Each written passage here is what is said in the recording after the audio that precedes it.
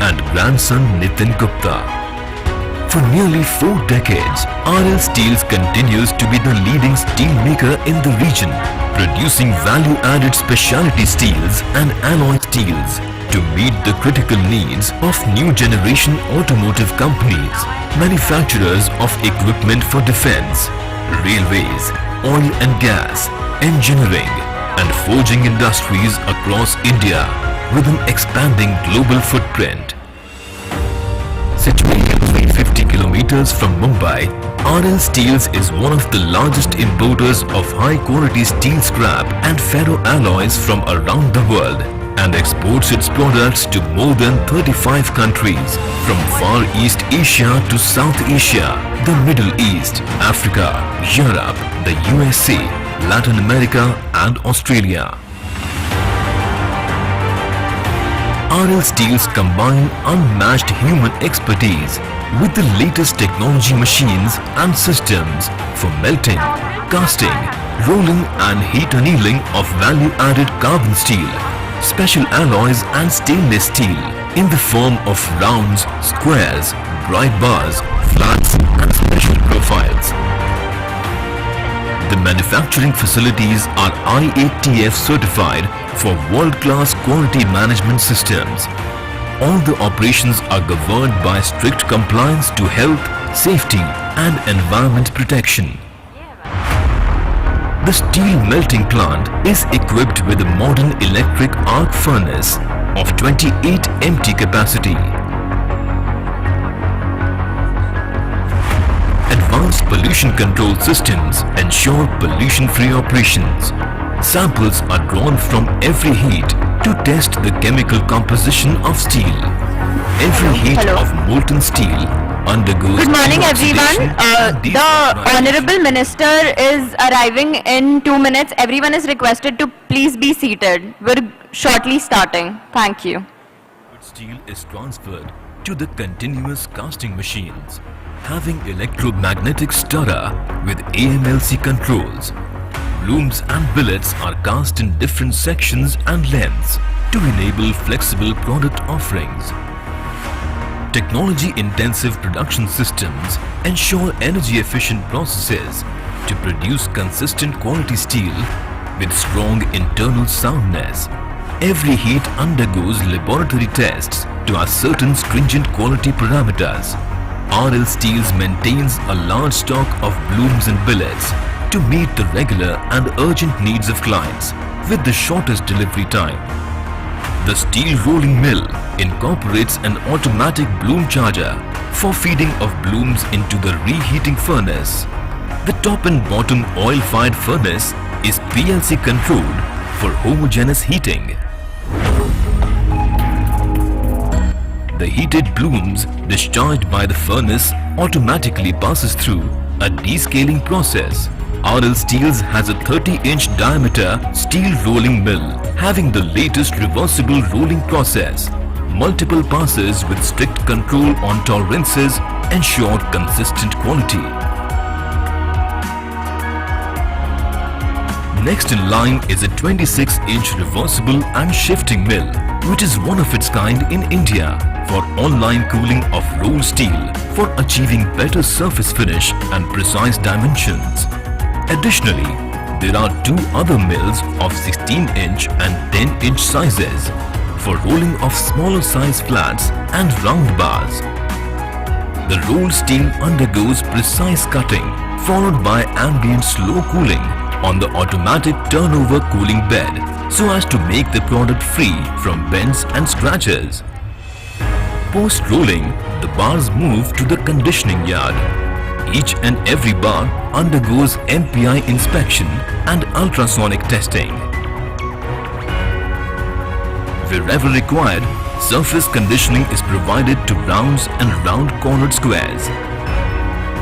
There is a dedicated facility for cool drawing of bright bars along with machine peeling, polishing and centerless grinding. 2 heat treatment furnaces provide annealing and normalizing of bars. After stringent quality testing, the products are color-coded and stickers are affixed for identification. Prior to packing, an anti-rust coating is provided. Packing involves an inner layer of stretch film followed by an outer packing of HDPE sheets or as per customer requirements. At RL Steels, the hub of developing value-added steel is the Central Quality Control Laboratory equipped with the latest testing equipment and systems for conducting various mechanical tests such as tensile strength testing, hardness testing, impact testing for performance at hostile climatic conditions, including cryogenic applications, and Jomini testing to determine the hardenability of steel. The metallurgical lab conducts in-depth material analysis through advanced microscopic systems to determine the metallurgical properties of steel. Quality, reliability, and mutual trust are the shared values imbibed in the philosophy of the company, offering employment to hundreds of people with a conducive working atmosphere. RL Steels provides continuous training and development to enhance skills and competencies of the workforce. Today, RL Steels has become a dynamic symbol of Make in India, offering customized steel grades for leading automotive OEMs like Tata Motors, Ashok Leyland, Aiifa Motors, Good morning. Benz, Force Motors, TVS, and several auto ancillaries. Good morning, everyone. The Honorable Union Minister is arriving in 10 minutes. Everyone is requested to please be seated in the conference room. Thank you. Gas and allied sectors.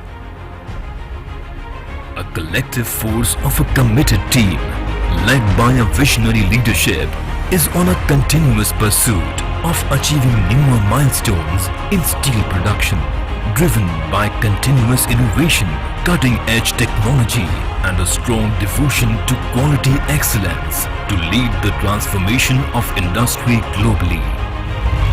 With the new wave of steel,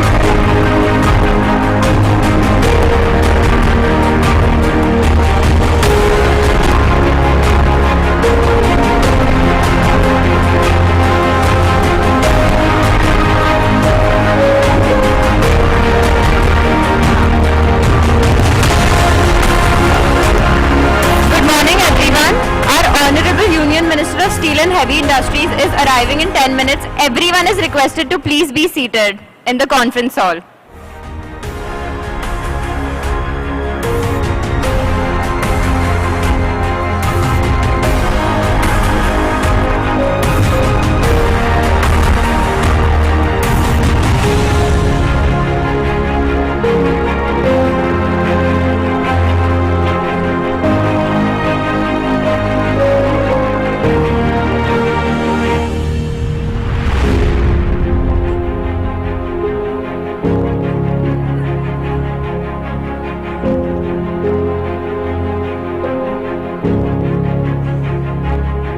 request everyone to please be seated in the conference hall. The guest is arriving in the next 5 minutes. Thank you.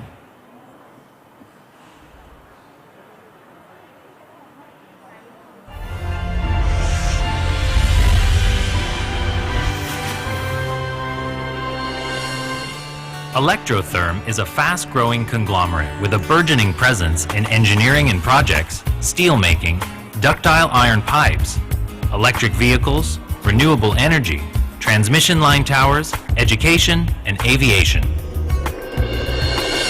Across 30 years, Electrotherm has achieved several technological milestones of providing innovative solutions for the steel and foundry industry around the world. From developing the first 3-ton induction melting furnace in 1984 to manufacturing the largest 50-ton furnace in 2012. Today, Electrotherm has emerged as the single source for multiple equipment and solutions for steel, foundry, and precision engineering with international quality accreditations and authorization for CE marking.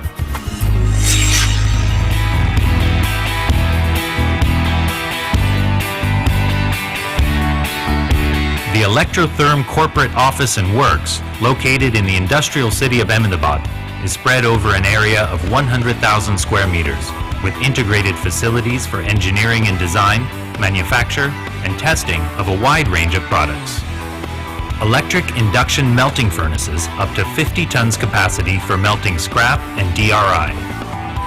Metal refining converters up to 150 tons capacity for stainless steel making and decarbonization applications. Ladle refining furnace for producing superior quality steel. Continuous casting machines for the casting of billets and blooms. I request everyone to please be seated in the conference hall. We're starting in the next 5 minutes. Thank you. Crabs and scrap charging vibratory cars. Air pollution control systems conforming to international environment protection norms. Various levels of plant automation for power optimization and improved efficiency. Induction heating and hardening equipment for heat treatment in various applications like billet heating, long bar heating, tube end heating, bar end heating, gear hardening, rail hardening, etc. The manufacturing facilities, with multiple dedicated units, practice lean manufacturing methods based on the Six Sigma principles. Assembly shops for electrical and electronic power control systems. Dedicated shop for furnace coil winding and furnace assembly. Fabrication and assembly of heavy-duty furnace structures with hydraulic tilting mechanism. Precision machining of components. Manufacturing plant for material handling equipment. Dedicated shop for manufacture and testing of transformers. A heavy fabrication shop for continuous casting plants, including precision manufacture, assembly, and testing. Dedicated test bays for in-house testing of manufactured and assembled equipment.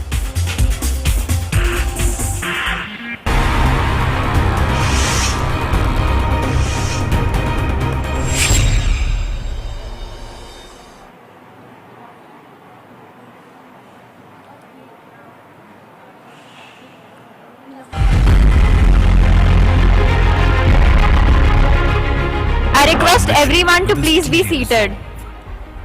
Driven by technology and innovation, achieving new milestones in specialty steels and alloy steels with superior strength for meeting today's demanding needs of industry around the world. RL Steels and Energy Limited, heralding the new wave of steel. RL Steels was founded in 1985 by a veteran in the steel business, the late Raghunandan Lal Gupta, in the industrial city of Aurangabad in western India. The founder's legacy has risen to new heights of success under his illustrious son N.K. Gupta and grandson I request Nitin everyone to Gupta. please be seated in the conference hall. Our honorable chief guest is here. Producing value-added specialty steels and alloy steels to meet the critical needs of new generation automotive companies manufacturers of equipment for defense, railways, oil and gas, engineering and forging industries across India with an expanding global footprint. Situated 350 kilometers from Mumbai, RL Steels is one of the largest importers of high-quality steel scrap and ferroalloys from around the world and exports its products to more than 35 countries from Far East Asia to South Asia, the Middle East, Africa, Europe, the USA, Latin America and Australia.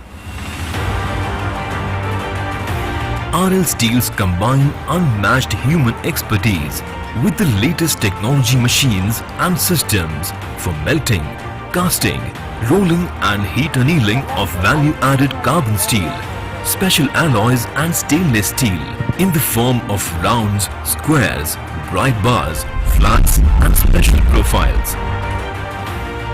The manufacturing facilities are IATF certified for world-class quality management systems. All the operations are governed by strict compliance to health, safety and environment protection. The steel melting plant is equipped with a modern electric arc furnace of 28 MT capacity. I request everyone to please be seated. Our chief guest is here. House pollution control systems ensure pollution-free operations. Samples are drawn from every heat to test the chemical composition of steel. Every heat of molten steel undergoes deoxidation and desulfurization in the ladle refining furnace. Further purification is carried out in the vacuum degassing system.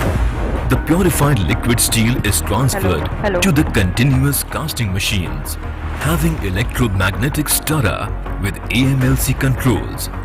Blooms and billets are cast in different sections and lengths to enable flexible product offerings. Technology-intensive production systems ensure energy-efficient processes to produce consistent quality steel with strong internal soundness. Every heat undergoes laboratory tests to ascertain stringent quality parameters. RL Steels maintains a large stock of blooms and billets to meet the regular and urgent needs of clients with the shortest delivery time. The steel rolling mill incorporates an automatic bloom charger for feeding of blooms into the reheating furnace. The top and bottom oil-fired furnace is PLC controlled for homogeneous heating. The heated blooms discharged by the furnace automatically passes through a descaling process. RL Steels has a 30-inch diameter steel rolling mill having the latest reversible rolling process. Multiple passes with strict control on tolerances ensure consistent quality. Next in line is a 26-inch reversible and shifting mill, which is one of its kind in India for online cooling of rolled steel for achieving better surface finish and precise dimensions. Additionally, there are two other mills of 16-inch and 10-inch sizes for rolling of smaller size flats and round bars. The rolled steel undergoes precise cutting followed by ambient slow cooling on the automatic turnover cooling bed so as to make the product free from bends and scratches. Post-rolling, the bars move to the conditioning yard. Each and every bar undergoes MPI inspection and ultrasonic testing. Wherever required, surface conditioning is provided to rounds and I request all the squares. delegates to please come and be seated in the conference hall. Our chief guest is here. Along with machine peeling, polishing and centerless grinding. Two heat treatment furnaces provide annealing and normalizing of bars. After stringent quality testing, the products are color-coded and stickers are affixed for identification. Prior to packing, an anti-rust coating is provided. Packing involves an inner layer of stretch film followed by an outer packing of HDPE sheets or as per customer requirements. At RL Steels, the hub of developing value-added steel, is the Central Quality Control Laboratory, equipped with the latest testing equipment and systems for conducting various mechanical tests such as tensile strength testing, hardness testing, impact testing for performance at hostile climatic conditions, including cryogenic applications, and Jomini testing to determine the hardenability of steel. The metallurgical lab conducts in-depth material analysis through advanced microscopic systems to determine the metallurgical properties of steel. Quality, reliability, and mutual trust are the shared values imbibed in the philosophy of the company, offering employment to hundreds of people with a conducive working atmosphere. RL Steels provides continuous training and development to enhance skills and competencies of the workforce.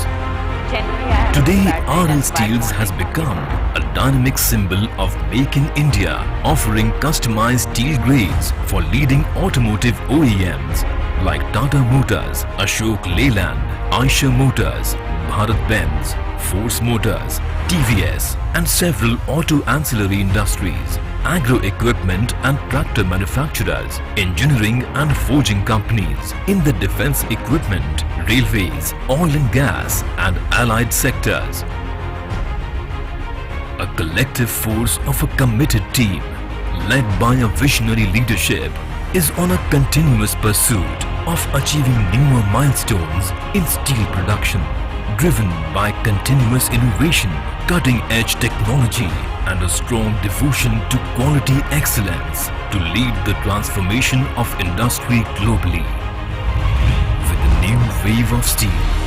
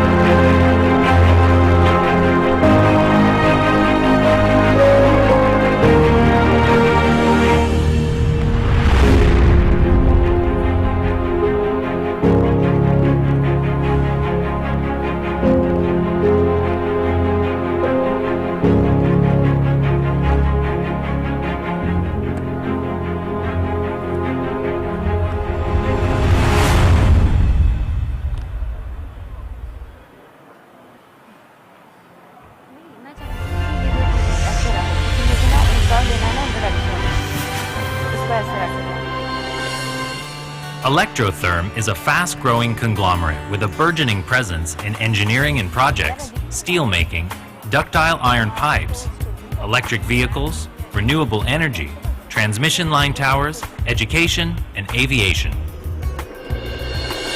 Across 30 years, Electrotherm has achieved several technological milestones of providing innovative solutions for the steel and foundry industry around the world. From developing the first 3-ton induction melting furnace in 1984 to manufacturing the largest 50-ton furnace in 2012. Today, Electrotherm has emerged as the single source for multiple equipment and solutions for steel, foundry, and precision engineering with international quality accreditations and authorization for CE marking.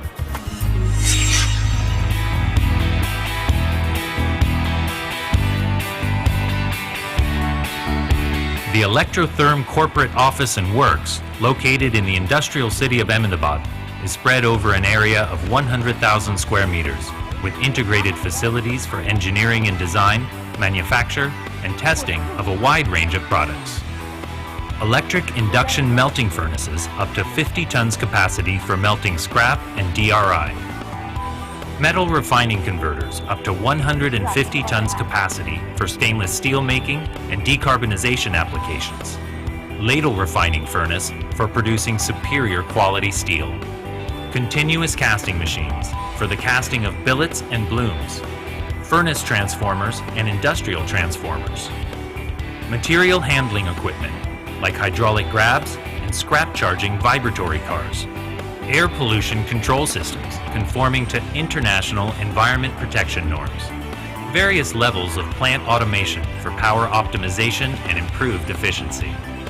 Induction heating and hardening equipment for heat treatment in various applications like billet heating, long bar heating, tube end heating, bar end heating, gear hardening, rail hardening, etc.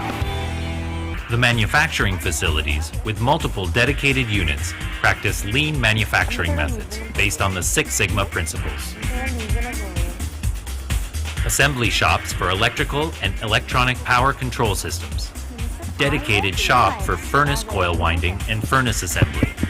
Fabrication and assembly of heavy-duty furnace structures with hydraulic tilting mechanism. Precision machining of components. Manufacturing plant for material handling equipment. Dedicated shop for manufacture and testing of transformers. A heavy fabrication shop for continuous casting plants, including precision manufacture, assembly, and testing. Dedicated test bays for in-house testing of manufactured and assembled equipment.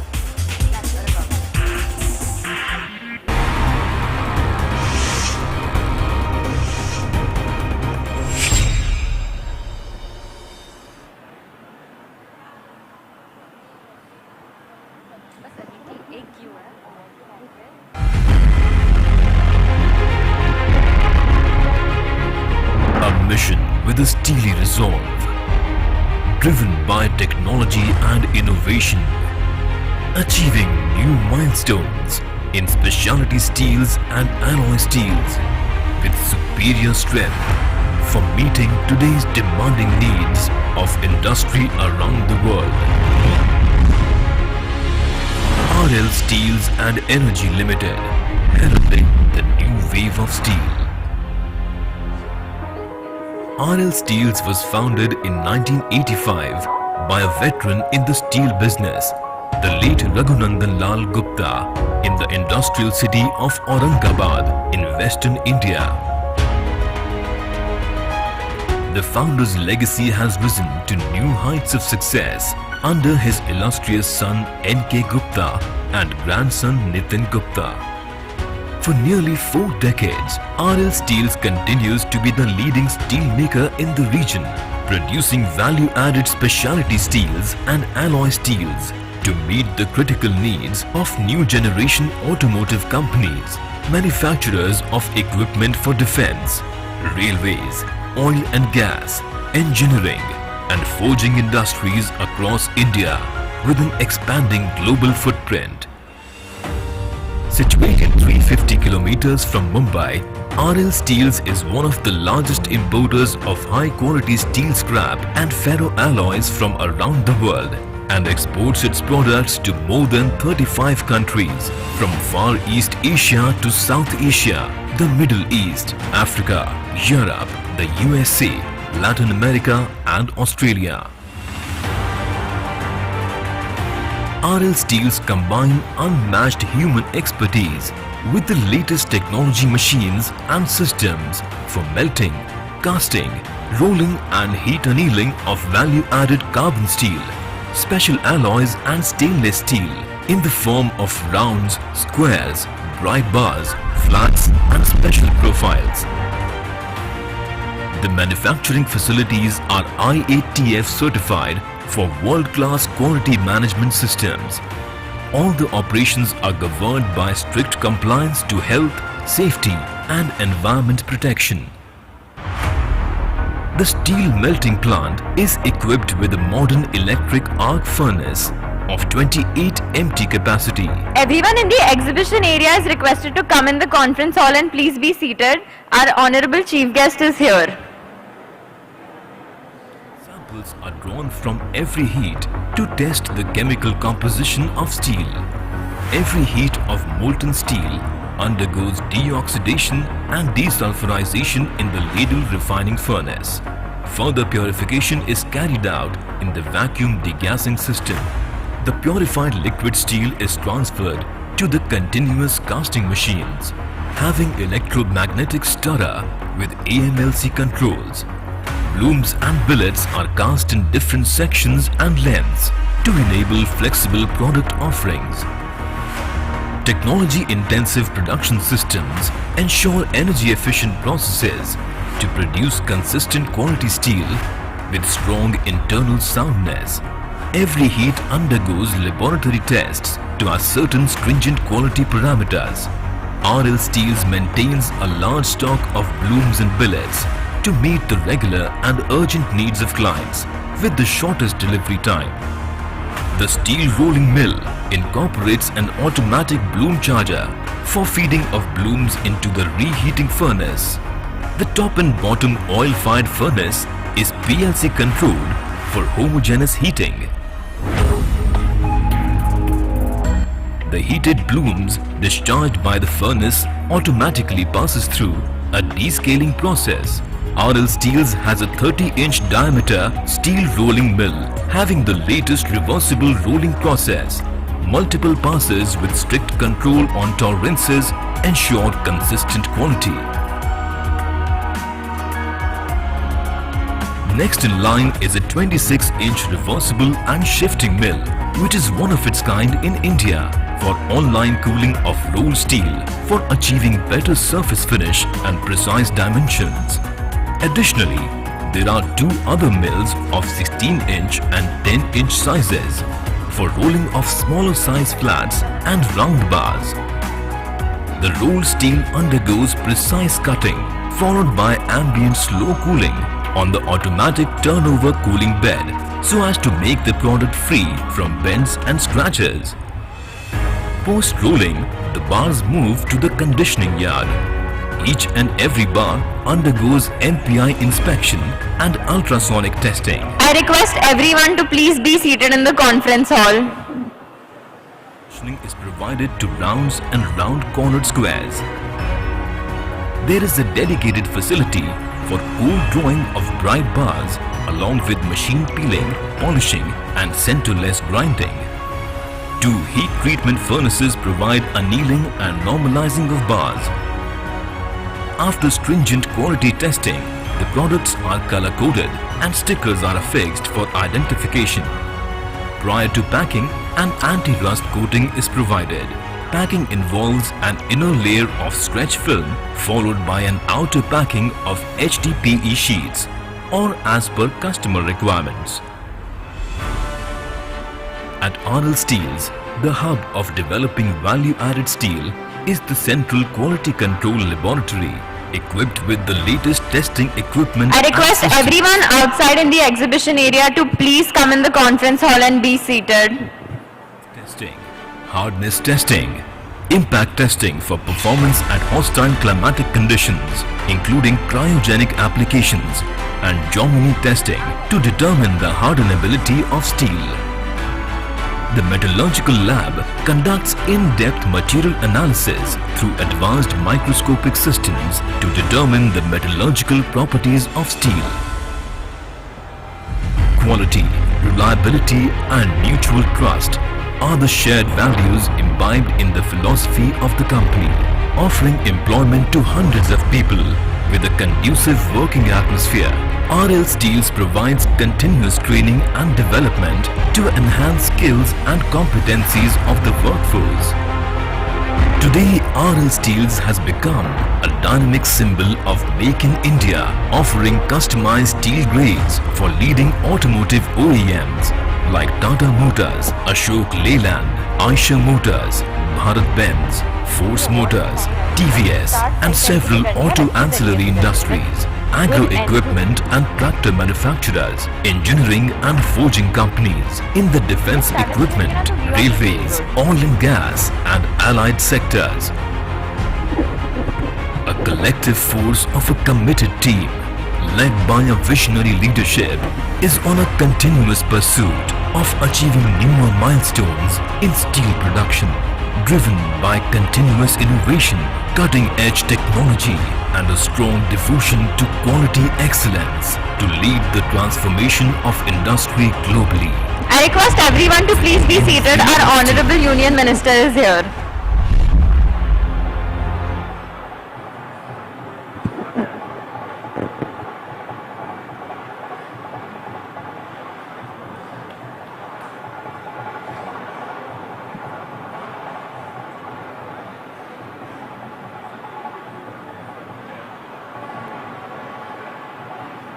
Smile.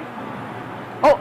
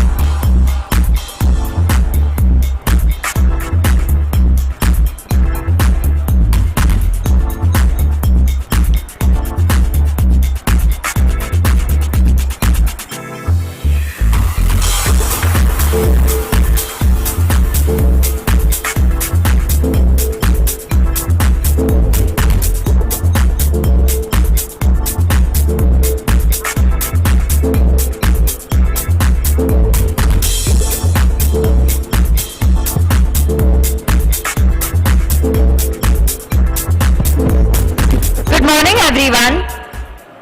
I take honor in welcoming our esteemed dignitary, our Honorable Union Minister of Steel and Heavy Industries, Shri H.D. Kumaraswamy.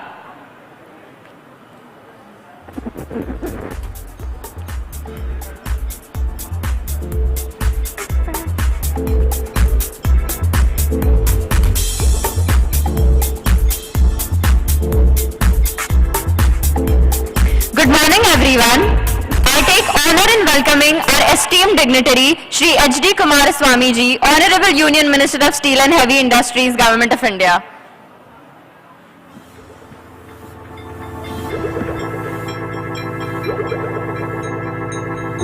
Once again, I take honor in welcoming our Union Minister, Shri H.D. Kumaraswamy ji.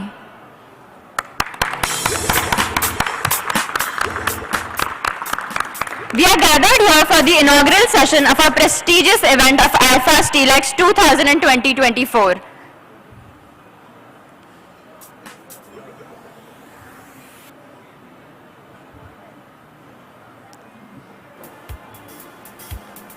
To begin the day, I request you all to please rise for the national anthem.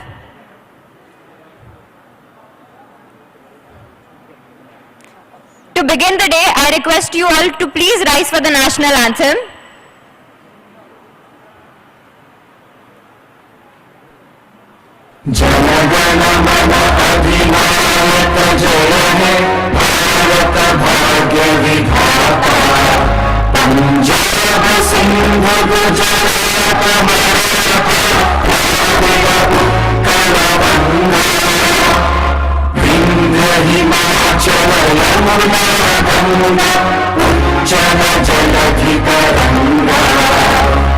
तव शुभ नामे जागे तव शुभ आशीष मांगे गाहे तव जय गाथा जय गणनाथ भारत भाग्य विधाता जय जय जय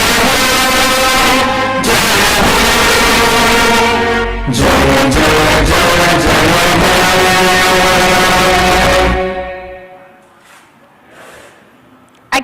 request now our esteemed dignitaries on the stage. Shri Kamal Agrawal ji, Honorable Secretary General, Aiifa Sustainable Steel Manufacturers Association. Mr. Agrawal ji has been deeply involved in his family steel manufacturing business and has served as Honorary Secretary General of Aiifa Sustainable Steel Manufacturers Association for over 30 years. We welcome you, sir. Now I invite Shri Yogesh Mandhani ji, President, Aiifa Sustainable Steel Manufacturers Association. We are honored to invite the distinguished President of Aiifa, Shri Yogesh Mandhani ji, to join us. Under your brilliant and dynamic leadership, Aiifa has achieved a significant milestone. We welcome you, sir. Now I invite Shri Bala Subramaniam Prabhakaran ji, Managing Director, Lloyds Metals and Energy Limited. We are honored to invite Shri Bala Subramaniam Prabhakaran ji to join us on the dais as a distinguished guest. Your esteemed role and exceptional contribution to metals and energy industries is highly respected. We welcome you, sir. Now, I take privilege in inviting Shri Shailesh Bhandari ji, Chairman, Electrotherm India Limited.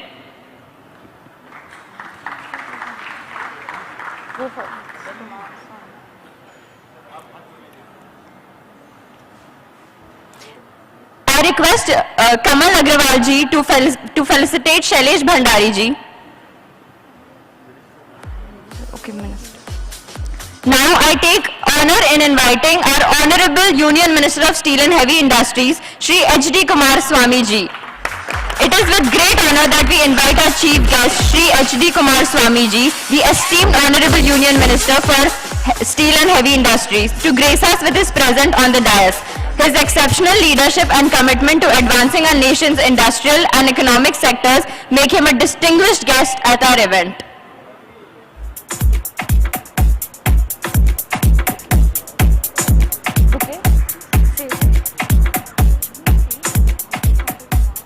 Now I request Shri Yogesh Mandhani ji, President Aiifa, to felicitate our Honorable Union Minister of Steel and Heavy Industries, Shri H.D. Kumar Swami ji.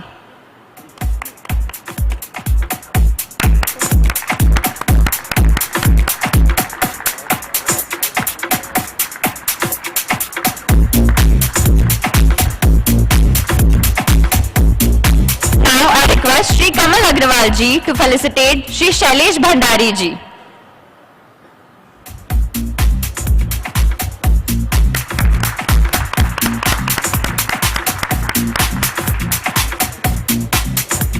Now I request Mr. Yogesh Mandhani ji to felicitate Mr. Bala Subramaniam Prabhakaran ji, Managing Director, Lloyds Metals and Energy Limited.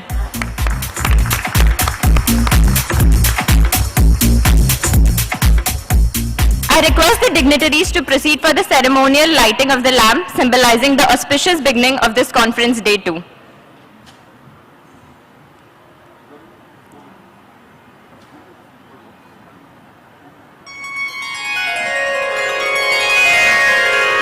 Vakratunda महाकाय सूर्यकोटि समप्रभ निर्विघ्नं कुरु मे देव सर्वकार्येषु सर्वदा।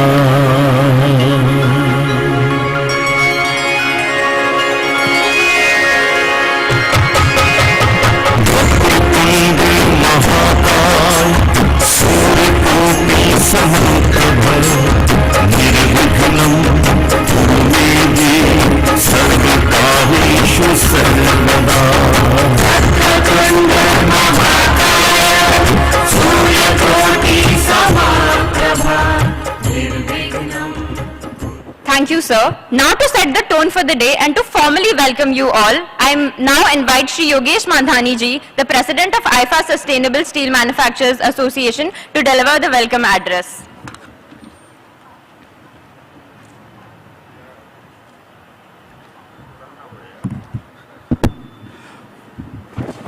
Good morning to all.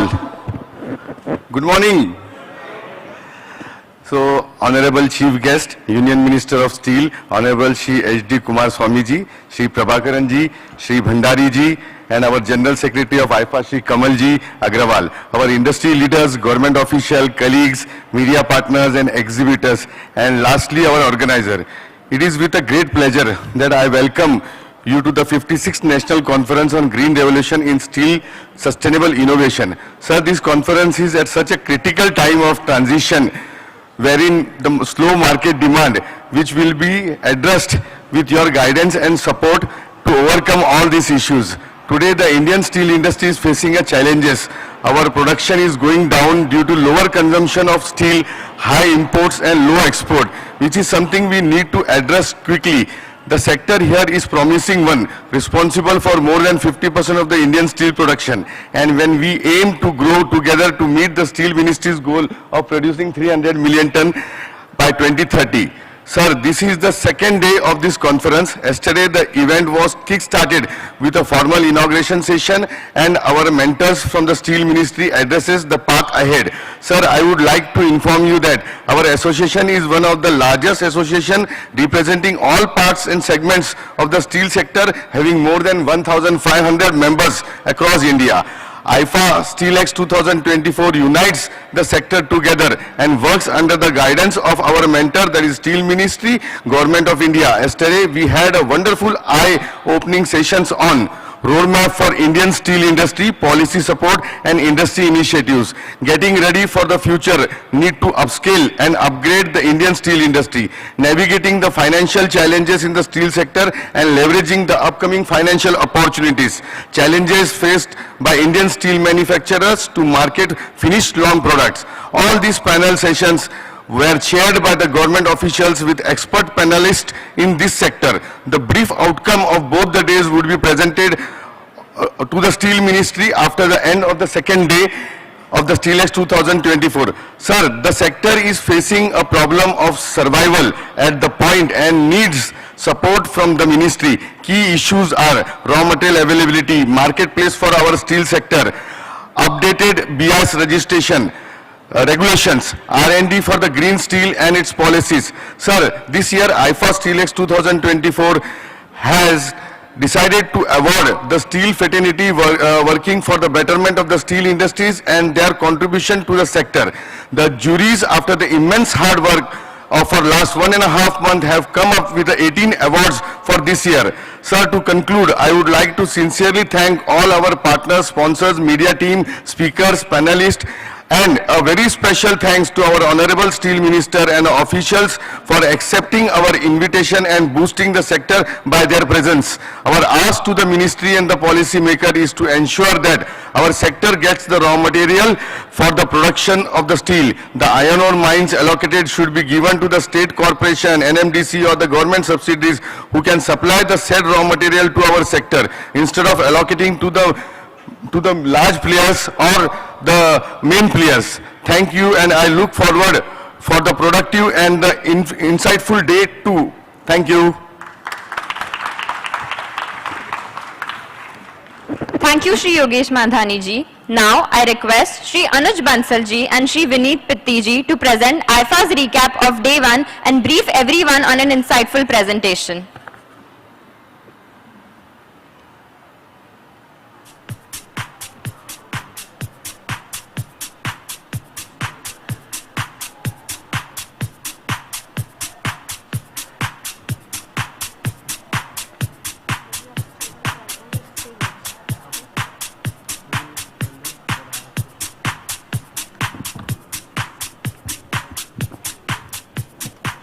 Very good morning to the esteemed guests, distinguished colleagues and friends. I am Anuj Bansal, welcoming you all to the Steelex Green Steel Summit 2024. It is both an honor and a privilege to stand before you today at this momentous gathering, organized by Aiifa Sustainable Steel Manufacturers Association.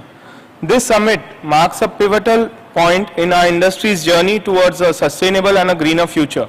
And I am deeply grateful to each one of you for being here to contribute to this vital event. At the onset, I would like to extend a heartfelt welcome to our distinguished guests, whose presence underscores the significance of this summit. We are honored to have Shri H.D. Kumar Swamy, Honorable Union Minister of Steel and Heavy Industries. We are equally privileged to be joined by eminent personalities like Shri Balasubramaniam Prabhakaran, Managing Director, Lloyd Steel, Shri Shailesh Bhandari ji, MD Electrotherm India Limited, Shri Yogesh Mandhani, President of Aiifa, and Shri Kamal Agarwal, Secretary General of Aiifa. Your leadership and dedication to the steel industry are truly inspiring. As we gather here today, it is worth reflecting on the remarkable growth of the steel industry in India. In FY24, our crude steel production reached a staggering 143.6 million metric tons, a significant 13% increase from the previous year. Sustainable steel manufacturers have been at the forefront of this growth story. This dynamic industry is a cornerstone of India's economy, contributing nearly 40% of our total steel production.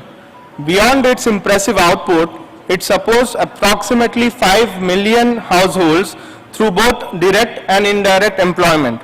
As a matter of fact, the recycling route employs approximately 70,000 people directly or indirectly per million tons produced through this route, which is significantly higher than the employment generated by the iron ore route of steel making. Hence, this sector not only fuels our growth, but also sustains countless families, showcasing its critical role in our nation's industrial and economic landscape. While the world average steel consumption per capita stands at approximately 220 kilograms, India's average is close to just 90 kilograms. As can be seen, China is at 645 and Japan is around 450. So, this disparity highlights a vast potential for growth and increased consumption, presenting both an opportunity and a challenge for our industry.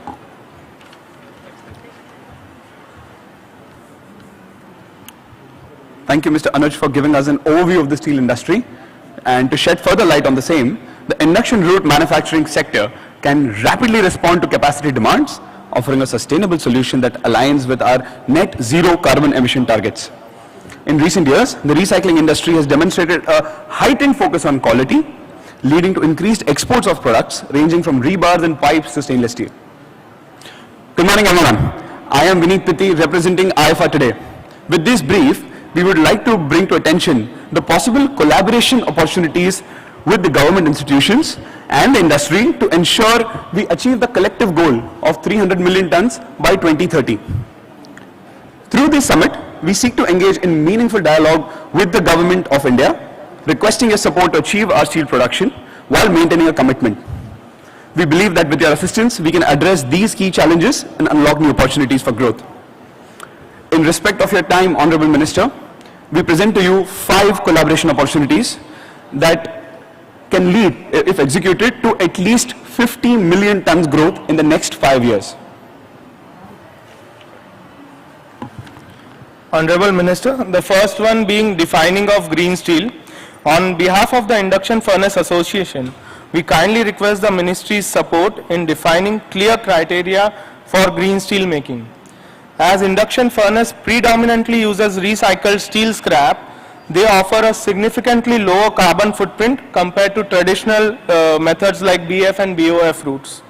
Establishing such criteria would not only highlight the greener potential of the induction furnace sector, but also empower us to contribute more meaningfully to India's decarbonization goals.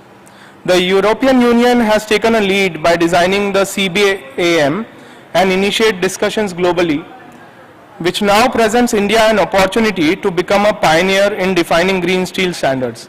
Some parameters have been listed on the slides, which can be used as parameters to define green steel.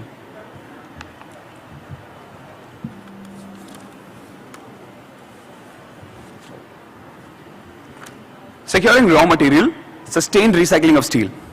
Scrap consumption in global steel making is anticipated to rise by 35 to 40% by 2030, which highlights the growing importance of this field. In financial year 24, India consumed around 33.5 million tons of scrap for steel production, representing about 26% of the entire scrap mix. Looking ahead to FY30, the demand for scrap is projected to reach 47 million tons, but India is expected to generate only 42 million tons, which leads to a shortfall of 5 million tons. And there are 2 ways that this gap can be addressed. Number 1, by increasing imports, though the quality may decline due to the emerging protectionist measures, and relying on growing imports will not serve as a strategy for India to be globally competitive. Number 2 is effective and rapid implementation of vehicle scrappage policy, which has the potential to add 6 million tons to the domestic supply in the coming years. We advocate strongly for the organization of steel's scrap sector and swift implementation of this policy.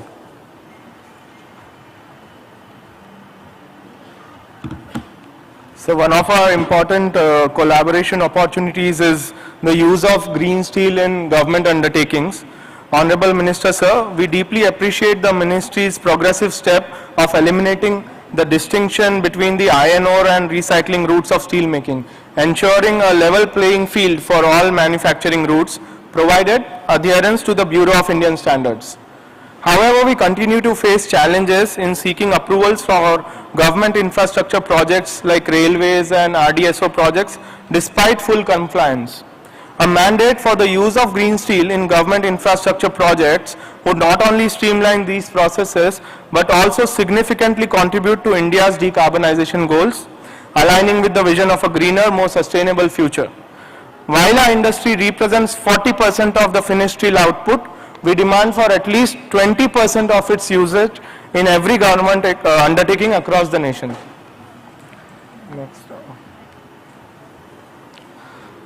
Next is our request for support in designating steel clusters of the nation.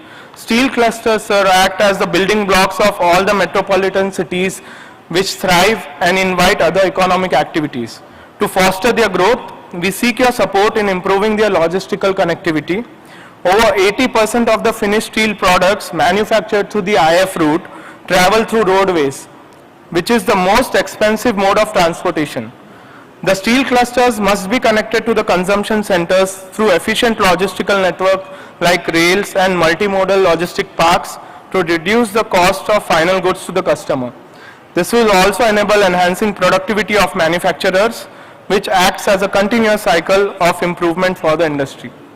This will also assist in lowering the carbon footprint, aligning with our sustainability goals again. Each of these clusters can thrive well with an R&D facility, sir, with all advanced lab testing facilities, workshop equipment, etc. This will promote innovation and commercial viable solution like that of incorporating hydrogen for further use.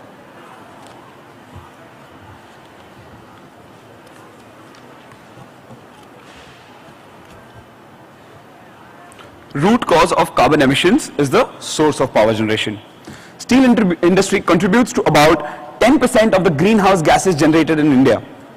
To achieve the 300 million tons by 2030 and to ensure we deliver on the global commitment of carbon emissions, we invite the Honorable Minister to consider working with us on power generation through renewable sources. While we are significantly lower in CO2 emissions as compared to the traditional routes of steel making, there is a good scope of lowering it even further. As the induction furnace route is power intensive, the sources of power generations are of paramount importance.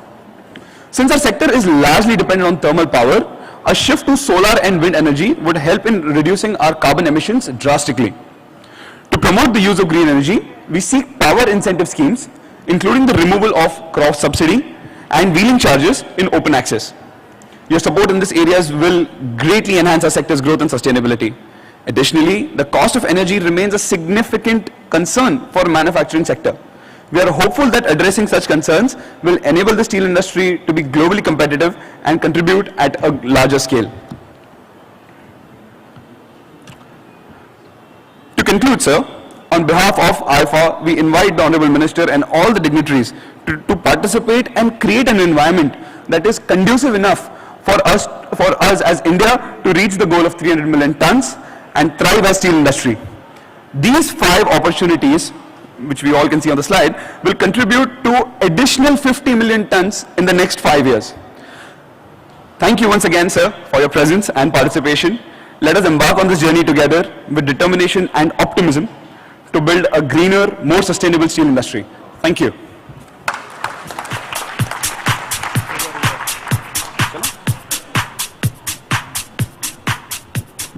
Thank you for the informative and insightful presentation. Next, I would like to invite Shri Bala Subramaniam Prabhakaran ji to share his thoughts on the prospects and future of the steel industry.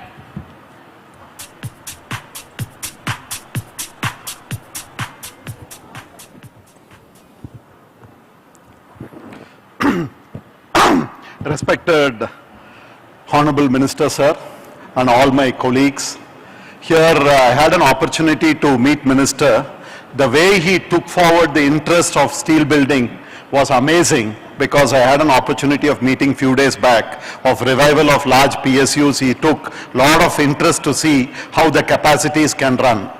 So in Karnataka and all, we are from South, we call him as Anna first. Here as Anna, we like to tell, today we are in a very, very crucial stage, because we, as said earlier by my colleagues, 50% of the production is coming from this sector, sir.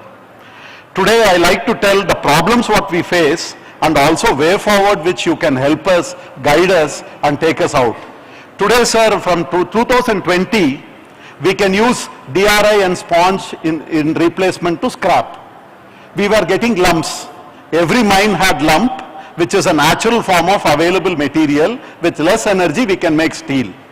In 2020, most of the large mines went to large integrated steel players, and I'm very sure there is no incentive, because the premium at which they have taken these mines are more than 100%, because they are taking the material to their own consumption. Whereas we don't have any mine of our own, except one or two players which like us, which we have developed it. We are all dependent on supply. The supply of average grade of lump, the price has gone more than 3 times, make it unaffordable. It is not that the lumps are not available, it is economically not feasible for an auction mine owner to supply to us.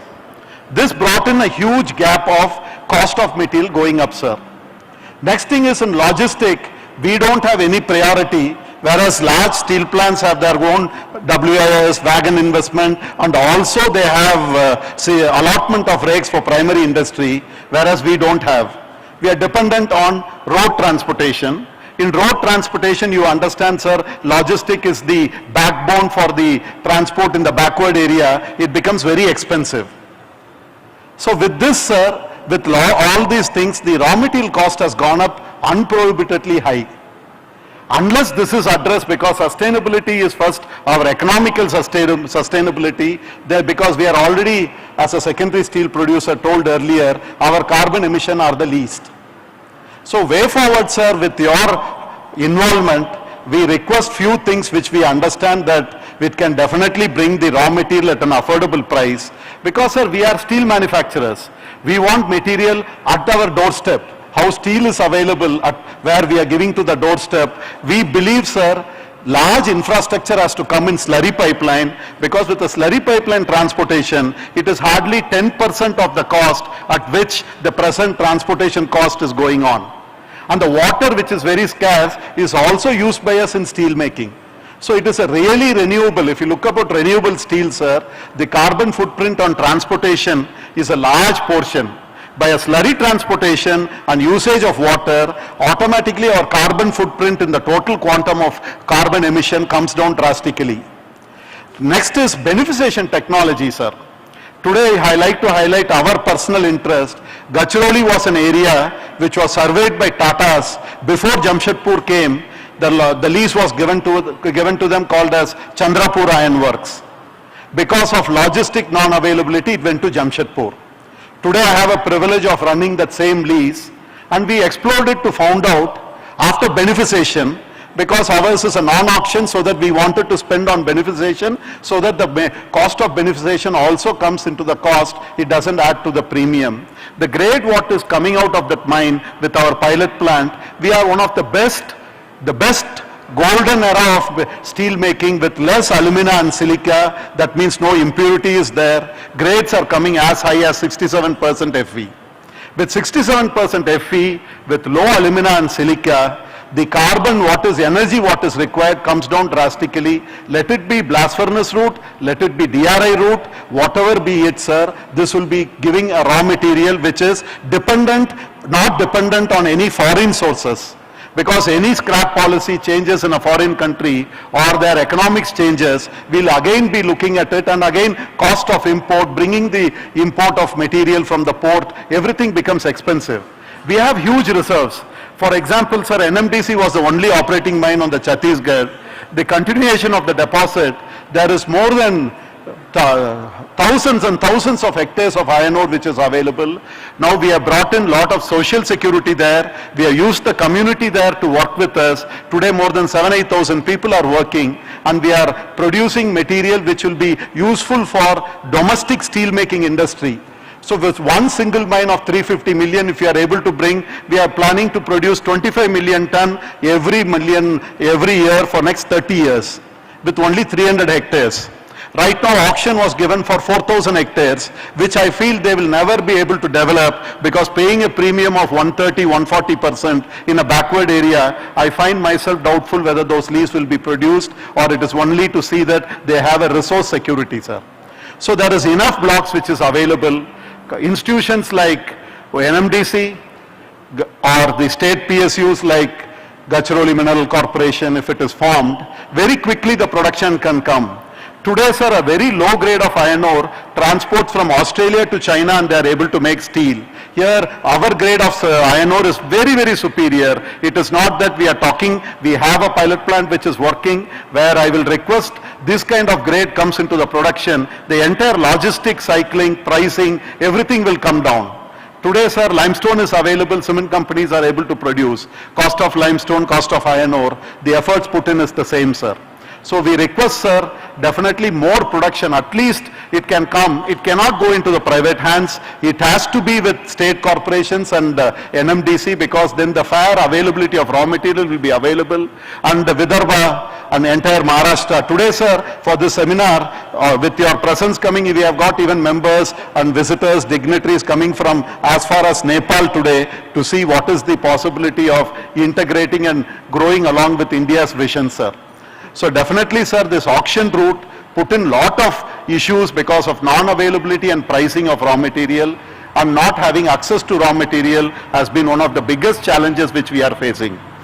Under this gathering, sir, our humble request is to see that logistic investment has to be promoted, slurry pipeline has to come. For example, clusters like Jalna, the available of raw material should be transported by slurry pipeline, and it should be available at the doorstep of an industry, so that the capex can be more productively used and more EBITDA margins can be generated, more employment can be generated.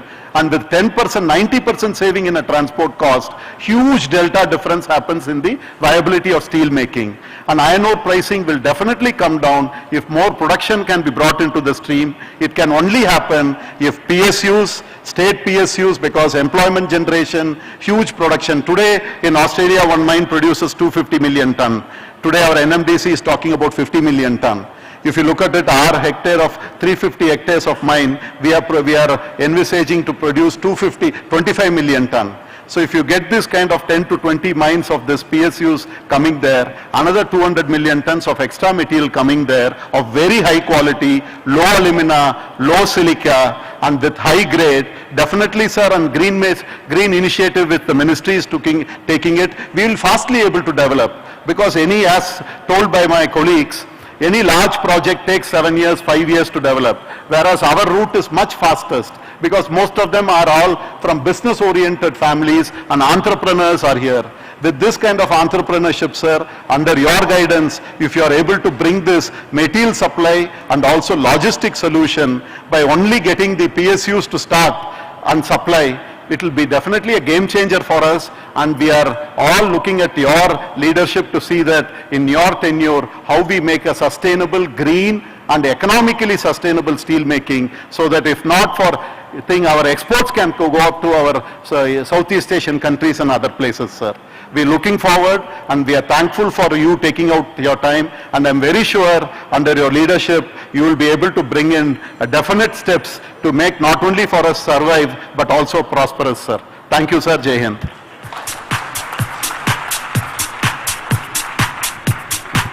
Thank you so much, sir, for your thoughts on the industry prospects. Now, we request our Honorable Union Minister of Steel and Heavy Industries, Shri H.D. Kumaraswamy ji, to release the handbook on Indian steel sector.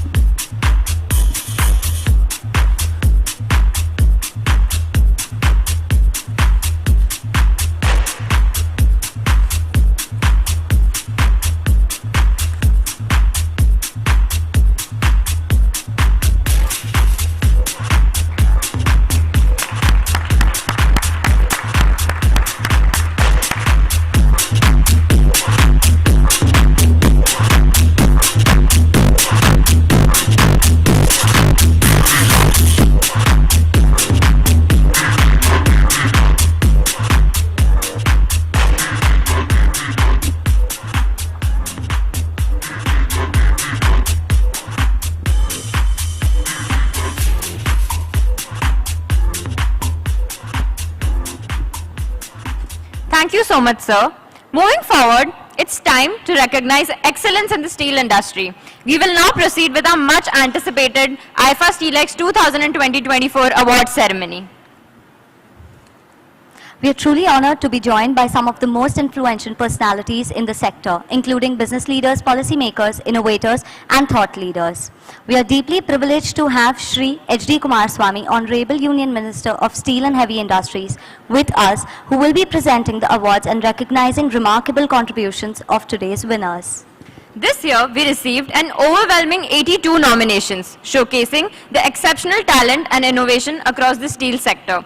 Our expert jury, after a month of rigorous evaluation, has selected the top contenders, and we are proud to present 18 prestigious awards in the recognition of their excellence and leadership. The award categories for this year include Excellence in Industry Branding Award, Best in Customer Service and Market Excellence Award, Pioneering in Steel Solutions Award, Pioneer in Energy Efficiency and Productivity Awards, Excellence in Technical Support Award, Innovation and Long Steel Product Award, Sustainable and Quality Steel Award, Green Initiative Leadership Award, Excellence in Market Presence Award, Outstanding Contribution to Steel Innovation Award, Paradigm Shift in Steel Industry Award, Sustainable Steel Industry Leader Award, Scalability Excellence Award, Crisis Support Partner Award, Innovation in Steel Making Award, Best in Technological Innovation Award, Specialty Steel Making Award, and finally, Outstanding Consistency in Overall Performance Award. Without further ado, let's move on to our first award. The first category of the award is Excellence in Industry Branding Award. And the award goes to, any guesses? Rathi Steel and Metal Private Limited. Icon Steel, India Ka Icon. It is our honor to present the Excellence in Industry Branding Award to Rathi Steel and Metal Private Limited, Icon Steel, India Ka Icon. India Icon ensures and provide precise steel composition through an integrated approach, including the Thermex process and advanced testing and stringent quality checks, fostering a strong culture of quality. We are privileged to have Shri Amitabh Bachchan ji, all-time legend, as the brand ambassador for Icon Steel. We invite Rathi Steel and Metal Private Limited to come on the dais to receive this award.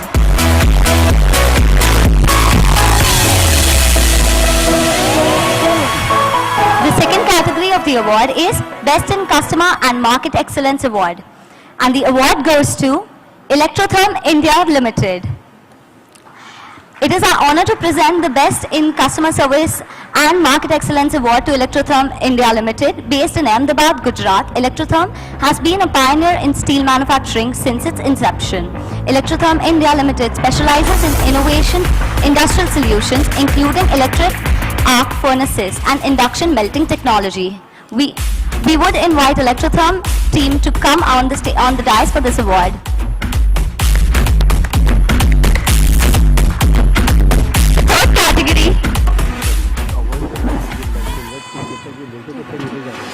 The third category of the award is Pioneering in Steel Solutions Award.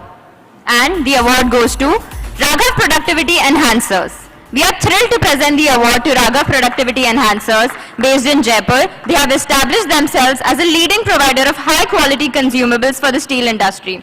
Raghav Productivity Enhancers specializes in advanced steel manufacturing solutions. Their expertise includes innovative processes and equipment to boost the efficiency and quality in the steel production. We would like to congratulate the team.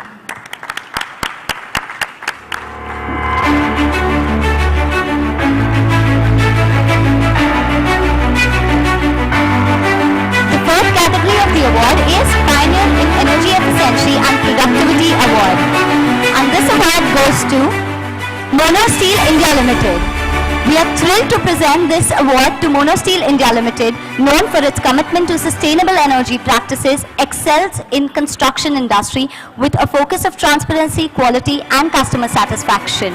Founded in 2012, they ensure excellence in every project and the facilities meet European standards. Congratulations, Team Mono Steel. The next category of the award is Excellence in Technical Support Award. Any guesses? The award goes to? The The award goes to IIT Powai, Bombay, to a professor, Mr. Vishwanathan from IIT Powai. We are thrilled to present the Excellence in Technical Support Award to Mr. Professor Vishwanathan from IIT Powai. Established in 1958, IIT Powai, Mumbai is a premier engineering institution known for its research, innovative teaching and world-class facilities, and has been instrumental in fostering innovation. We would like to congratulate Professor for the award.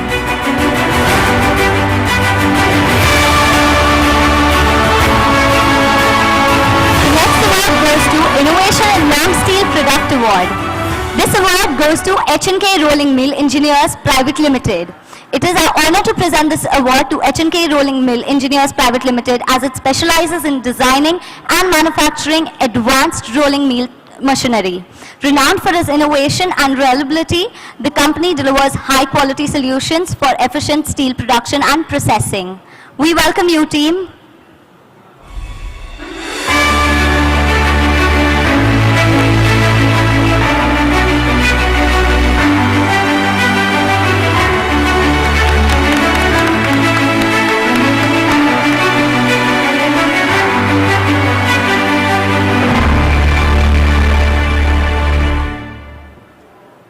The seventh category of the award is Best in Sustainable and Quality Steel Award, and the award goes to Kalika Steel Alloys Private Limited. It is our honor to present the award to Kalika Steel Alloys Private Limited, which excels in high-quality steel and alloys and custom metal solutions. Renowned for its precision and reliability, the company serves various industries with advanced manufacturing technologies and superior products. Their commitment to both quality and sustainability sets them apart in the industry.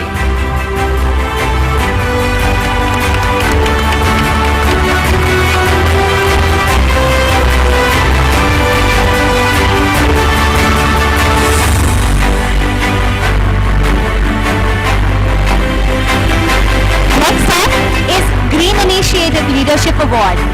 This award goes to ASR Steel and Alloy International Private Limited, Chennai. It is our honor to present this award to ASR Steels and Alloy International Private Limited. It is a leading producer of premium steel and alloy products. With cutting-edge technology and exceptional precision, the company provides top-tier solutions for diverse industrial needs. ASR Steels has been at the forefront of green initiatives, integrating eco-friendly practices into their operations to reduce the carbon emissions in steel production. We congratulate the ARS Steel team. The next award category is Excellence in Market Presence for Steel Brands Award, and the award goes to Sambhav Steel Tubes Limited. It is our honor to present the award to Sambhav Steel Tube Limited, a leading Indian steel manufacturer based in Raipur, Chhattisgarh, which produces hot rolled and cold rolled coils. With 6 lakh metric ton capacity, they meet top quality standards. Sambhav Steel has significantly enhanced its market presence in North India. We congratulate the group.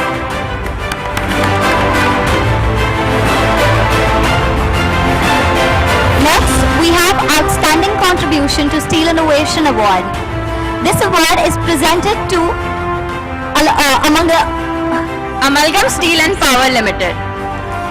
It is a joint venture between Aiifa and Ministerial Group, operates major steel facilities in Jharkhand and Chhattisgarh. Specializing in iron ore pellet, billets and sponge iron, the company is expanding aggressively as a pioneer in advanced solution. Amalgam has been consistently pushed the boundaries of innovations within the steel sector. Congratulations, team.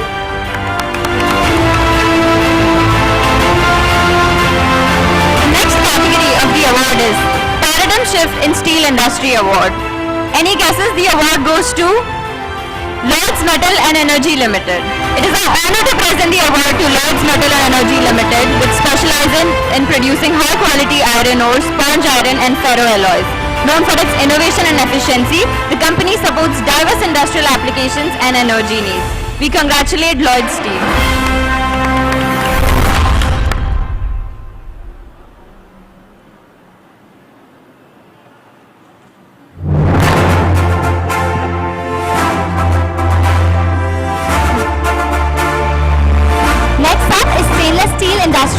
Award.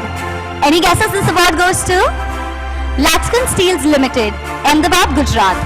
Laxkin Steels Limited produces stainless steel, alloy steel and special steel long products with wide range of shapes, sizes through induction furnace and AOD route.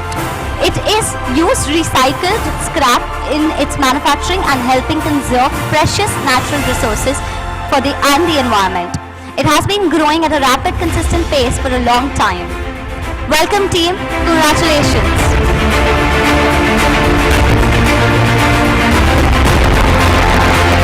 The next category of the award is Scalability Excellence Award. And the award for Scalability Excellence Award goes to Megatherm Induction Limited. It is our honor to present the award to Megatherm Induction Limited, which provides cutting-edge technologies, induction, heating and melting systems. Known for its innovation and efficiency, the company delivers high-performance solutions for steel production and metal processing industries. Their contribution has played a vital role in the growth of steel industry. We congratulate the team.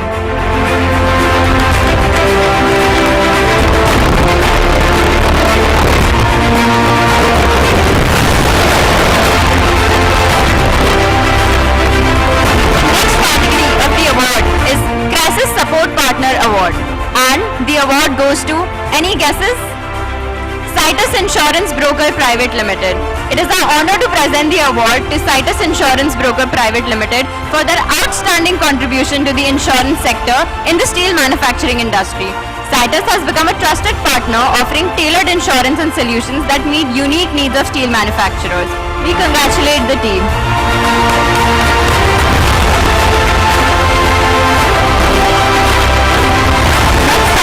Innovation in Steel Making Award. It is our honor to present the award Innovation in Steel Making to Kathoria Roll Mill Private Limited.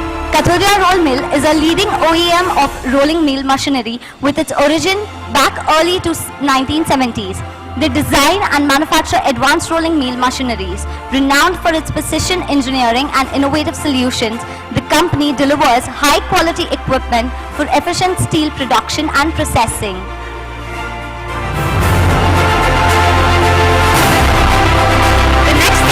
Of the award is Best Technological Innovation Award, and the award goes to Raprocure Technologies. It is our honor to present the award to Raprocure Technologies. Based in Kolkata, Raprocure has transformed supply chain management in the steel industry through its innovative technology solutions. Their advanced tools streamline procurement processes and enhance operational efficiency, enabling business to make data-driven decisions. We congratulate the team Raprocure.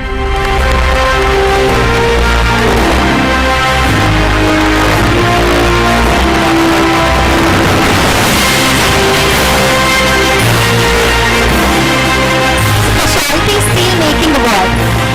It is an honor to present the Specialty Steel Making Award to Balaji Niryat Private Limited. Balaji Niryat Private Limited is a prominent exporter of high-quality steel products, including bars and rods. Known for its reliability and precision, the company delivers superior solution to international markets. We congratulate the team for the award.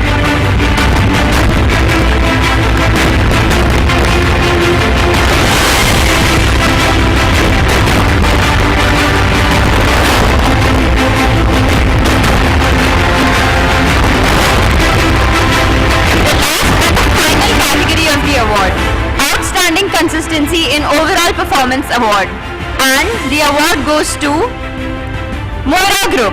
It is our honor to present the Outstanding Consistency in Overall Performance Award to Moira Group. Moira Steel is a leading producer of high-quality steel products, including billets and structural steel. Renowned for its commitment to quality and innovation, the company serves diverse industrial applications with precision.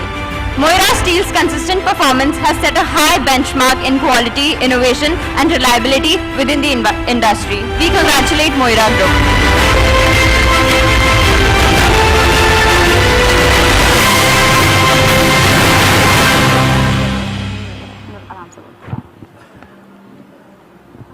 Thank you so much, sir. We celebrate not just the remarkable achievement of today's honorees, but also the spirit of innovation and collaboration that defines our industry. This award presentation in the presence of our mentors and the Steel Ministry and our Honorable Union Minister of Steel and Heavy Industry, Shri H.D. Kumar Swamiji, boosts and motivates each and every year one of us in the steel sector to strive for greater achievements year after year.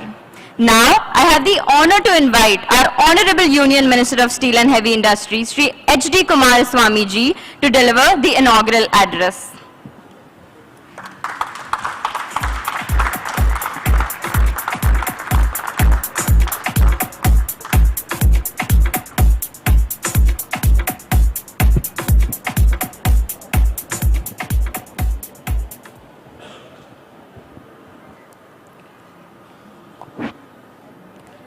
Shri Yogesh Bandari, President Aiifa,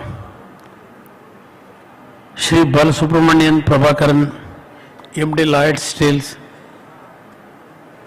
Shri Shailesh Bandari, Shri Kamal Agarwal. Good afternoon. Warm greetings to all dignitaries. I would like to extend my heartfelt appreciation to the Aiifa Sustainable Steel Manufacturer Association for organizing this conference.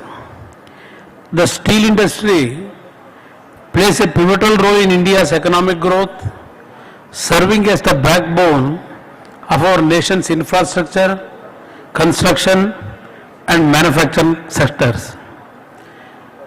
Its contribution to job creation, regional development and overall industrial growth is unparalleled, making it a key driver of India's prosperity. Under the able leadership of Honorable Prime Minister Shri Narendra Modi ji, India has remarkable strides.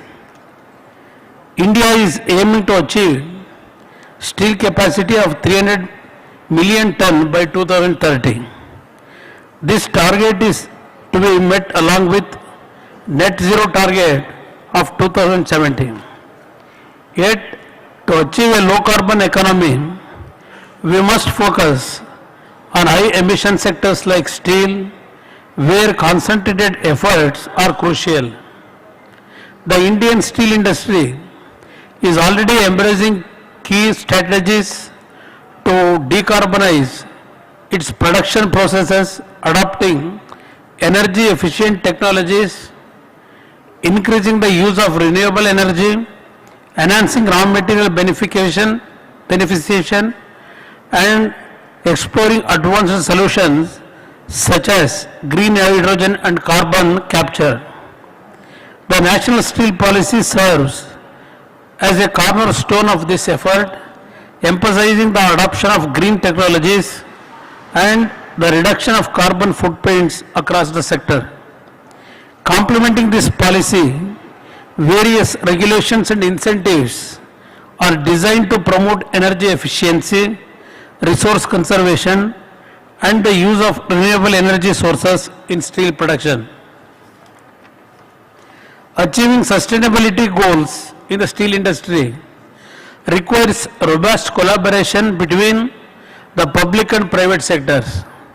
Projects like the Green Steel Initiative, which combines governmental policy support with private sector investment, have demonstrated the potential for significant environmental impact while fostering economic growth.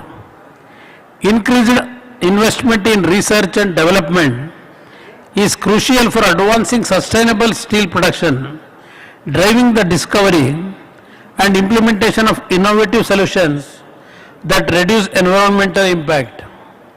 I urge all industry stakeholders to actively participate in the green revolution. Your engagement and commitment are essential for driving the adoption of green technologies and sustainable practices. I would like to extend my heartfelt gratitude to the organizers, participants, and industry leaders for their commitment to sustainability. Before I conclude, my good friend of mine, Prabhakaran, when he's expressing the issues of secondary producers. What are all the day-to-day problem you are facing about the raw material, in all other issues, he explained very well. I promise you, the journey you are going, where you are actually lot of lacuna and hurdles is there, for that actually whatever issue is there, you please come and meet me, whatever my ministry has give strengthen to your progress, I will be with you. That promise I am actually giving you in this occasion. I am confident that the insights shared and collaborations formed here will pave the way for significant advancements in sustainable practices. I look forward to a productive and inspiring conference that will set new benchmarks for sustainability in the steel sector. Thank you. Jai Hind.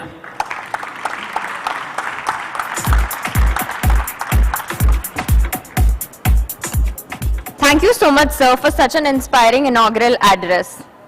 To conclude this session, I would now like to call upon Shri Kamal Agrawal ji, Honorable Secretary General of Aiifa, to extend the vote of thanks.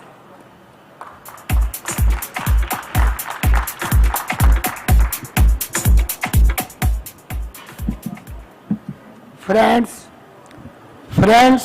as we conclude this inaugural session, I would like to thank our chief guest, Shri H.D. Kumar Swami ji, Honorable Union Minister of Steel, Government of India, from the bottom of my heart.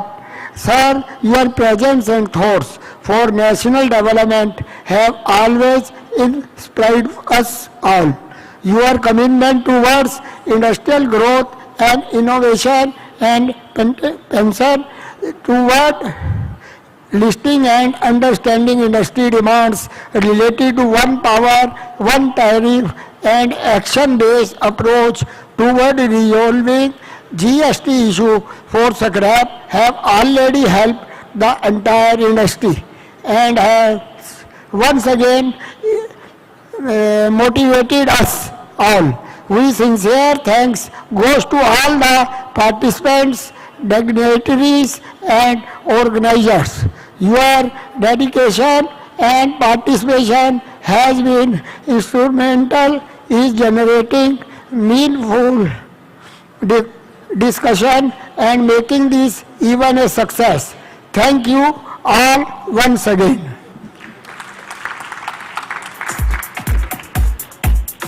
Thank you so much, sir. Now, to honor our esteemed dignitaries, with great honor, I request Shri Yogesh Mandhani ji, President of Aiifa, to felicitate our Honorable Union Minister of Steel and Heavy Industries, Shri H.D. Kumar Swami ji.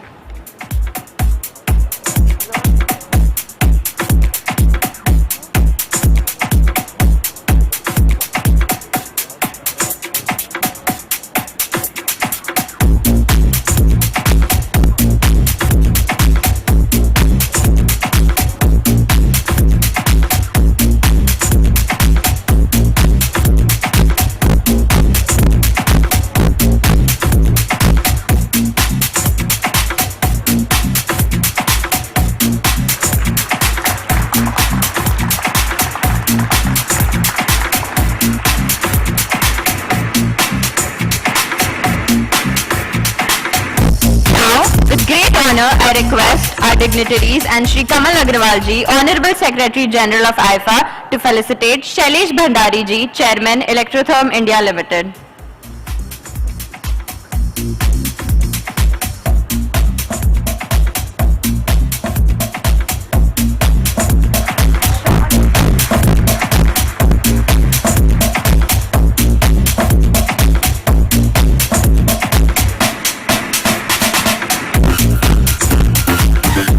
I request Shri Yogesh Mandhani ji, President of Aiifa, to felicitate Shri Bala Subramaniam Prabhakaran ji, Managing Director, Lloyds Metals and Energy Limited.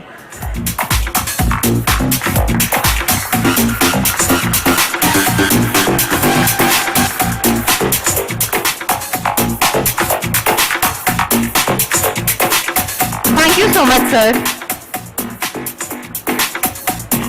We extend our heartfelt gratitude to our Honorable Union Minister of Steel and Heavy Industries, Shri H.D. Kumaraswamy ji, to grace the event of Aiifa Steelex 2020-24.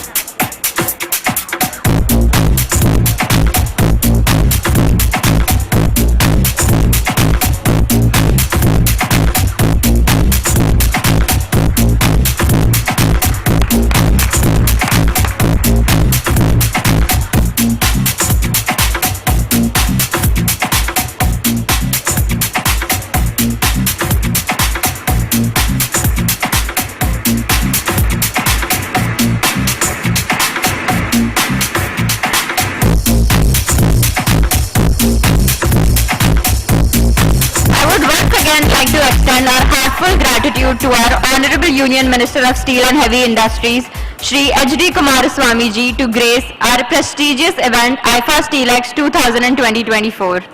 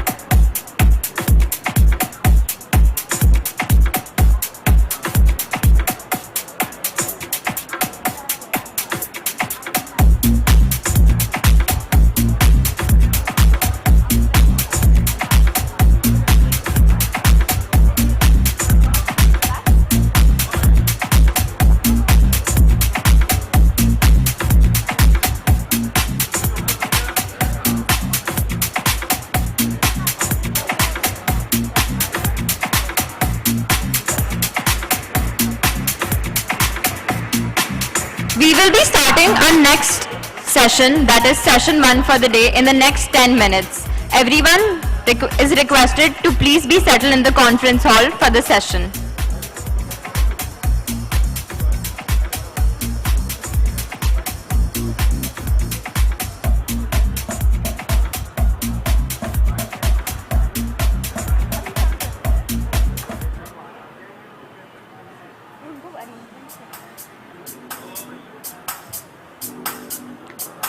The session 1 for today will be starting in the next 5 minutes. Everyone is requested to please be settled in the conference hall. I repeat, the next session, session 1 for the day, will be starting in the next 5 minutes. I request everyone to please be seated.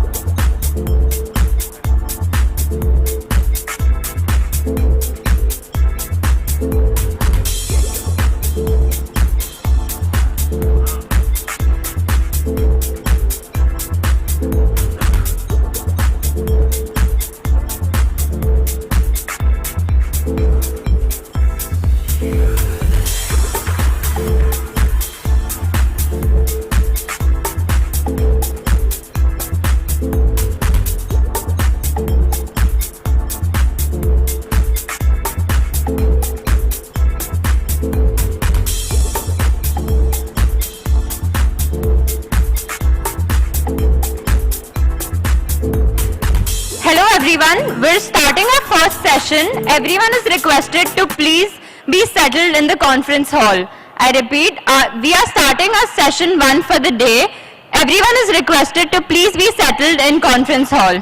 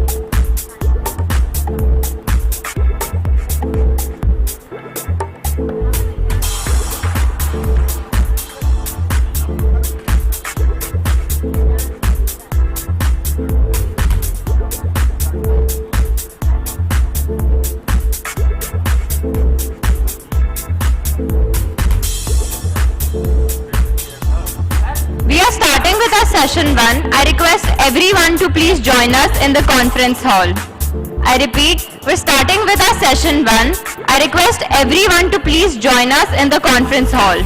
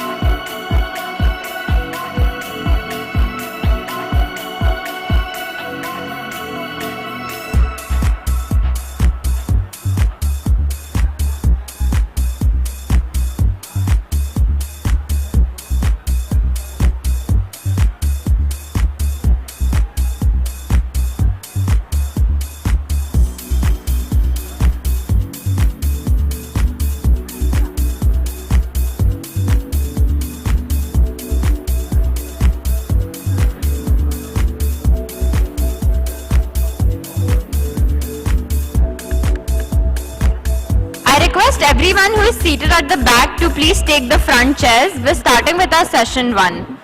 I request everyone who's seated at the back to please take the front rows. We are starting with our session.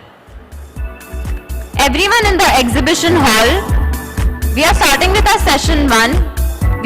We request you to please come and take a seat in the conference hall.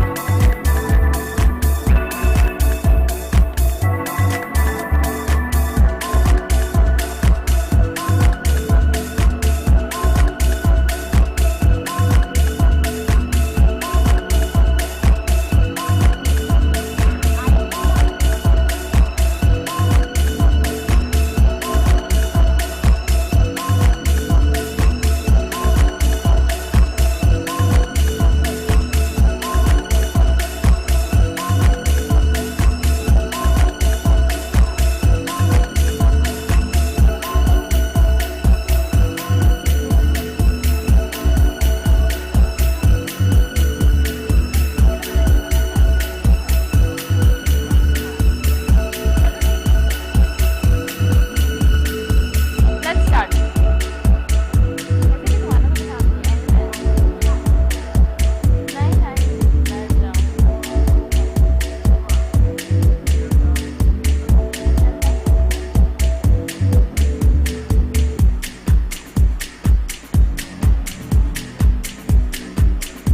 I'm starting. Welcome back everyone. We are starting with our session 1. वहाँ team ready है session 1 की presentation के लिए तुम्हारी कोई दिख नहीं रहा है मुझे वहाँ पे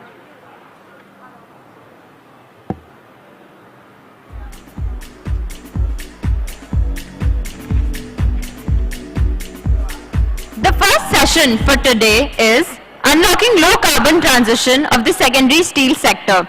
This session will focus on how steel industry can move towards a more sustainable future by reducing its carbon footprint.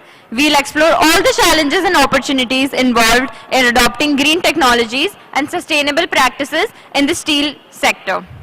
I would like to invite our esteemed panelists on the dais, starting with Dr. S.N. Srinivas, Consultant UNDP. Dr. Srinivas is a climate change mitigation expert with a PhD in mechanical engineering and over 30 years of experience in the development sector. He has held leadership roles as CEO of REC Foundation and Clean Energy Access Network. We welcome you, sir. Next up we have Shri Arindam Mukherjee, Deloitte Touche Tomatsu, India. Mr. Mukherjee has nearly 20 years in the energy environment sector, specializing in secondary steel. At Deloitte, he focuses on energy efficiency, sustainability, and climate change. He has aided over 400 steel units with energy and renewable technologies. We welcome you, sir. Next up, we have Shri Professor N.N. Vishwanathan from IIT Powai, Bombay. Dr. N.N. Vishwanathan is a distinguished professor at IIT Bombay, renowned for his expertise in metallurgy and metallurgical engineering, modeling and simulation, transport phenomena and process metallurgy. With a significant academic and research background, he contributes extensively to the achievement of knowledge and technology in his area of expertise. We welcome you, sir. Next up we have Shri Zain Nathani, Nathani Group of Companies. Mr. Nathani, a finance graduate from the University of Virginia, is the managing director of Nathani Group, a leading metal recycling firm. He previously worked as a management consultant at Bain & Company. His company supplies ferrous scrap to steel mills across South Asia and operates in inspection services for hazardous goods.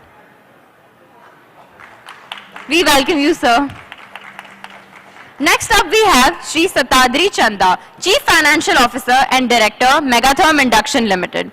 Mr. Satadri Chanda is the Director and Chief Financial Officer of the Megatherm Group. In his role, he oversees financial strategy and operations for the company. His responsibilities likely include managing financial planning, risk management, budgeting, and financial reporting plays a critical role in shaping the financial direction of the group. We welcome you, sir.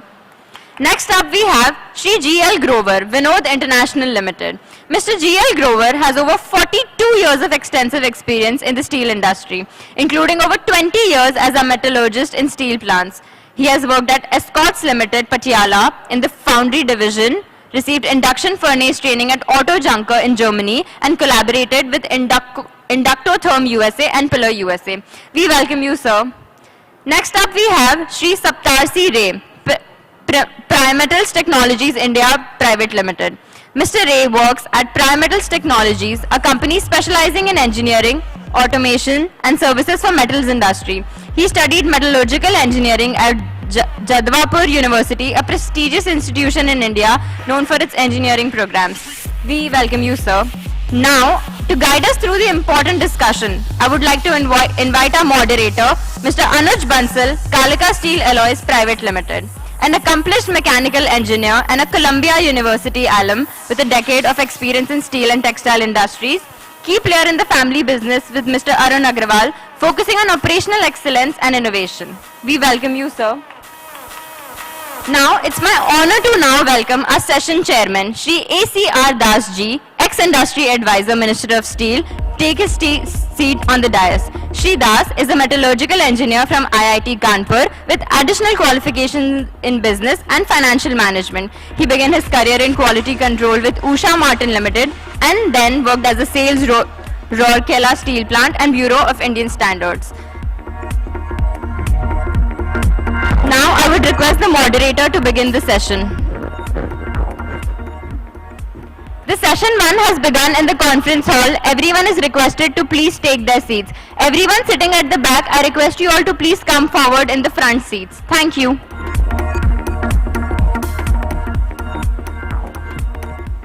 Very good afternoon to everyone. We are sorry for the delay in the session which was due to the late arrival of the minister. So the session ahead will be discussion on unlocking low carbon emission technologies for the recycling industry. As we are all aware, one of the major reasons for climate change is emission of greenhouse gases that primarily consists of CO2 and other related gaseous compounds. These gases trap the sun heat and are responsible for heating up of the Earth's atmosphere.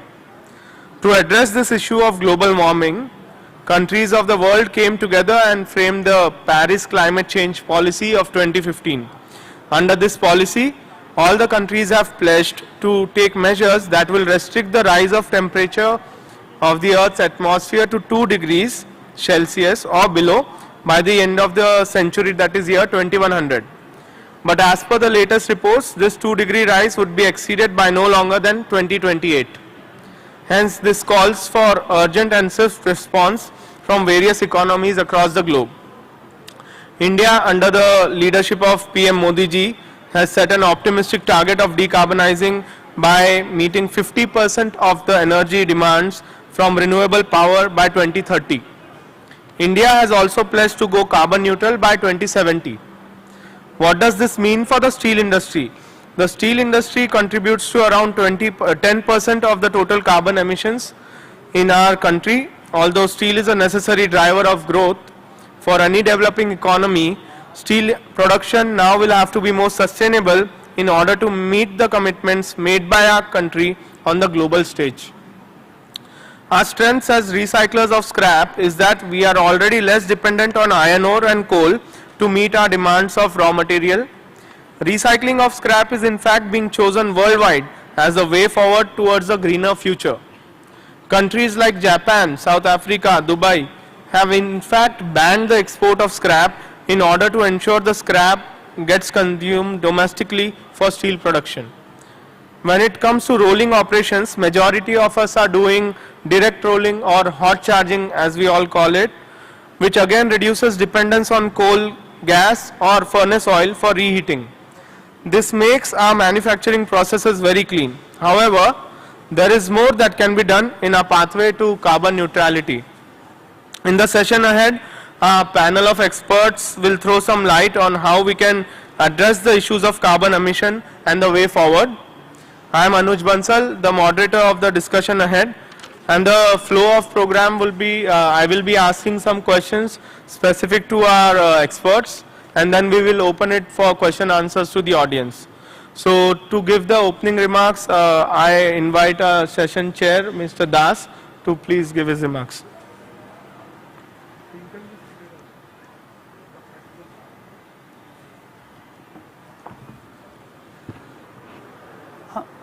Good afternoon. In fact, these sessions should have been in the good morning session, but unfortunately there is a lot of delay, and we should cut short because lunch is waiting, and of course the next session is also waiting. Coming back to the theme of this session, I think it is a very, very burning issue. It is linked to greening the steel sector, and here, of course, we are talking about the secondary steel sector. Yesterday, if you have heard Mrs. Aruna Sharma, our previous secretary, she has talked about the problems and issues, and she also sees, in fact, the secretary also told that there are a lot of problems with regard to the greening of the secondary steel sector. Even in the primary sector, same problems are there, but it is of much lesser magnitude. So, I am really blessed that we have so many stalwarts on the dais, and there are Professor Vishwanathan, Dr. Srinivasan, Arindam, they are all experts in this area. So I don't want to take much time. Only 1 or 2 points I am touching. Secondary sector, in my opinion, starts from the coal-based DRI. And of course, as the moderator has just told, it ends with the rolling. Now, the problem area is not induction furnace, it is not electric arc furnace. Okay, there are issues on quality, but at least in CO2 front, I don't say that induction furnace in any way is responsible. If you have green energy, if you have green power, you can produce green steel in induction furnace or it is electric furnace. Problem lies in the raw material, no scrap, so you have to depend on coal-based DRI, and that is the root cause of all problems. And जहाँ तक मैं समझता हूँ, दूर दूर तक मुझे कोई रास्ता तो दिखाई नहीं देता है, but my old colleague Mr. Kashiba, Shima Executive Director, he tells me that he has given a project to IIT Roorkee, and I think IIC Bangalore he is also involving, and probably with their help we can find out some solution if at all. If that happens, I'll be too happy, and rest all are not very important issues, because direct emission from the DRI, coal-based DRI is an issue, and we all have to really find out, and I call upon the industry to please come forward and through directly or through SIMA and take up more and more R&D project to address this problem. Thank you. Thank you, sir, for your remark. Now, my first question is to Mr. Zain Nathani. So, induction furnace route is less emission intensive compared to the traditional BF-BOF method, but challenges remain in scaling it up due to scrap shortages. So, my question is, how do you envision the availability of scrap for the Indian steel market given the vision of 300 million tons by 2030?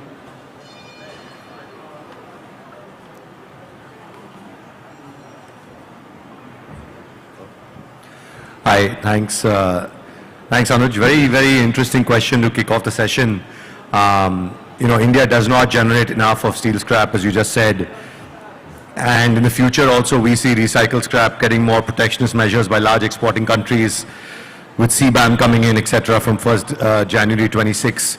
So a lot of foreign countries where India imports its scrap from are putting protection measures. That's going to cause a lot of pressure.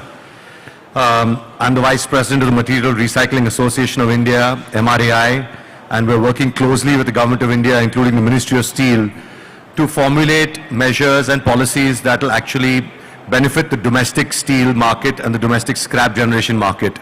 Because the Government of India also realizes, and so do we, that we can't be an import-dependent country throughout. Ferrous scrap is a very low-hanging fruit for green steel and decarbonization. Blast furnaces are increasing the amount of ferrous scrap they're using in their charge mix. Of course, induction furnaces have been using it for decades now. So it's a low-hanging fruit that has to be made available, easily available, good quality of it has to be done. The Government of India has taken some steps. We've seen the vehicle scrappage policy was a huge step taken by them a few years ago. But unfortunately, the ground reality is, yes, we have RVSF set up, but there are not enough automobiles actually coming in for scrappage.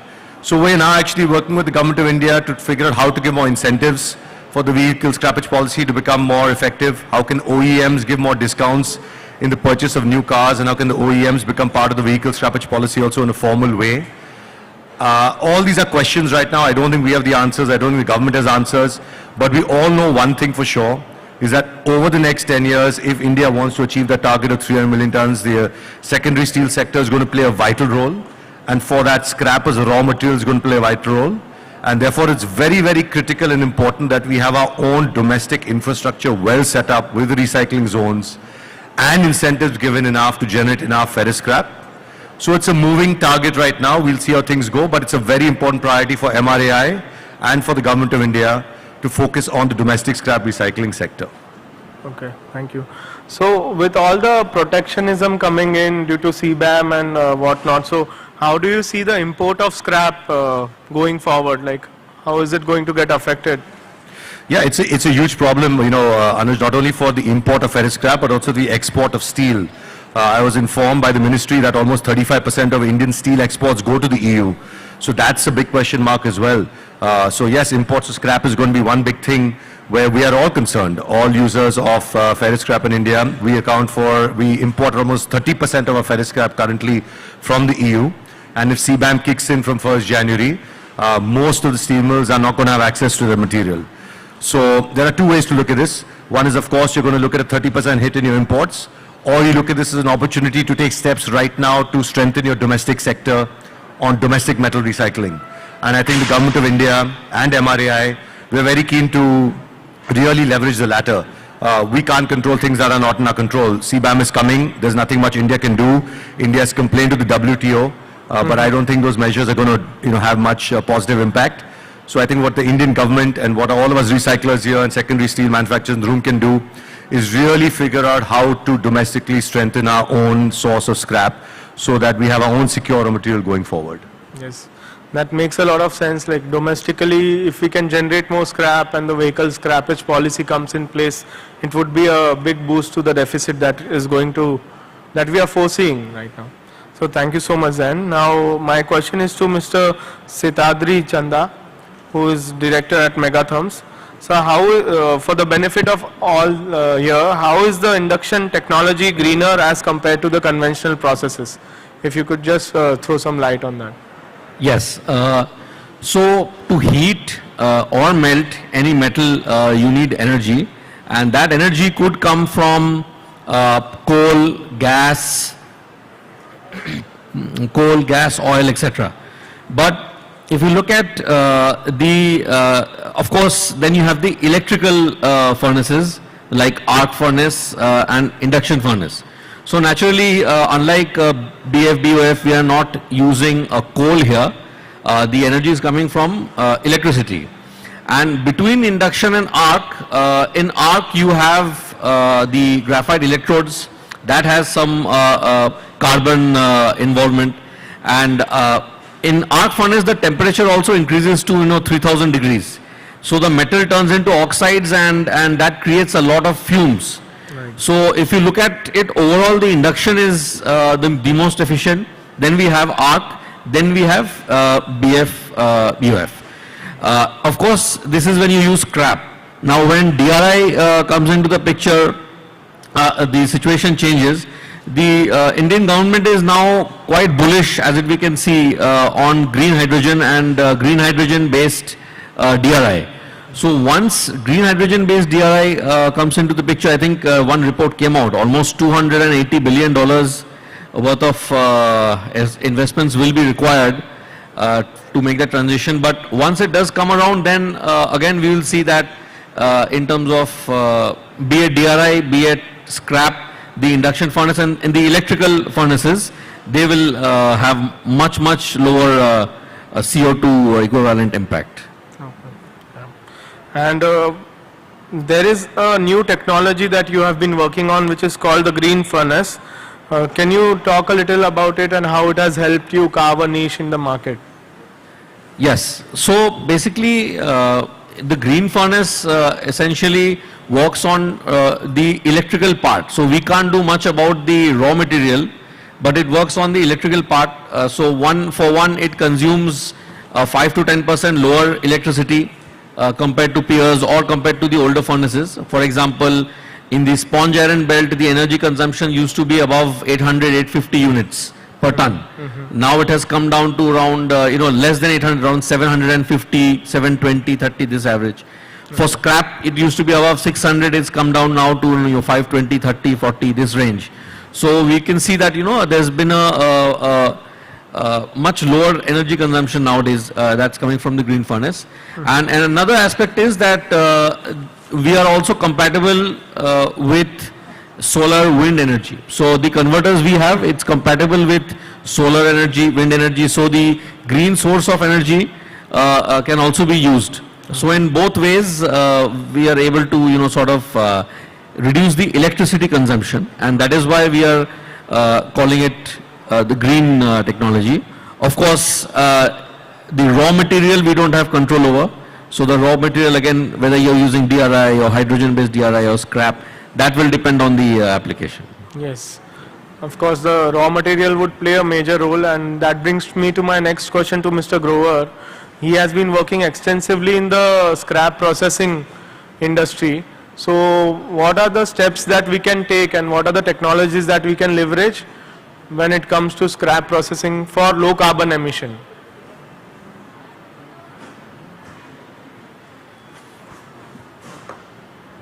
Hello. We are talking for the latest technologies and other things, but the induction furnace basically depend upon the steel scrap.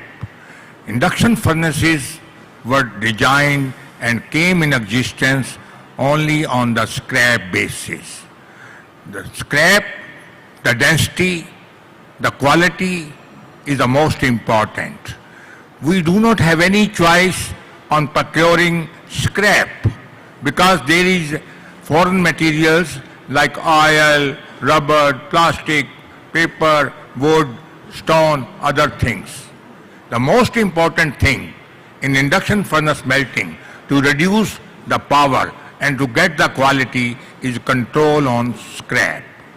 Therefore, we are first to segregate the scrap, then process properly so that the foreign material should be separate with the magnet separator, with the induced air, and that should be incised. Without sized, you cannot increase the density of the scrap, and power consumption is purely depend upon the density of the scrap. Without that, your power consumption goes high. Therefore, we require the handling system, charging system, shredding, baling. These are the machines which we use to segregate the scrap, the sizing of the scrap, so that the efficiency of induction furnace should be highest. The losses should be not more than 2 to 3% for melting scrap. And second thing, the carbon emission, because if impurities are there in the scrap, so it gives the carbon, and carbon is now the main question. To eliminate carbon, how to go with? This is a reason we are all talking about the hydrogen reactive habit, so that we can directly refine the metal through hydrogen, reduction of the iron ore and the DRI and other things. We have to go to change to control the carbon. Otherwise, the warming of the atmosphere is very high, and within short period, the temperature of overall will increase 3 to 5 degrees, and that will be harmful for the whole universe. Thank you so much. I think it makes a lot of sense when you talk about scrap processing. So now my next question is to Dr. S.N. Srinivas. So you have been working extensively with UNDP and helping in adopting energy efficient practices for the recycling steel industry more so. So what are some of the steps that UNDP is taking in this transition? Thank you, Anuj. Here many people actually know UNDP program. We in fact started in 2004 Right. And by 2017, we had 2 phases of the project, where in the first phase, we did energy efficiency in 34 steel re-rolling mills. And that took us almost 111 months to make 34 steel mills adopt energy efficiency. And then we actually keep, the role of UNDP is also to source climate finance globally, so that it kind of triggers as a catalyst to the Indian investments. It doesn't actually do the full investments as a grant, but the grant comes in the form of taking that initial initiatives. So second phase was kind of what is called, we accessed what is called challenge fund, which was like we reduced the fund, the grant coming by 1/10.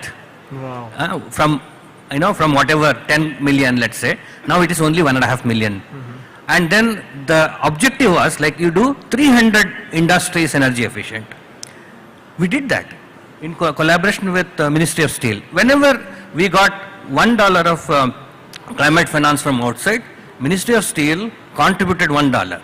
And all of you together contributed something in the range of $6 to $10. So with all this, by end of 2017, we could do 321 factories energy efficient and an average 30%. And coincidentally, I think yesterday Bajrang Steel representative was there, Mr. Goyalji. We also got into this direct rolling. Okay. It was their start, our finish. And expanding it was collaborative with ministry, with Bajrang Steel. So now, we also got a independent assessment done by Steel Authority of India Limited's consulting wing. Because we ourselves doing it is like a, little bit of a bias. So we got it done. These 321 factories, they must have resulted other factories, take some initiatives. So satisfying is 580, I remember these numbers so well, 586 factories actually implemented without our direct support. And in result, by 2017 when we made an assessment, these 1,000 factories roughly, they may have invested 5 lakhs, some may have invested 1.5 crores also. Altogether, 1 million tons of carbon dioxide, that's 1,000 tons per factory. Each one of the factory which has adopted these energy efficiency measures have resulted in 1,000 tons of carbon dioxide reduction. So on an average, and then there was a lull of about 5 years. COVID also was a reason, something, all these things. Then we got another window of opportunity. All my colleagues, okay, we have a pot of $1 million. Where do we do? Without, we had opportunity of agriculture, this and cement sector, everything, right? But everybody said, we have done so far in the steel industry, let's go back and try to push some more interventions. We did this 2021 to now, to 22, about 11-12 months. We made interventions in 125 factories. Now post-implementation measurements are happening and the results are kind of similar. It was a fast-forward intervention. So typically they have invested about 20 lakh rupees and my initial impressions are like they are able to recover it in 4 to 5 months. Again, 1,000 tons of carbon dioxide reduction. Now, going forward, what we are thinking is, now we have touched about 1,200 factories. So they have started on their own. They are also doing many other things. So in the next, another collaboration that we want to do with the ministry is attempt another 1,200 factories, including the DRI this time. Yes. So mobilize climate finance from outside, mobilize ministry support, and more than 10 times investments actually come from the people who are sitting here. Thank you. That is seriously like amazing from you and UNDP, and we would like to foster this support between UNDP, the Steel Ministry, and us manufacturers, and that is the way forward, I think. Thank you so much. Thank you. So my next question is to Mr. Arindam Mukherjee, who has also worked very closely with UNDP and now is heading Touche Deloitte. So, sir, what are some most promising low carbon technologies for the recycling steel industry, and how can mini steel producers access these technologies? Yeah, thank you so much, Anuj. So, adding to what Dr. Srinivas said, we cannot work in isolation. So when we talk about the secondary steel route, it means that we need to consider the coal-based DRI plants, the induction furnace units, and the rolling mill. So I'll just like to share a few figures. When we are talking about that, this particular sector is much more efficient in terms of carbon emissions. Compared to the BF route, the baseline as of now is around 2.5 ton of CO2 per ton of crude steel. And there is a definite roadmap which is already laid. This decarbonization or the low carbon transition can happen in 5 different steps. The first step being energy efficiency. So still we go around and see that there are lots of industries which are still running on pulverized coal. There are many induction furnaces which are using age-old coil systems and age-old power systems. There are newer technologies which are already there, like the 12 pulse and the 24 pulse power systems. There is IGBT-based induction furnaces. So I would definitely like to urge that first 15 to 30% of this roadmap, the energy transition, can happen through energy efficiency. So next we can talk about renewable energy and then newer energy. But at least to reach to that level, I think there are multiple technologies available, right from energy efficient motors, fans, to blowers, to pumps. There are numerous technologies available. And I think Bureau of Energy Efficiency is also supporting the promotion of these technologies. The first step, straight away, 15 to 30% of energy saving can be achieved through adoption of these energy efficient technologies. Okay. Thank you so much. And what do you think is the scope for hydrogen in this sector? Yeah, of course, this is, I think, there are many R&D happening around hydrogen. Green hydrogen is definitely going to be the future, but use of green hydrogen in coal-based DRI as of now is not possible. So definitely switching over to gas-based DRIs or something like that has to be done. There has to be more and more collaborative approach. Okay. Even if the use of green hydrogen needs lots of R&D, which even the session chair was mentioning during the initial part. Now, while we are talking about controlling the carbon emissions, we should also be talking about the capturing the carbon that will be emitted anyways. So my question is to Mr. Professor Viswanathan ji. Sir, what is your take on the carbon capture, utilization and storage technologies and the scope for our industry? Yeah, again, when it comes to carbon capture, again, we know that the carbon emission is primarily during the production of iron from the iron ore, rather than during the melting part, the second part. So, if you look at we call it CCUS, that means you capture the CO2 and then either you can utilize it, or if you are not able to utilize it fully, then you do what is known as sequestration. So these are the two possibilities which exist. But if you look at whether it is green hydrogen or CCUS, I just want to make a technical comment here, because of course depending on what is the gas composition, means for example, if the gas contains a lot of nitrogen, CO2 percentage is less, then there are technologies which are based on liquid, or which can absorb the CO2 and then you can capture it and then you can release it. And there are also physical basis on which you can, using membranes, you can absorb CO2 and release it, capture it. But the other thing is, this CO2 has to be utilized. That means we are talking about, converting CO2 into methanol, some of these useful products. But there again, I just wanted to, technical point which we all, in our schools, etc., we learn, which we call it as thermodynamics. I am sorry to bring that topic here. See, when we burn a fuel, we get CO2 or H2O, etc., and we get energy. And in a way, if we want to take the CO2 back to fuel, then we need to put more energy than what we got when we burn a fuel. This cannot be violated.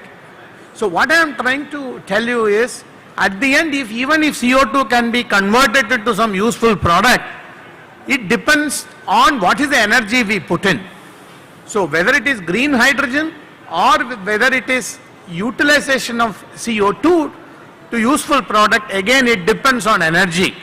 So that is going to be the, green energy will determine these things. And on the energy sector, of course, we are going towards more and more renewable energy, etc. But again, how far we can go, or whether, I have been talking nuclear is also one of the options, because looking at our energy demand and all those things, that is a possibility which we need to explore. And as far as sequestration is concerned, because again so much CO2 is generated, whether we will be able to utilize all those things. If we are not able to utilize, then we can put them under the earth. Of course, if you look at the Mother Earth,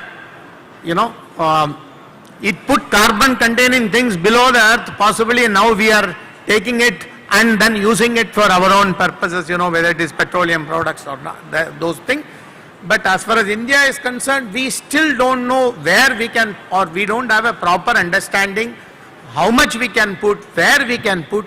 These studies, geological studies, are very important, so that we can go towards the carbon sequestration also, because I doubt all the CO2s we will be producing so much CO2 that I don't think we'll be able to utilize them completely. That's what I believe. So we need to also work on sequestration.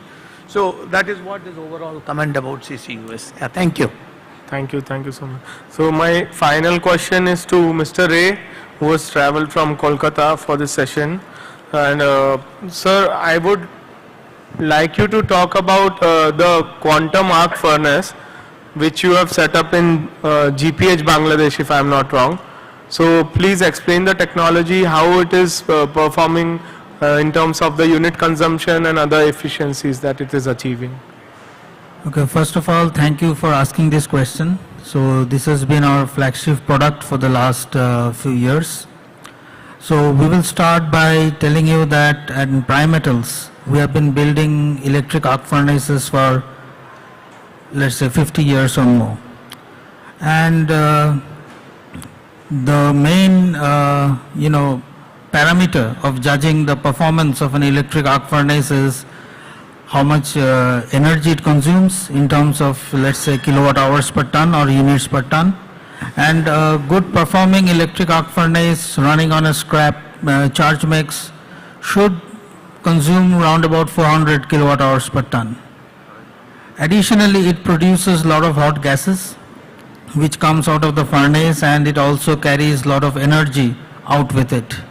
So many years ago, we put our efforts to find out how we can increase the efficiency of the system by utilizing the energy which is coming out of these hot gases.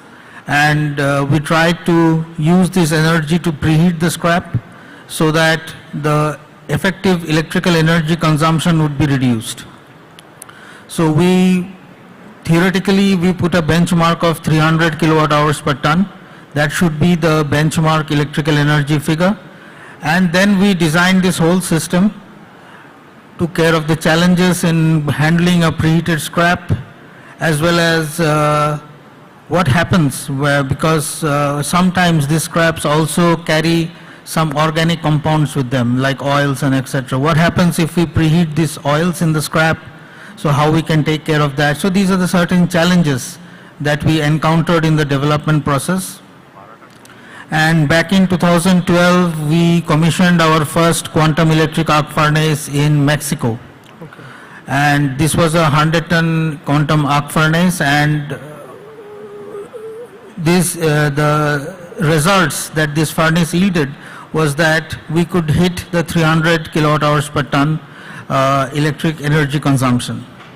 So then we started marketing this product, and so far we have built and commissioned 17 such furnaces. And like the one you're talking about is in GPH Bangladesh. It's about 80-ton tap size, and we are regularly operating in the range of 300 to 320 kilowatt hours per ton. And the variation of this power consumption happens due to the type of scrap that we are getting. Sometimes the scrap is not quite sorted or not quite prepared. So we would like to stress that in plants in China, where we have around 12 of our references, we have seen that if the scrap is well prepared, and we can even go to 280 kilowatt hours per ton. So we think that as far as scrap recycling is concerned and low carbon footprint is concerned, quantum electric arc furnace is definitely the technology that is going to stay in the market for a long time. Thank you. So one of the challenges that we as induction furnace manufacturing route, we feel that when we go to an electric arc furnace, the yield losses are comparatively higher in these in this technology. So do you think this power, that low power technology can compensate for the yield losses? Well, compared to an induction furnace, definitely electric arc furnace has a slightly lower yield. But with a quantum furnace, we can improve the yield. And the reason behind that is pretty simple. First of all, since we are working on a preheated scrap, we are working on a flat bath. So this improves the yield to a certain percentage. And the gases which are coming out of this furnace, they sometimes carry a lot of dust. These are iron bearing dust, and if we allow this dust to easily escape, then iron bearing material is lost. This also reduces the yield. So with this scrap preheating technology, we have found that since we are filtering out the gas, so this iron bearing material is not escaping out of the furnace like it used to do in a conventional furnace, and we have experienced that about 1% improvement in yield is observed. So again, we have set ourselves a benchmark that if the scrap is well prepared, then the yield should be around 93%, if not more. So that is the benchmark we are working towards, and in our existing plants we have already recorded brief periods of time where we could exceed this yield, and now we are trying to fine-tune this technology to make this yield applicable on a regular and a reliable basis. That is really exciting to hear and something that our industry would look forward to, sir. Okay. Thank you. We will be very delighted to have a good response in the Indian market, and we are also customizing our solutions to low heat sizes. So specifically for the Indian market, we are strategizing heat sizes like 40, 50, 60 tons. So we are hopeful to get a good reception in the Indian market also. I'm sure there will be opportunities for collaboration. Now we are at the break of the hours, but so I'll just quickly open it to the audience. If you have any specific questions for any of our experts here.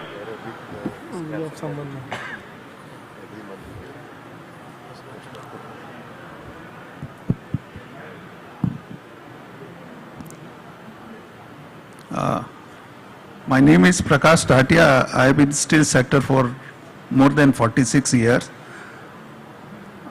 Since it is a very important deliberations going on, so first I am throwing some very interesting numbers, and then my concerns, and then looking forward to the answers. I know that it can't be a one answer, but let's deliberate.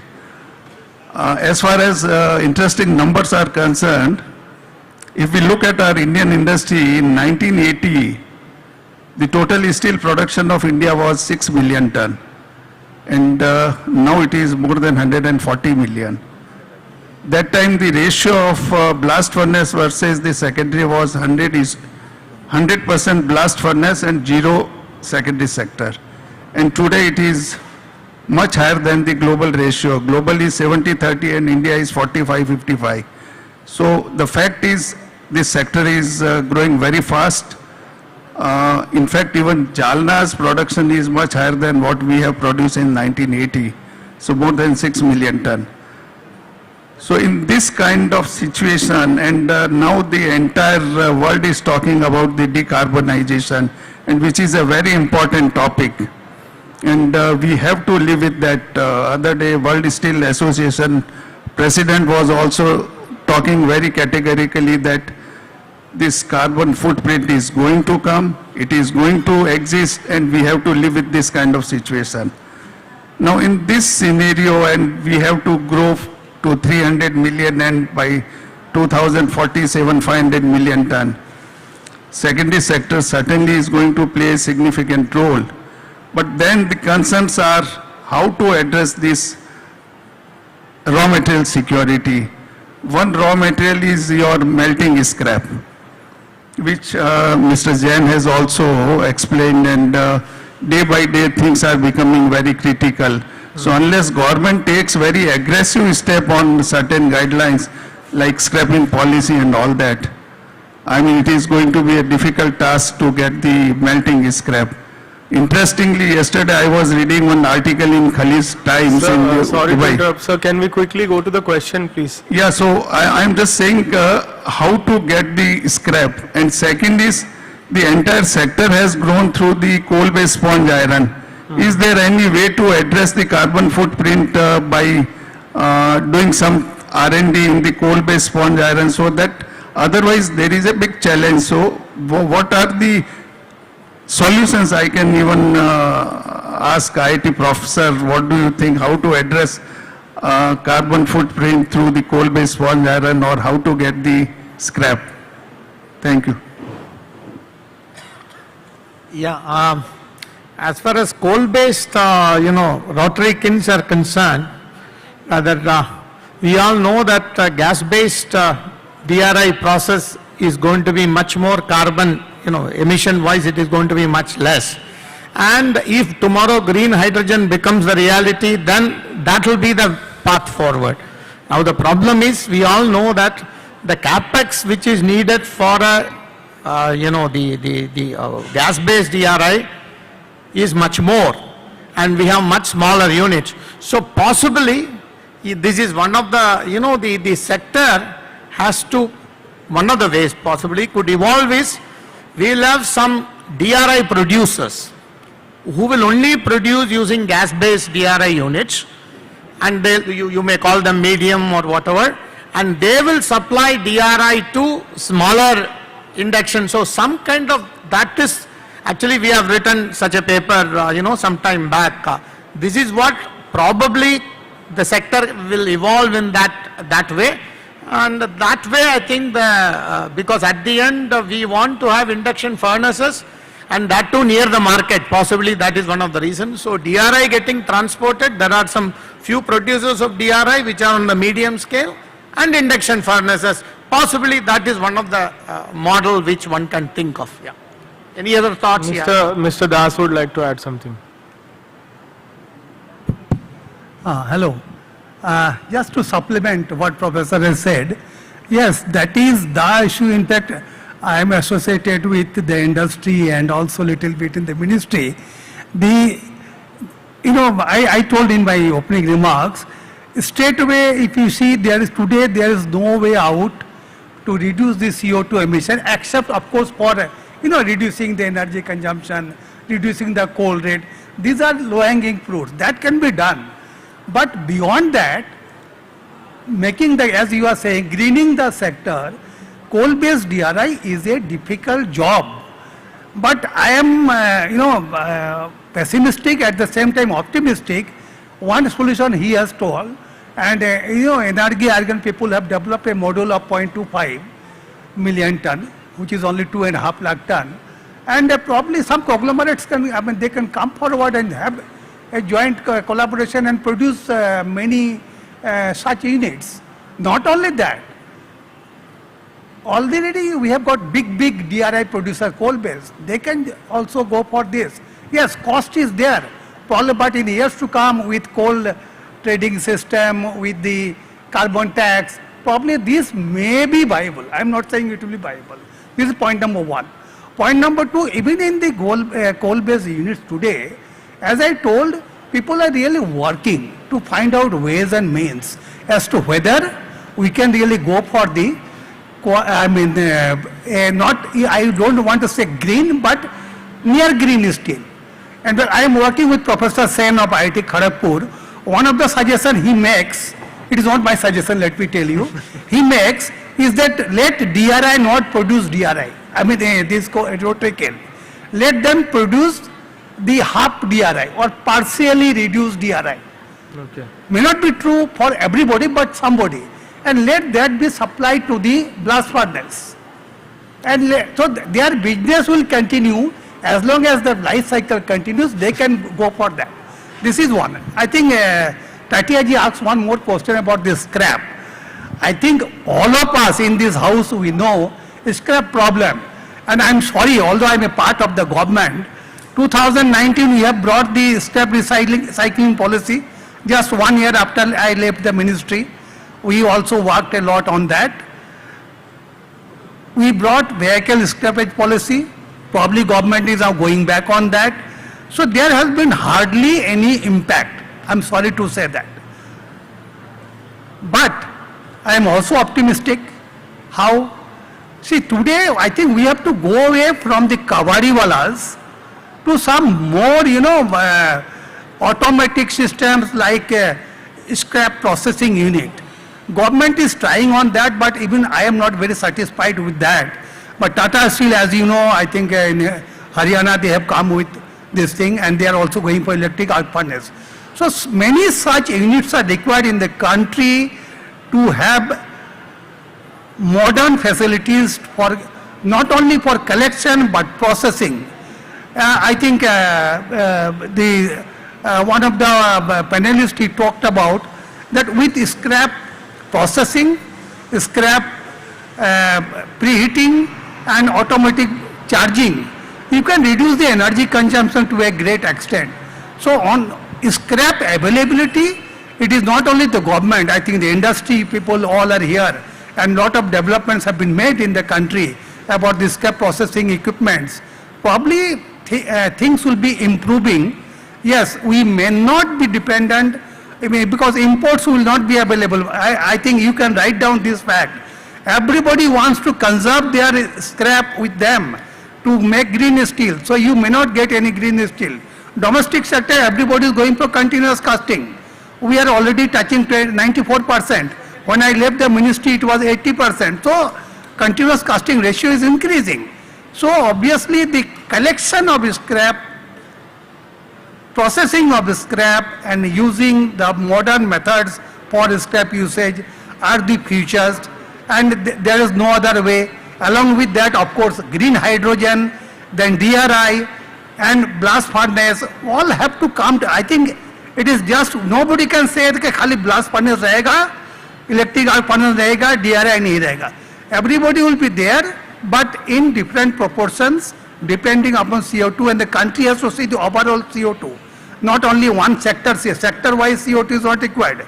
Nobody is forcing you to give sector-wise CO2. Overall country CO2, that will be the governing principle for the country. Thank you so much. That's very well put, sir. Any other questions?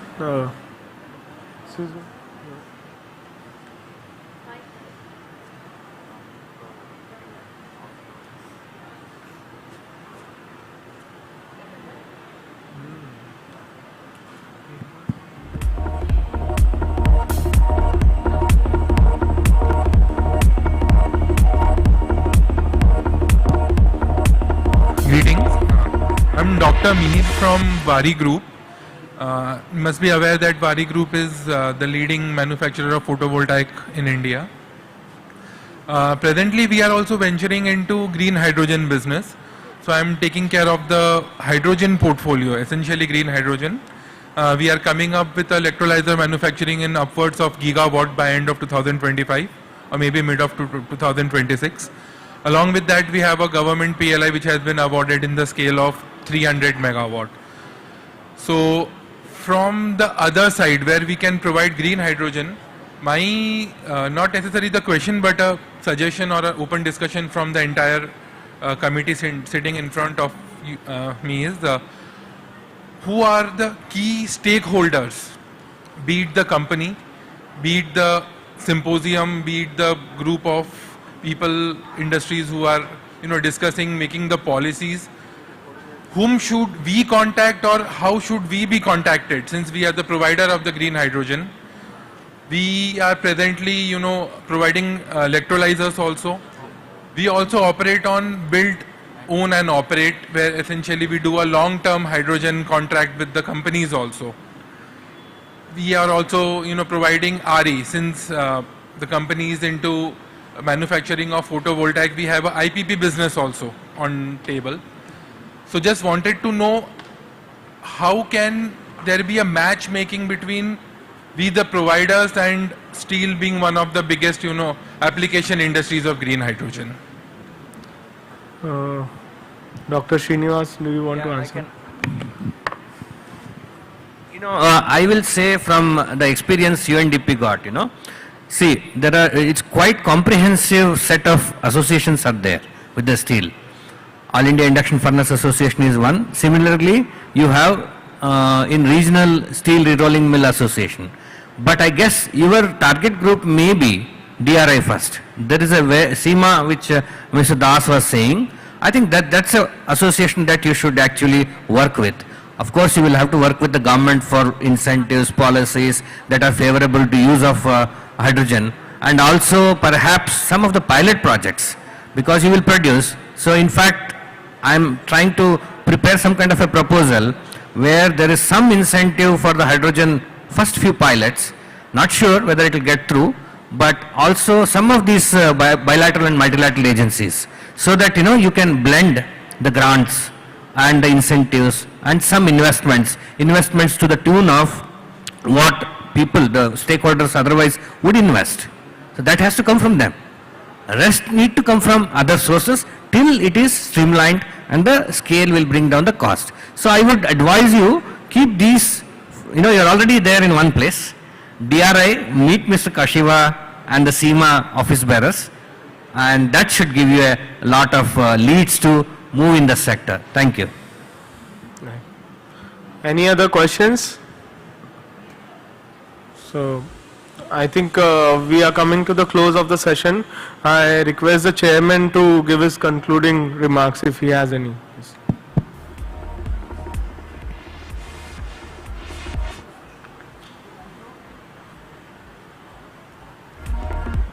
Thank you, moderator. I think you have done the job very simple, and I had to really say very little, and I don't want to really take more time.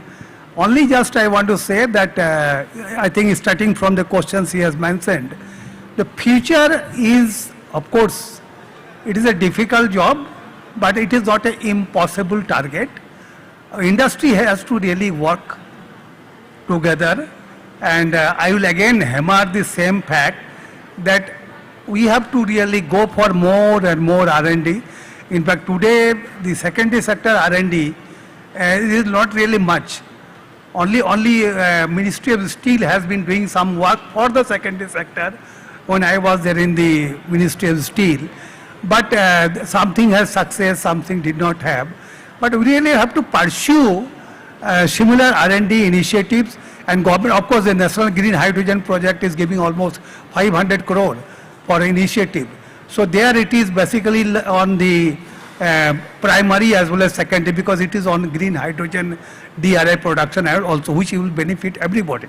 So my sincere request to the secondary sector people will be, and people like you, the young generation, they should be associated more and more with the government system, because that ultimately pays in long run, if not in short run. Yes. So you have to really be associated with the government departments and government system, particularly Steel Ministry, MNRE, etc., and really pose your problems.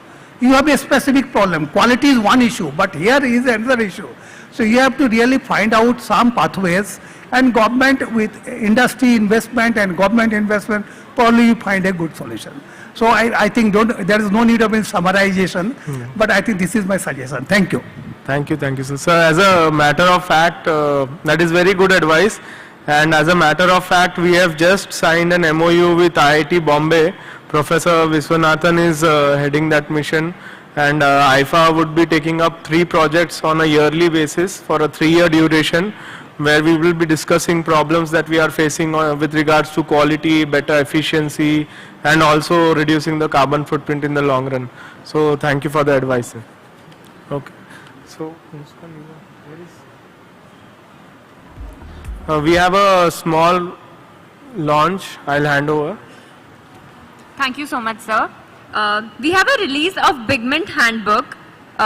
It is titled as Transforming the Indian Steel Industry. I would like to request Shri Sumit Agrawal ji, founder and director Pigment, to please grace the stage. And I would also like to call Shri Yogesh Mandhani ji, President Aiifa, and Shri Kamal Agrawal ji, Honorable General Secretary, on the stage for the release of the Pigment Handbook. And I would request the session chairman to facilitate the process.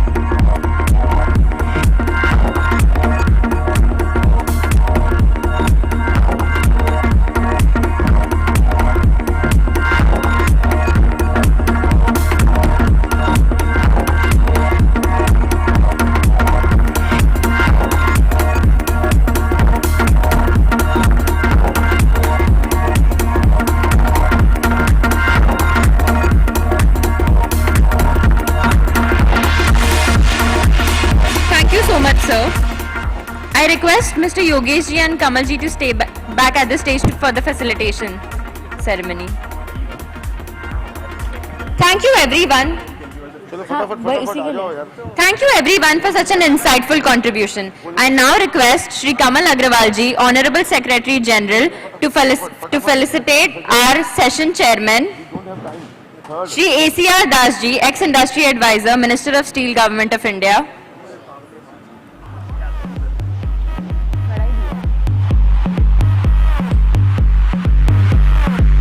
Next was session moderator Shri Anuj Bansal, Kalika Steel and Alloys Private Limited.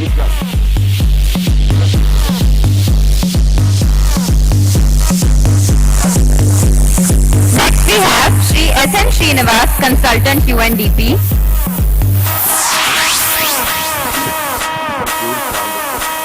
I would also like to call Shri Keyur Shahji, CEO, Mono Steel India Limited, to grace us on the stage for the felicitation ceremony. Next up we have Dr. S.N. Srinivas, Consultant UNDP.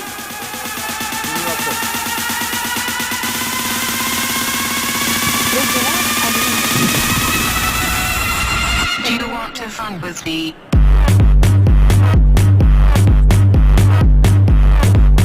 Shri Arindam Mukherjee, Deloitte Touche Tomatsu, India.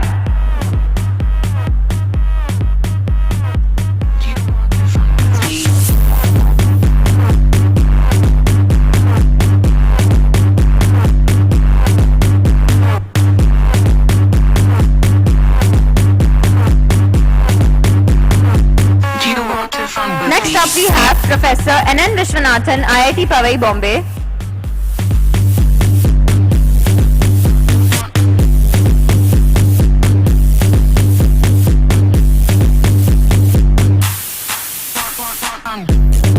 Next up we have Shri Zain Nathani, Nathani Group of Companies.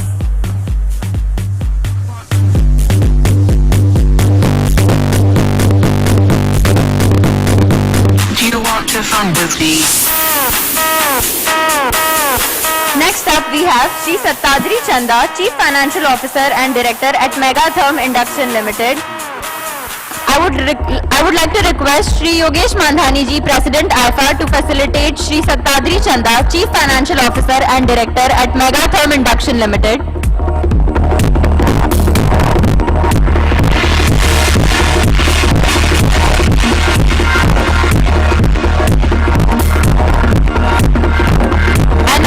Shri Yogesh Mandhani ji, President Aiifa, to felicitate Shri G. L. Grover, Vinod International Limited.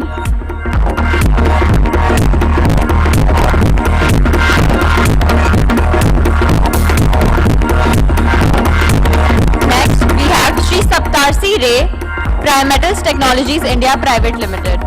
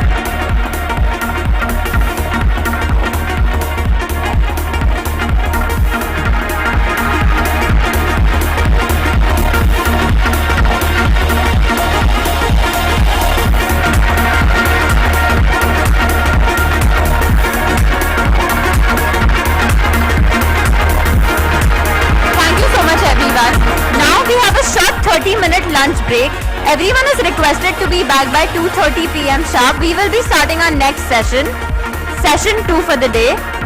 I repeat, we have a short 30-minute lunch break. Everyone is requested to be back by 2:30 sharp. We will be starting our next session. Hello everyone. So actually we are short of time. So we are cutting the lunch for like from 1 hour to 30 minutes, and we will see that we get the lunch done as soon as possible. Just I would like to make an announcement that Honorable Minister, when he visited, he has asked us to submit the recordings of the entire session. And especially when I told him that we have a very two important session on decarbonization and GST, he said that I want this two session a minute-to-minute recorded film, what everyone has said and what are the comments from the audience. We want to listen and take a serious note on this. So I would request कि ये दो session जो बहुत important है, इसमें सारे लोग आए, and even the question answers should also be there. And I would request कि जितने जल्दी हम lunch खत्म करके ये दो session कर लेंगे, we all will get free soon. Thank you.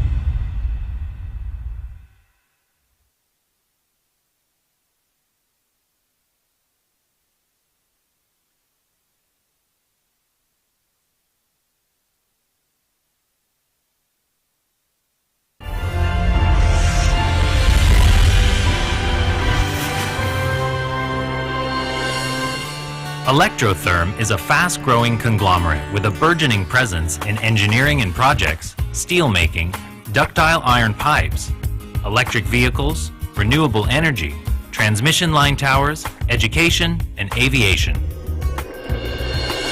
Across 30 years, Electrotherm has achieved several technological milestones of providing innovative solutions for the steel and foundry industry around the world.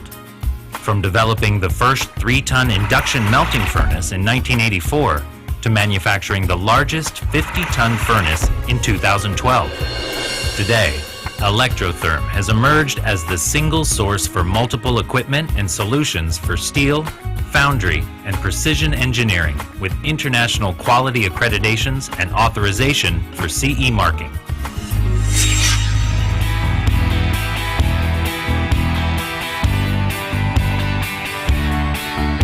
The Electrotherm corporate office and works, located in the industrial city of Ahmedabad, is spread over an area of 100,000 square meters, with integrated facilities for engineering and design, manufacture, and testing of a wide range of products.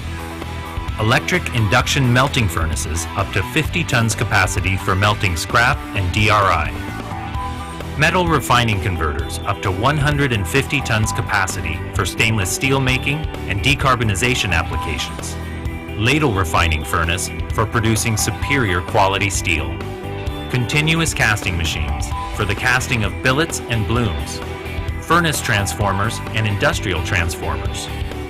Material handling equipment like hydraulic grabs and scrap charging vibratory cars. Air pollution control systems conforming to international environment protection norms. Various levels of plant automation for power optimization and improved efficiency.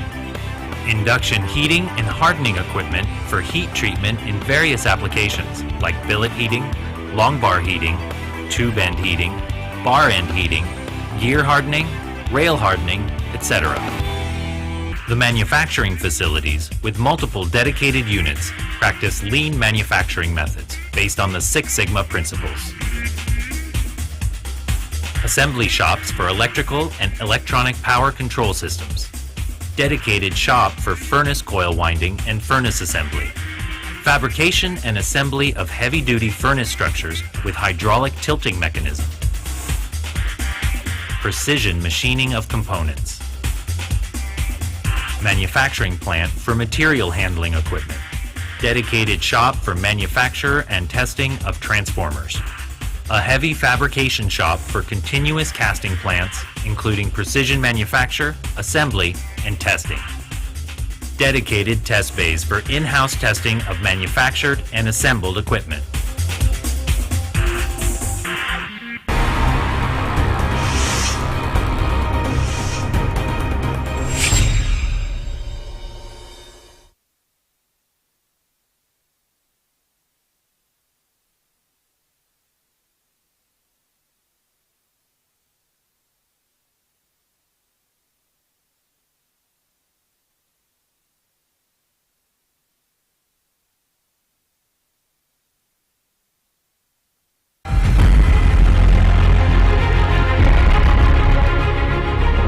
Mission with a steely resolve, driven by technology and innovation, achieving new milestones in specialty steels and alloy steels with superior strength for meeting today's demanding needs of industry around the world. RL Steels and Energy Limited, heralding the new wave of steel. RL Steels was founded in 1985 by a veteran in the steel business, the late Raghunandan Lal Gupta, in the industrial city of Aurangabad in western India. The founder's legacy has risen to new heights of success under his illustrious son N.K. Gupta and grandson Nitin Gupta. For nearly 4 decades, RL Steels continues to be the leading steel maker in the region, producing value-added specialty steels and alloy steels to meet the critical needs of new generation automotive companies, manufacturers of equipment for defense, railways, oil and gas, engineering and forging industries across India with an expanding global footprint. Situated 350 kilometers from Mumbai, RL Steels is one of the largest importers of high-quality steel scrap and ferroalloys from around the world and exports its products to more than 35 countries, from Far East Asia to South Asia, the Middle East, Africa, Europe, the USA, Latin America and Australia.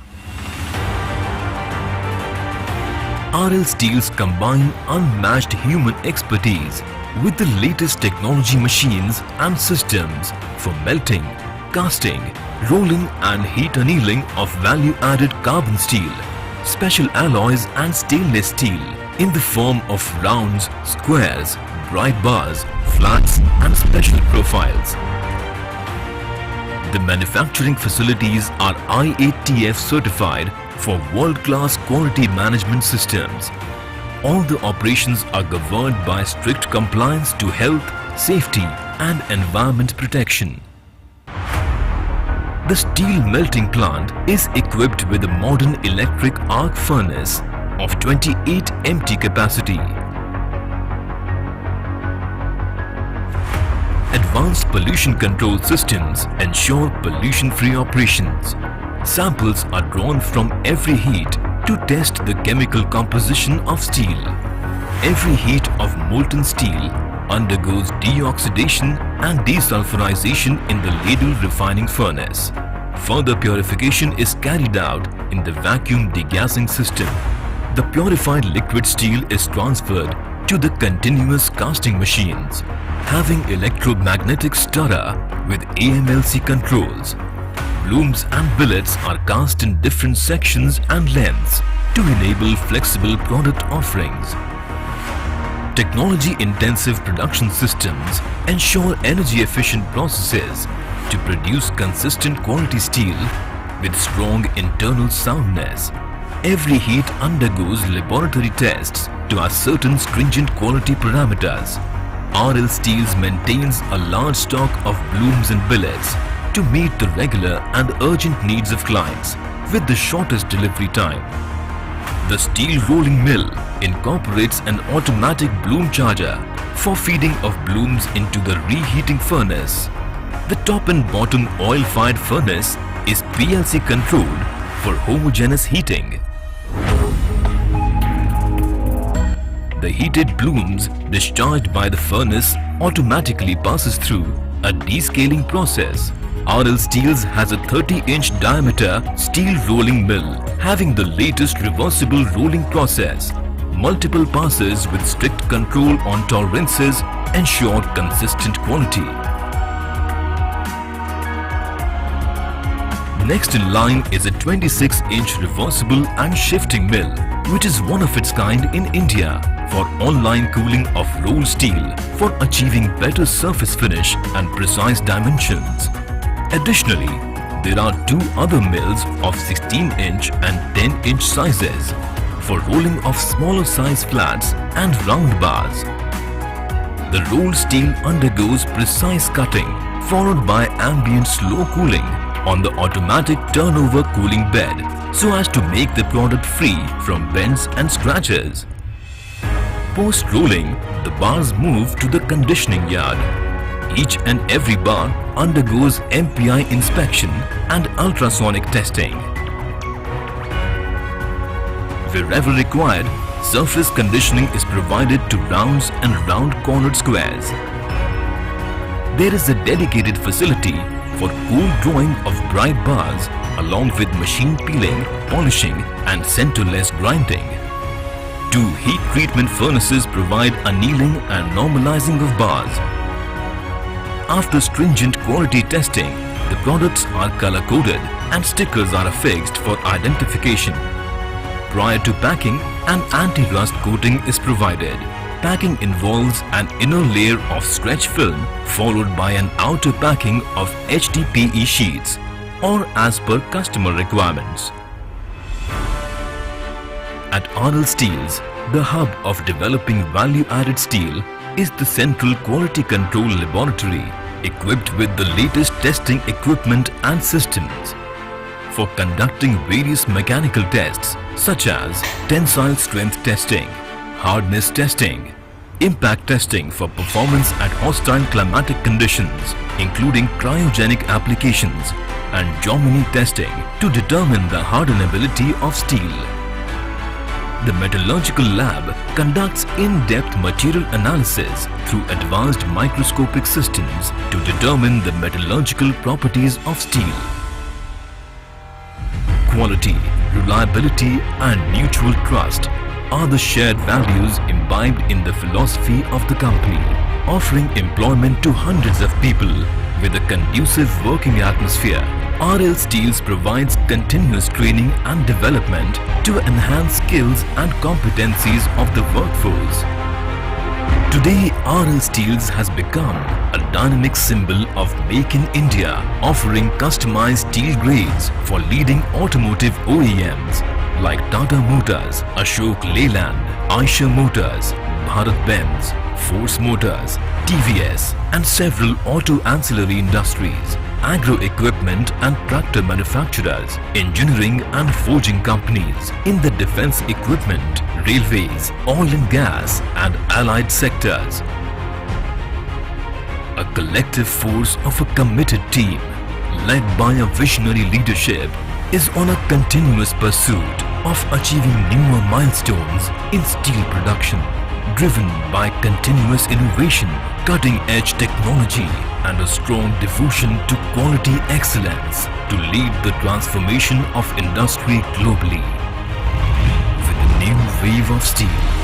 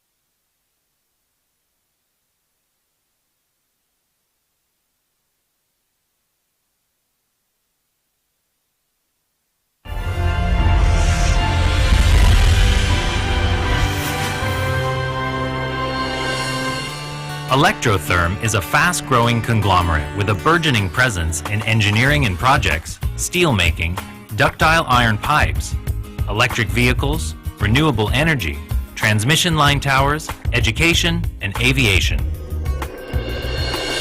Across 30 years, Electrotherm has achieved several technological milestones of providing innovative solutions for the steel and foundry industry around the world. From developing the first 3-ton induction melting furnace in 1984 to manufacturing the largest 50-ton furnace in 2012. Today, Electrotherm has emerged as the single source for multiple equipment and solutions for steel, foundry, and precision engineering with international quality accreditations and authorization for CE marking.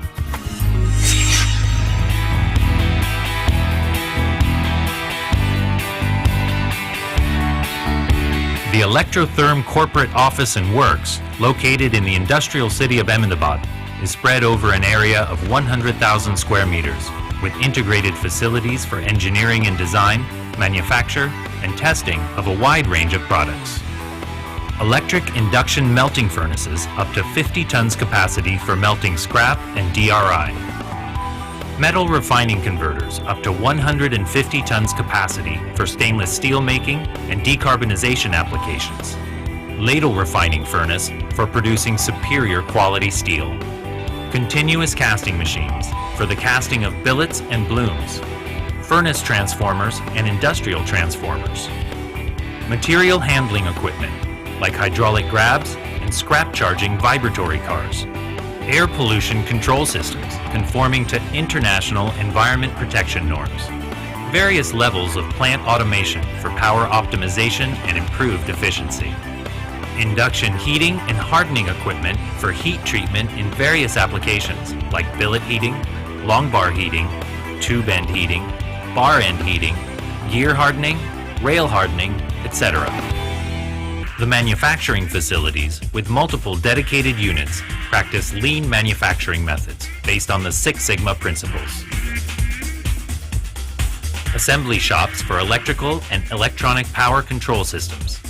Dedicated shop for furnace coil winding and furnace assembly. Fabrication and assembly of heavy-duty furnace structures with hydraulic tilting mechanism. Precision machining of components. Manufacturing plant for material handling equipment. Dedicated shop for manufacture and testing of transformers. A heavy fabrication shop for continuous casting plants, including precision manufacture, assembly, and testing. Dedicated test bays for in-house testing of manufactured and assembled equipment.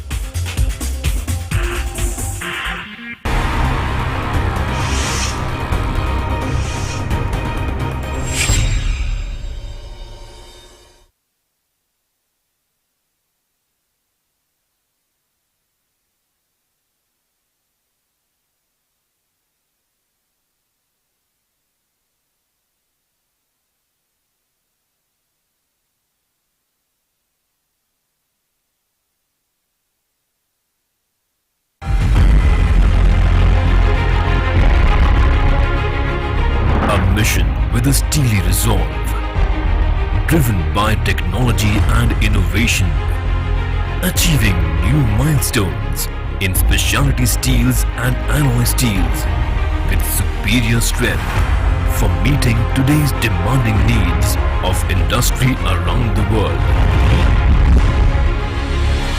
RL Steels and Energy Limited, heralding the new wave of steel. RL Steels was founded in 1985 by a veteran in the steel business, the late Raghunandan Lal Gupta, in the industrial city of Aurangabad in western India.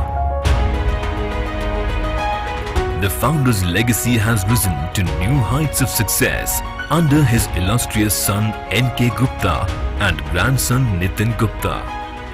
For nearly 4 decades, RL Steels continues to be the leading steel maker in the region, producing value-added specialty steels and alloy steels to meet the critical needs of new generation automotive companies, manufacturers of equipment for defense, railways, oil and gas, engineering, and forging industries across India with an expanding global footprint. Situated 350 kilometers from Mumbai, RL Steels is one of the largest importers of high-quality steel scrap and ferroalloys from around the world and exports its products to more than 35 countries from Far East Asia to South Asia, the Middle East, Africa, Europe, the USA, Latin America and Australia. RL Steels combine unmatched human expertise with the latest technology machines and systems for melting, casting, rolling and heat annealing of value-added carbon steel, special alloys and stainless steel in the form of rounds, squares, bright bars, flats and special profiles. The manufacturing facilities are IATF certified for world-class quality management systems. All the operations are governed by strict compliance to health, safety and environment protection.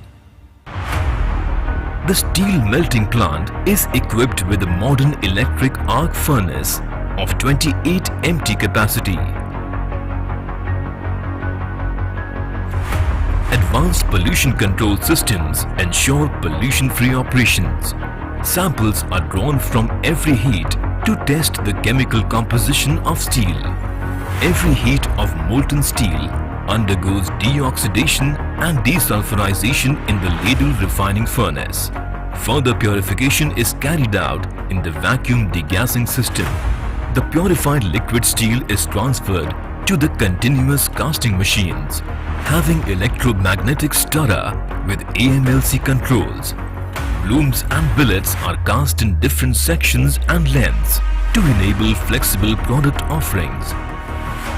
Technology-intensive production systems ensure energy-efficient processes to produce consistent quality steel with strong internal soundness. Every heat undergoes laboratory tests to ascertain stringent quality parameters. RL Steels maintains a large stock of blooms and billets to meet the regular and urgent needs of clients with the shortest delivery time. The steel rolling mill incorporates an automatic bloom charger for feeding of blooms into the reheating furnace. The top and bottom oil-fired furnace is PLC controlled for homogeneous heating. The heated blooms discharged by the furnace automatically passes through a descaling process. RL Steels has a 30-inch diameter steel rolling mill having the latest reversible rolling process. Multiple passes with strict control on tolerances ensure consistent quality. Next in line is a 26-inch reversible and shifting mill, which is one of its kind in India for online cooling of rolled steel for achieving better surface finish and precise dimensions. Additionally, there are two other mills of 16-inch and 10-inch sizes for rolling of smaller size flats and round bars. The rolled steel undergoes precise cutting followed by ambient slow cooling on the automatic turnover cooling bed so as to make the product free from bends and scratches. Post-rolling, the bars move to the conditioning yard. Each and every bar undergoes MPI inspection and ultrasonic testing. Wherever required, surface conditioning is provided to rounds and round-cornered squares. There is a dedicated facility for cold drawing of bright bars along with machine peeling, polishing and centerless grinding. Two heat treatment furnaces provide annealing and normalizing of bars. After stringent quality testing, the products are color-coded and stickers are affixed for identification. Prior to packing, an anti-rust coating is provided. Packing involves an inner layer of stretch film followed by an outer packing of HDPE sheets or as per customer requirements. At RL Steels, the hub of developing value-added steel is the Central Quality Control Laboratory equipped with the latest testing equipment and systems. for conducting various mechanical tests such as tensile strength testing, hardness testing, impact testing for performance at hostile climatic conditions, including cryogenic applications, and Jomini testing to determine the hardenability of steel. The metallurgical lab conducts in-depth material analysis through advanced microscopic systems to determine the metallurgical properties of steel. Quality, reliability, and mutual trust are the shared values imbibed in the philosophy of the company, offering employment to hundreds of people with a conducive working atmosphere. RL Steels provides continuous training and development to enhance skills and competencies of the workforce. Today, RL Steels has become a dynamic symbol of Make in India, offering customized steel grades for leading automotive OEMs like Tata Motors, Ashok Leyland, Aiifa Motors, Bharat-Benz, Force Motors, TVS, and several auto ancillary industries, agro equipment and tractor manufacturers, engineering and forging companies in the defense equipment, railways, oil and gas, and allied sectors. A collective force of a committed team, led by a visionary leadership, is on a continuous pursuit of achieving newer milestones in steel production, driven by continuous innovation, cutting-edge technology, and a strong devotion to quality excellence to lead the transformation of industry globally. With the new wave of steel.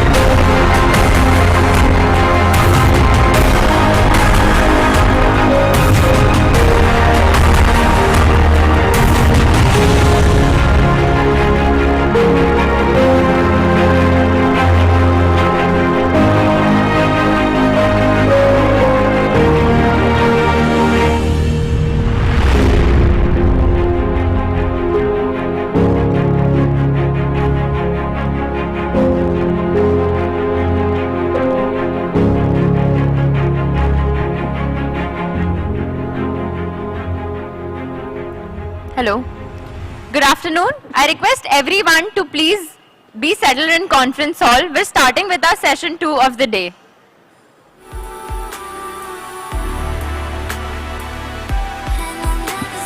I request everyone to please be seated in conference hall. We are starting with our session 2.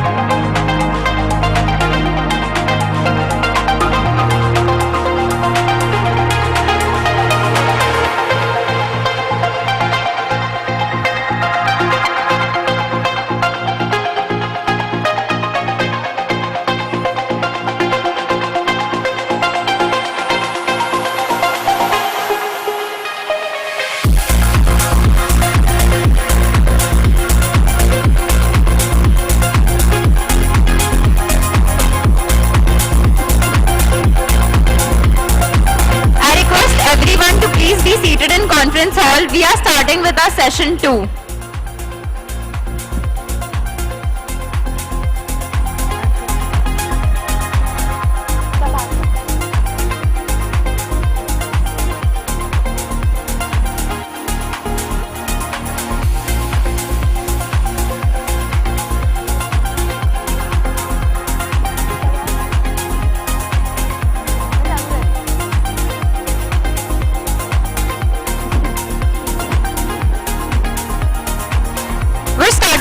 Session 2. Session 2, Developing Resilient Supply Chains for Input Material Security.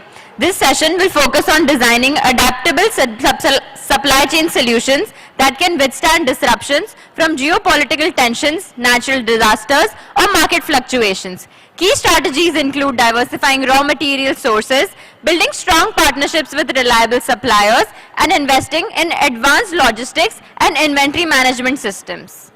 Now, I would like to call our panelists for this session. First, I would like to invite Shri Saurabh Mishra, Amalgam Steel and Power Limited, Managing Director. Mr. Saurabh Mishra, based in Kolkata with a leadership role in steel and power sector, he drives strategic initiatives and operational excellence within the company. I would like to invite him on the dais. Mr. Saurabh Mishra, Managing Director, Amalgam Steel and Power Limited. Next up, we have Mr. Sumit Agrawal, Managing Director, Big Mint. With an MBA in Finance and a Bachelor's in Commerce, he brings diverse expertise in finance, IT, process management, and marketing. He has experience as a research analyst at Motilal Oswal Securities and as a corporate banker at IDBI Bank. Currently, he is the Managing Partner at Big Mint Info Services LLP, specializing in steel industry. We would like to welcome you, sir.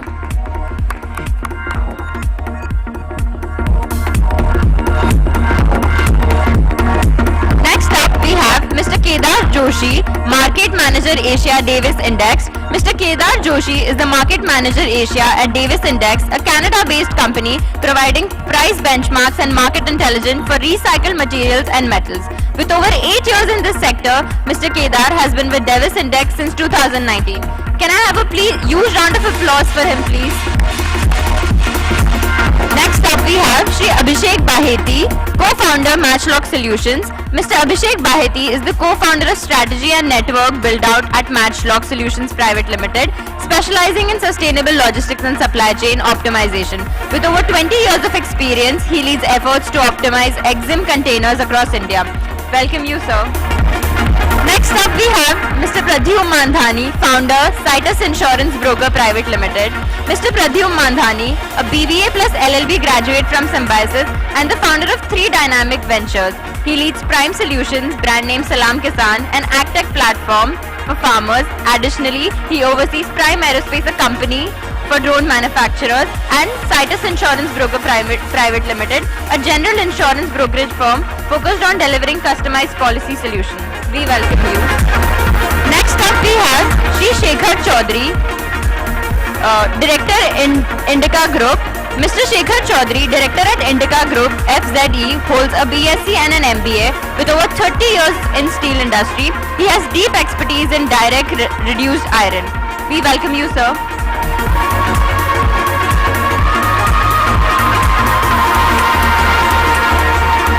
Can we have a huge round of applause for Mr. Shekhar Chaudhary?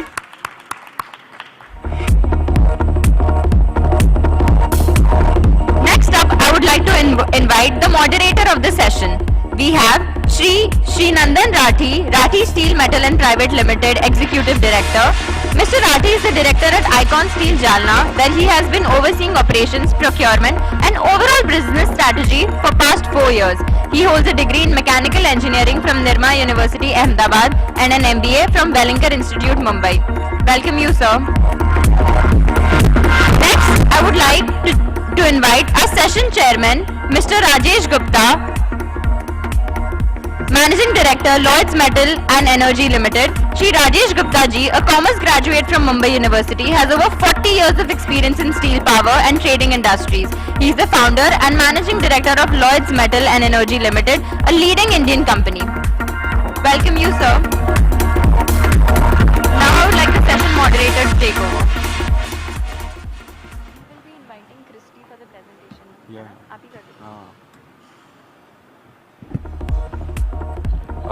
Good afternoon, everyone. Thank you for joining us today for the session on developing resilient supply chain for input raw material security. In our previous sessions, we noted that India's steel production is set to reach 150 million tons by 2025. This expansion directly boosts the demand for key raw materials, specifically sponge iron and scrap. Sponge iron production is expected to rise by 6% to 54 million tons by FY25, yet it faces challenges such as raw material availability and volatility in prices and stringent environmental regulations. Moreover, India is seeing a significant rise in scrap consumption, up 16% in the first half of current year, yet remains heavily reliant on domestic and imported scrap. With the European Union CBAM imposing tariffs on carbon-intensive imports starting January 26, major Indian steel producers have started investing in scrap-consuming electric arc furnaces, which has also contributed to the supply crunch. Current forecasts warn of a substantial deficit in scrap supply, potentially reaching 10 to 20 million tons annually over the next decade if trends continue. Today, our discussion will center on the challenges and explore strategies to build resilient supply chains, ensuring both the security of our input materials and the sustainability of industry. Now there's going to be a short presentation by Questro about the current raw material scenario in Indian steel industry.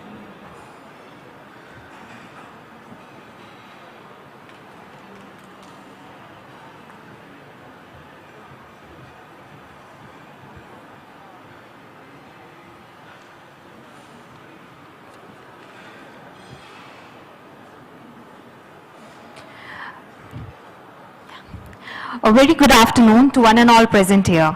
It is my pleasure to be here today to set the context of the upcoming panel discussion on developing resilient supply chains for input raw material security in the steel industry. My name is Christy S. Mathai and I am a business analyst at Questro.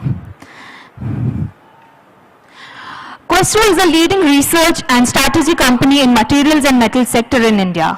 Our business is to translate authentic, realistic intelligence into winning strategies for enduring success and creating value. For the market and data intelligence, our partner company Bigman takes the lead as a pioneer in the field. As you all know, the steel industry is the backbone of our economy, and with India's projected growth, securing resilient supply chain has become more crucial than ever. My brief presentation will highlight the factors driving the India steel industry, the importance of raw material security, and how this will shape the future of steel production. As we can see from the graph, India's steel production is projected to grow at CAGR of 8 to 9% by 2030, a rate that far exceeds other major global steel producers. While China, which has long dominated the steel landscape, is approaching a saturation in demand, India is set to become a key driver of future global steel growth. This rapid expansion means we need robust supply chains to ensure continuous access to essential raw materials. As the graph shows, 60% of India's steel demand comes from infrastructure and construction sectors. This insight also came out in yesterday's discussions and sessions. With the global shift in operations to India, steel demand will continue to climb. As we see from the data, there is a clear link between infrastructure expansion and rising steel consumption. This slide illustrates that 55% of India's crude steel production will come from BF and BOF route by 2030, compared to current 45%. This method heavily relies on raw material like iron ore and coking coal. As capacity increases, the importance of securing high-quality input raw materials become evident.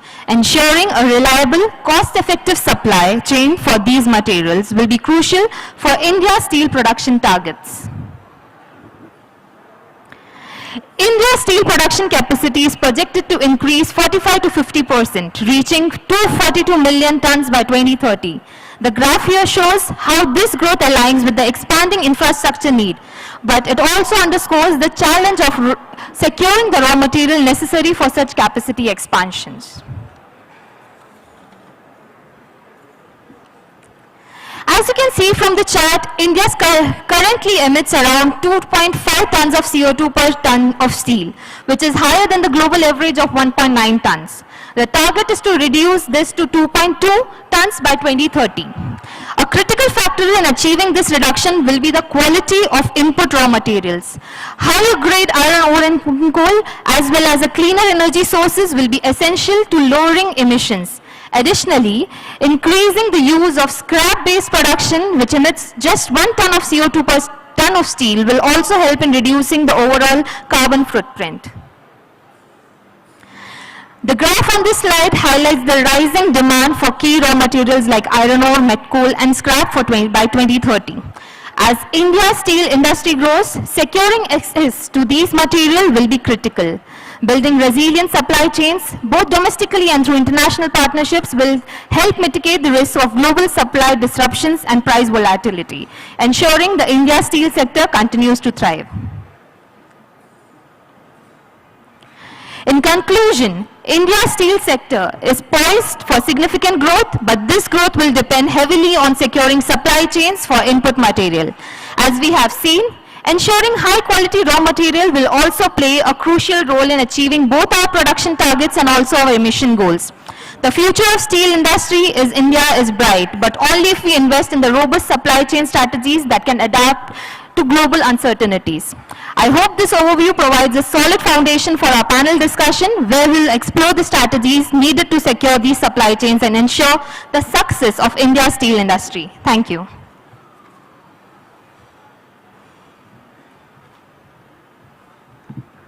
Thank you, Christy, for the brief intro about the session. Now I'll request Chairman of the session, Mr. Rajesh Gupta, to share a few thoughts.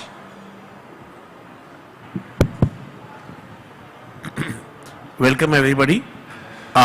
This is a post-lunch session, so I'm sure that people are not in the right frame of mind to hear too much boring words.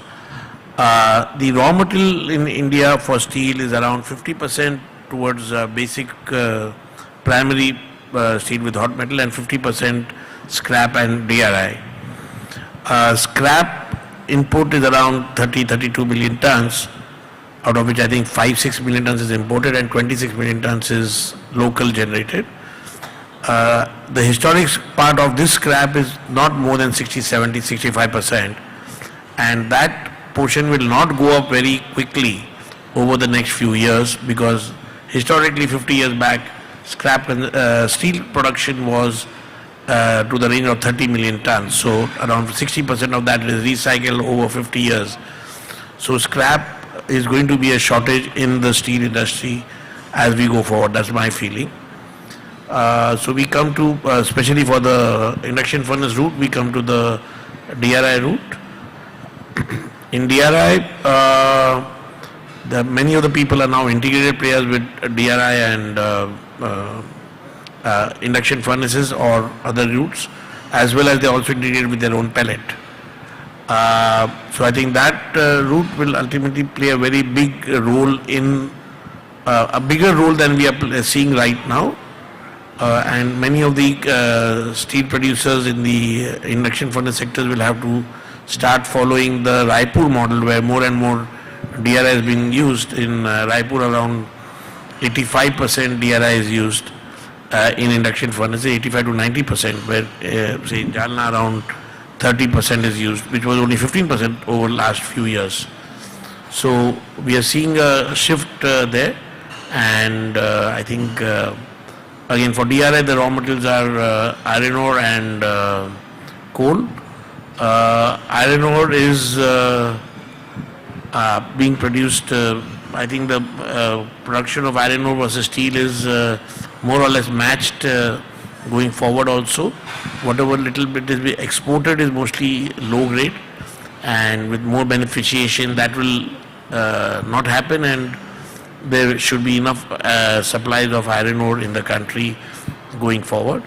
Coal, the best coal is from South Africa and continues to be imported, and but at least the coal in for DRI is steam coal, and around 30-35% is used from local sources, even more. So again, Raipur model, where most of the coal is local, and again Raipur has a much more economical coal supply than say Maharashtra. So that's the basic scenario of raw materials for the steel business, the induction steel business, and I leave it the discussion for the panel now. Thank you, sir. Your insights were crucial to framing our discussion. Now we'll start with the Q&A session, and the first question is to Mr. Saurabh ji. I want to explore the challenges in sourcing iron ore and other raw materials for sponge iron production, and what are your long-term procurement plans? Additionally, do you believe that sufficient actions are being implemented to enhance the quality of these raw materials through beneficiation? Good afternoon, everyone. I think he started with the most difficult question right in the opening, and I'll try to do justice to it from our perspective. So basically, we at Amalgam Steels, we try to complete the integration by starting with the mining of iron ore, and we go on to sponge iron making and then melting through the induction furnace routes, and also onward to make the final structural products. So I look at this entire market from by wearing different hats. One as a miner, the second as a sponge iron producer, and the third as a steel maker. So what I would say is that the most difficult hat to wear is the one for iron ore mining. And iron ore mining is a subject which has been very dear to us, in the sense that we've been doing this for the last 54 years. So what I see going forward is that there are going to be two segments to this whole thing, that is the auctioned mine and the non-auctioned leases, which continue in Orissa mostly up to 2030, and the rest I'm sure in certain geographies even beyond that.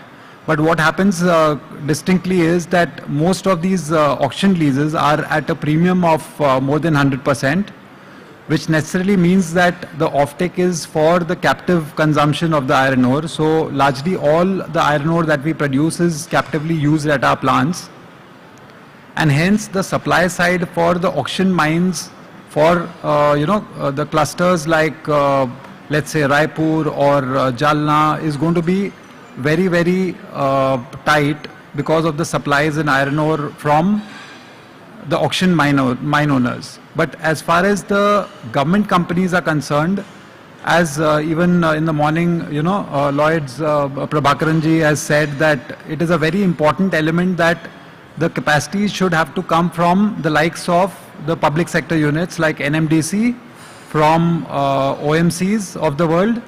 And I think if we were to really ramp up the capacities, the central, the central function for all these companies, the PSUs, will be to ramp up the production. And I think OMC is doing that in the right direction, and so is NMDC. NMDC has a plan to go up to 100 million by 2030, is what they've, come in public and said that. And of course, if that happens, then we will be in tune to meet our targets in terms of the entire the 2030 scenario for steel making of 300 million. Because as far as last year's figures are concerned, I would say that we produced about 280 million tons of iron ore as a country, out of which we exported, let's say, about 35 million.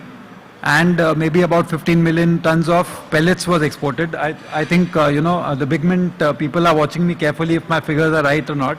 So I would, ask for their inputs as well. But what I understand is that if we were to work on beneficiation, I think you brought up the subject, that if we were to work on beneficiation as a subject, we would need the ore to be consumed in India.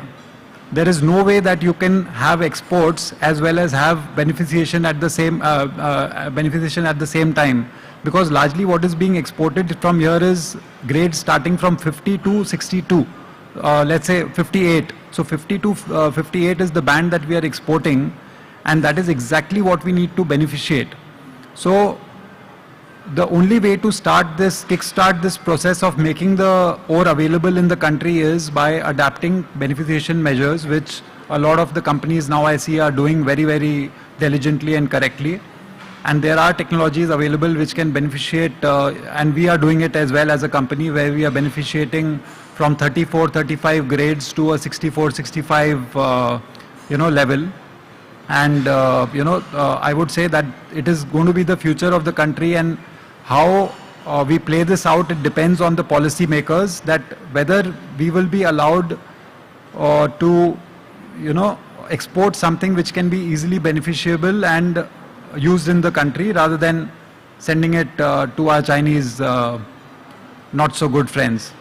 So yeah, I would say I would invite more comments from the other panelists on the same subject, and we could make it an interactive session as well.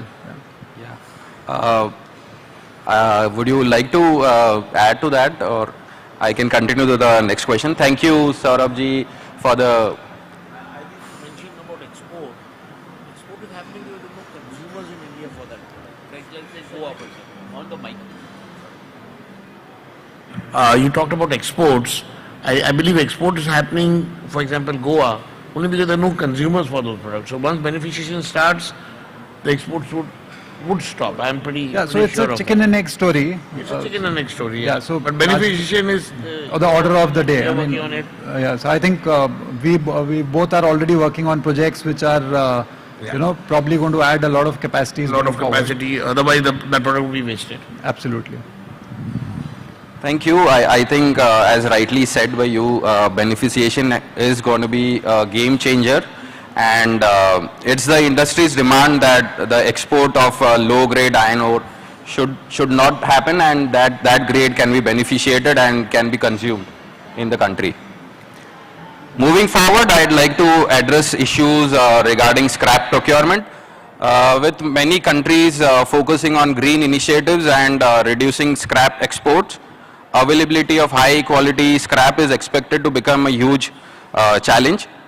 So the next question is to Mr. Shekhar ji, and how prepared is the Indian steel industry to address this issue, and what strategies are being implemented to secure a reliable supply of good quality scrap?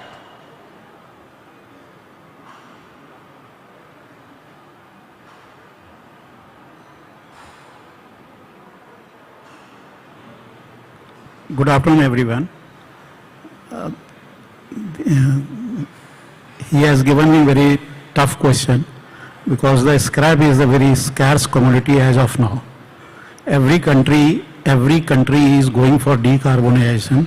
They want to restrict the scrap for their domestic use. So already India is shortage of scrap. India is producing around 42 million tons scrap they consume, whereas at this moment, out of 140 million ton of crude production, 42 million ton is the scrap generation in India. Out of consumption is the 42 million ton, 30 million ton is the generation. So 10 to 12 million ton is the, still there is a gap. Last year, India imported around 10 million ton. Now this year they are coming down to, maybe this year figure would be around 6 to 7 million ton only. Because every country is using the scrap for their own domestic purposes. So the question remains same, from where this, if we go for 300 million tons, from where we will get the scraps. If you take the figure from 140 million ton, the scrap consumption is 8%. So if 300 million ton we are trying to achieve by 2030, sorry. So the scrap consumption would be around 24 million ton. From where you will get? So we have to see, in my opinion, the scrap should be national scrap policy, and the vehicle scrap policy is must for India. Otherwise, we wouldn't get the scrap as India demanded for 300 million tons. So we have to see the scrappage policy should be implemented immediately without any further delay, because it will another take 2-3 years to streamline the things, and steel makers should invest in the technology for the upgradation of scrap processing unit in India. Though this is an unorganized sector in India, so they have to come forward for their raw material, like they are moving around for the iron ore and coal. They have to move around for the scrap it all over the world and domestically also. Basically, at the moment we are importing from US, Europe and Middle East. So in importing, the problem is the logistic. Sometimes the geopolitical situation hinders the import, like the shipping line, what has happened in the Red Sea area, Ukraine war. So these things are there, which you have to see. If one area is affected, you can channelize to different area. So you should not dependent on one area or one country. And so you have to plan accordingly that you mix with this all the areas where you can get the scrap of high quality scraps. So the vehicle scrap policy is the key to Indian scraps. Otherwise import will be very difficult, because already we are in deficit, and it is going to be challenging, because every country, like 2026 CBM will be applied in Europe, which is major exporting country, around 26 million ton they export. So what will be happen after 2026, that is to be seen. Thank you for the answer. Yeah, definitely you've highlighted the importance of circular economy and scrappage policy by the government. It's definitely the need of the hour. Now I'd like to shift our focus to another aspect of the supply chain, that is logistics. So my next question is to Mr. Abhishek ji.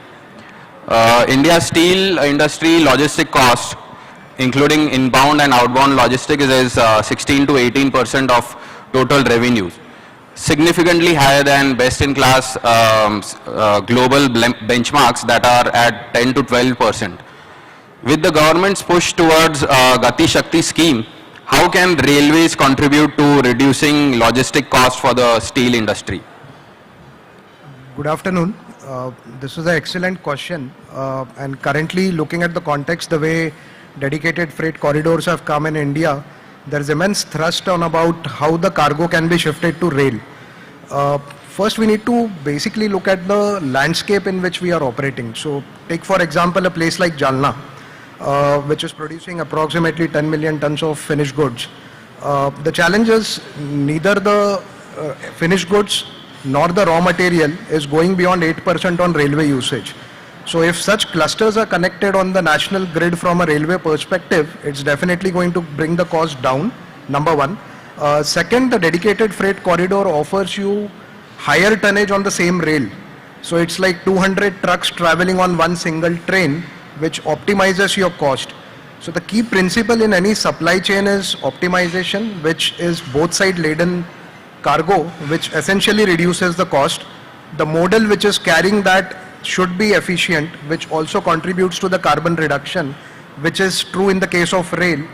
And thirdly, the design of the supply chain. You procure raw material from east, you finish your goods and supply to the west.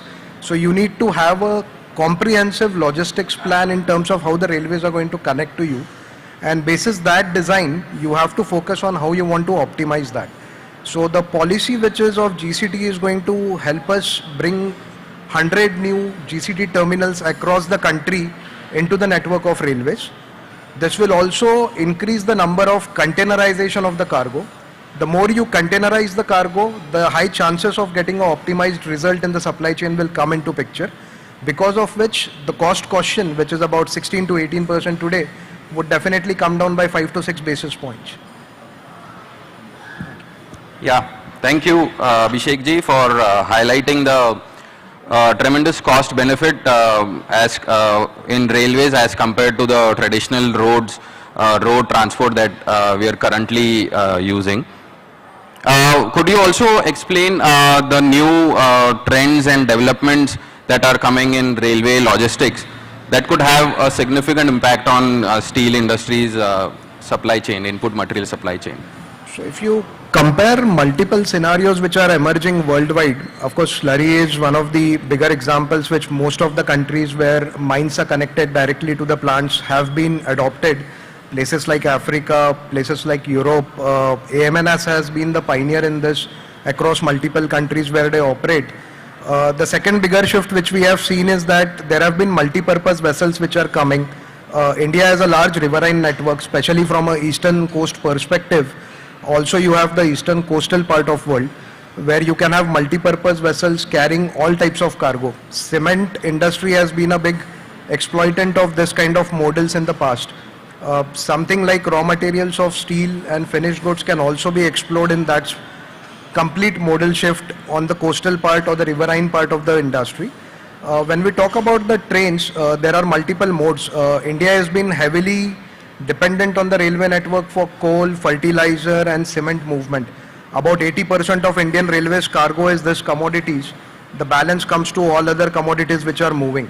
So there has to be a gradual shift in the cargo profile what the Indian Railways is doing. For that you will also need different kind of wagon designs.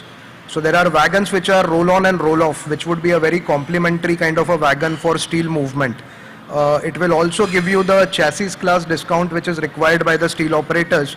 That the way government has brought it in for cement, something similar can be worked out on a partial or a mini rake on the steel front also. Additionally, there are new kind of containers which are coming which can enable faster loading. You don't have to invest on heavy equipments for ensuring the cargo loadability on those containers, which are open top, which are essentially flat tracks, which will move your long products, coil products in a more systemized fashion. There have been innovations which are happening and submissions at RDSO around the shape and size of the containers which can carry sponge iron and iron lumps in form of bulker tankers or tank containers. So those will be the new disruptions through which lot of modal shift will happen towards rail, and this new innovation will drastically bring down the handling cost and also the movement cost. Thank you. I'm sure everyone in the audience has taken note of the significant impact of these new trends that are coming up on our supply chains. Now I'd like to discuss volatility in prices of sponge iron. So my next question is to Saurabh ji. And consumers often express concerns about extreme price volatility in steel driven by fluctuations in raw material costs. How can we stabilize prices, and is it possible to create a long-term contract model to ensure price consistency for steel products? So let's look at this subject from a global perspective as to how it is being dealt with, in the bigger developed countries, or let's say China, which is probably producing half of the steel globally. So what I feel is that they answer this price fluctuations through long-term contracts, or let's say hedging mechanisms, where they have trading platforms like, let's say, the Dalian exchange, the Dalian commodity exchange, or let's say the Shanghai futures exchange, where it is a very actively traded market, and it is traded for all raw materials starting from iron ore and right up to the most, let's say up to the complete finished product segment. So they have a market which goes and is a very liquid market, and it goes runs up to even the next year. Like for example, if you're setting in the month of September now, you will have an actively traded contract for the first quarter of 2025. So any intermediary in the channel can actually book its order book basis. So for example, I need to buy an intermediate product like pig iron or sponge iron, and I know that this is going to be the demand supply scenario, so I can start booking my contracts for the next year even today.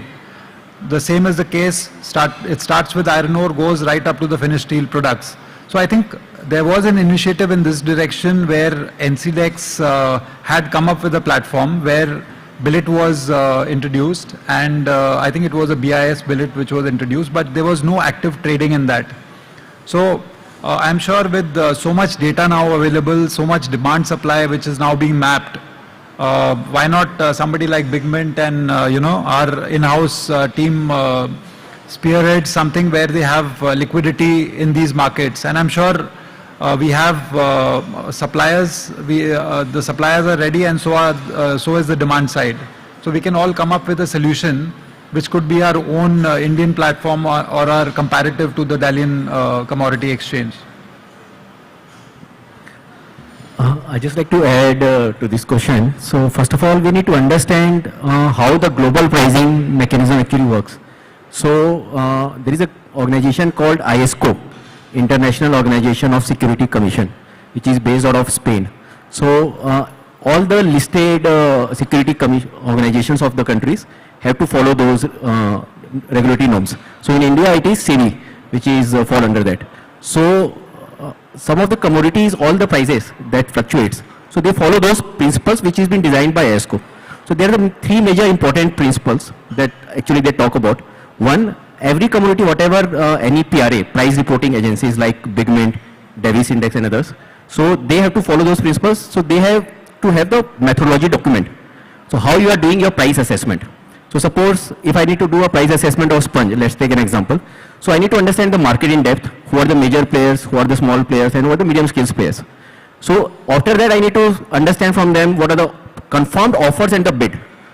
And the third is the very important to us is the trade volumes, the trade price.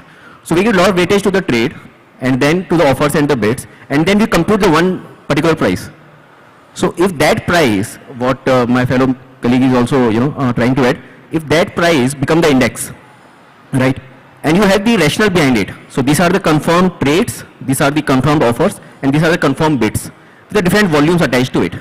And people start accepting it over the period of times, and can also question to it. So as per ISCO, again, you need to keep all your records to your in the back end, and all the complaints that keeps to us. I mean, most of the times when the market is very fluctuating, so some of the complaints also come to us कि sir आपका price काफी ज्यादा आ रहा है या कम आ रहा है. So we try to understand कि उस समय मार्केट में कितना ट्रेड हो रहा है. So there are some situations when there is no trade in the market.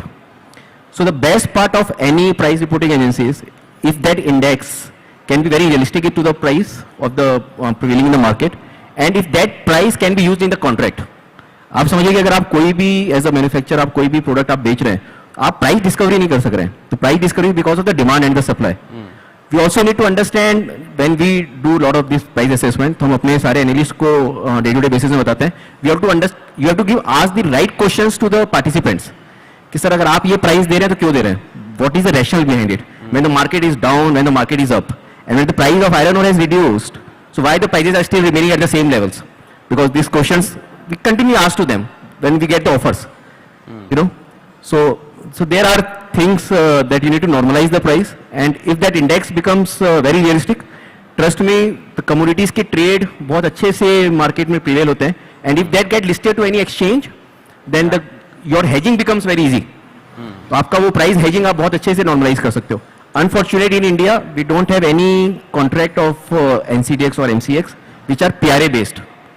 So right now we also got ourselves ISO audited. So we are now approaching to this exchange कि आप कैसे उसको PRA based कर देंगे so that कि वो आप ज़्यादा अच्छे से उसको hedge कर पाएंगे.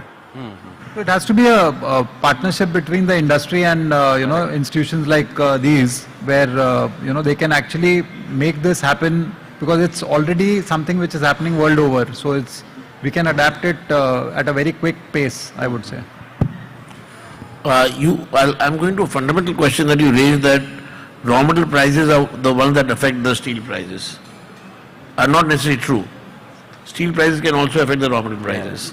So right now, the way it was working till 3 months back was in India, that steel demand was very high, steel prices were very high, and raw material was feeding that. Now, the demand has not gone anywhere. The demand of 6%, 7%, 8% remains. The supply has gone increased suddenly because of the usual nature of capital expenditure. Yeah, all steel mills have expanded 3 years back, and now the roosters are coming to roost, right? So that at what level does the steel maker decide to reduce his production or till the demand increases? So that is also a factor which is to be understood when there is a volatility. Particularly this year's volatility, I believe, is more from demand rather than raw material supplies. Thank you. I think there's a great idea that's come up from the session about having future contracts based on the indexes, and yeah, that's a great idea that could be followed in our market. Now I'd like to ask the next question to Kedarji. How can real-time data assist companies in managing supply chain risks and maintaining material security? How does it help steel manufacturers deal with sudden price increases or shortages? Hello. Okay. Good afternoon, everyone. I'm Kedar from Davis Index, and thank you so much for inviting us to sit with industry people and learn from them what are the challenges and what are the on-ground difficulties that they are facing. I come from price reporting company, headquartered in Canada. So what we are doing for the industry is like we are trying to solve their problem regarding pricing, fluctuation in supply side, supply management, expanding their network, and trying to help them on day-to-day basis and what can be done for them to improve their margins.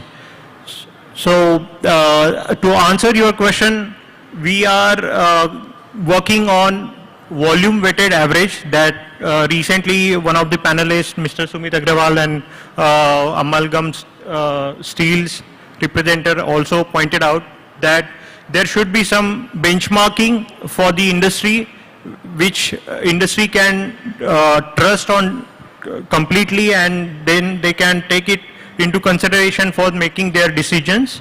So we are working on indices which is volume weighted average, not only just price but what is the volume that is associated with that particular price for that particular day, and that's how we derive all the indices for the spot market, since there is no derivative tool as such available in the market right now. As one of the panelists pointed that there is no exchange as such to ensure the security of raw material.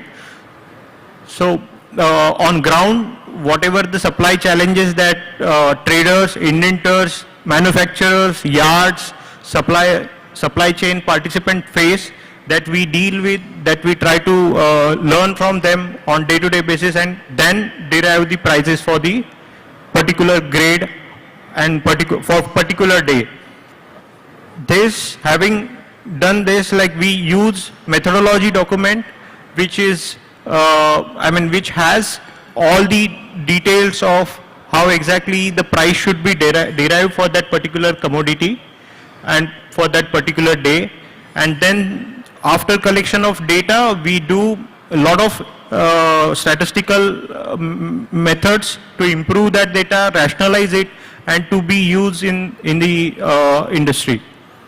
So I believe by using these kind of statistical methodologies, market research, more and more better data, better numbers can be floated in the market, and then industry can come up, engage with us, and then they can explain, then they can give us feedback how it can be improved further, and gradually things can become even more adaptable and usable, reliable, credible.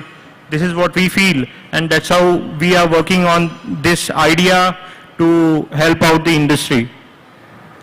Thank you. Thank you. Sumit ji. Yeah, I just like to add. So basically we always say to all the manufacturers and the participants, don't take decision only on the guts, take decision on the facts. So actually the data, I'll give you one case study. तो अगर आपको पता होगा कि जो अगर suppose हम satellite images use कर रहे हैं, right? So we can able to capture what is the iron ore inventory in the different, the stock in the different mines. So you can actually take your decisions. So there are inventories, so let me reduce my procurement. So that kind of a decision manufacturers, and very important, so because of this data only, you can reduce your cost a lot. Yeah. Just to add, what we have observed that there is less of interaction right now in India, but in outside countries, they are very much participative with these kind of price reporting companies, and they themselves come up and then they try to engage more with these companies in terms not only in terms of prices, but they share lot other data as well about volumes, about their logistic challenges. So these kind of awareness programs and awareness discussion among industry and PRAs like us can help each other and can make furnaces work better in the future. Yeah, thank you. On a lighter note, last 1 year, data has gone haywire.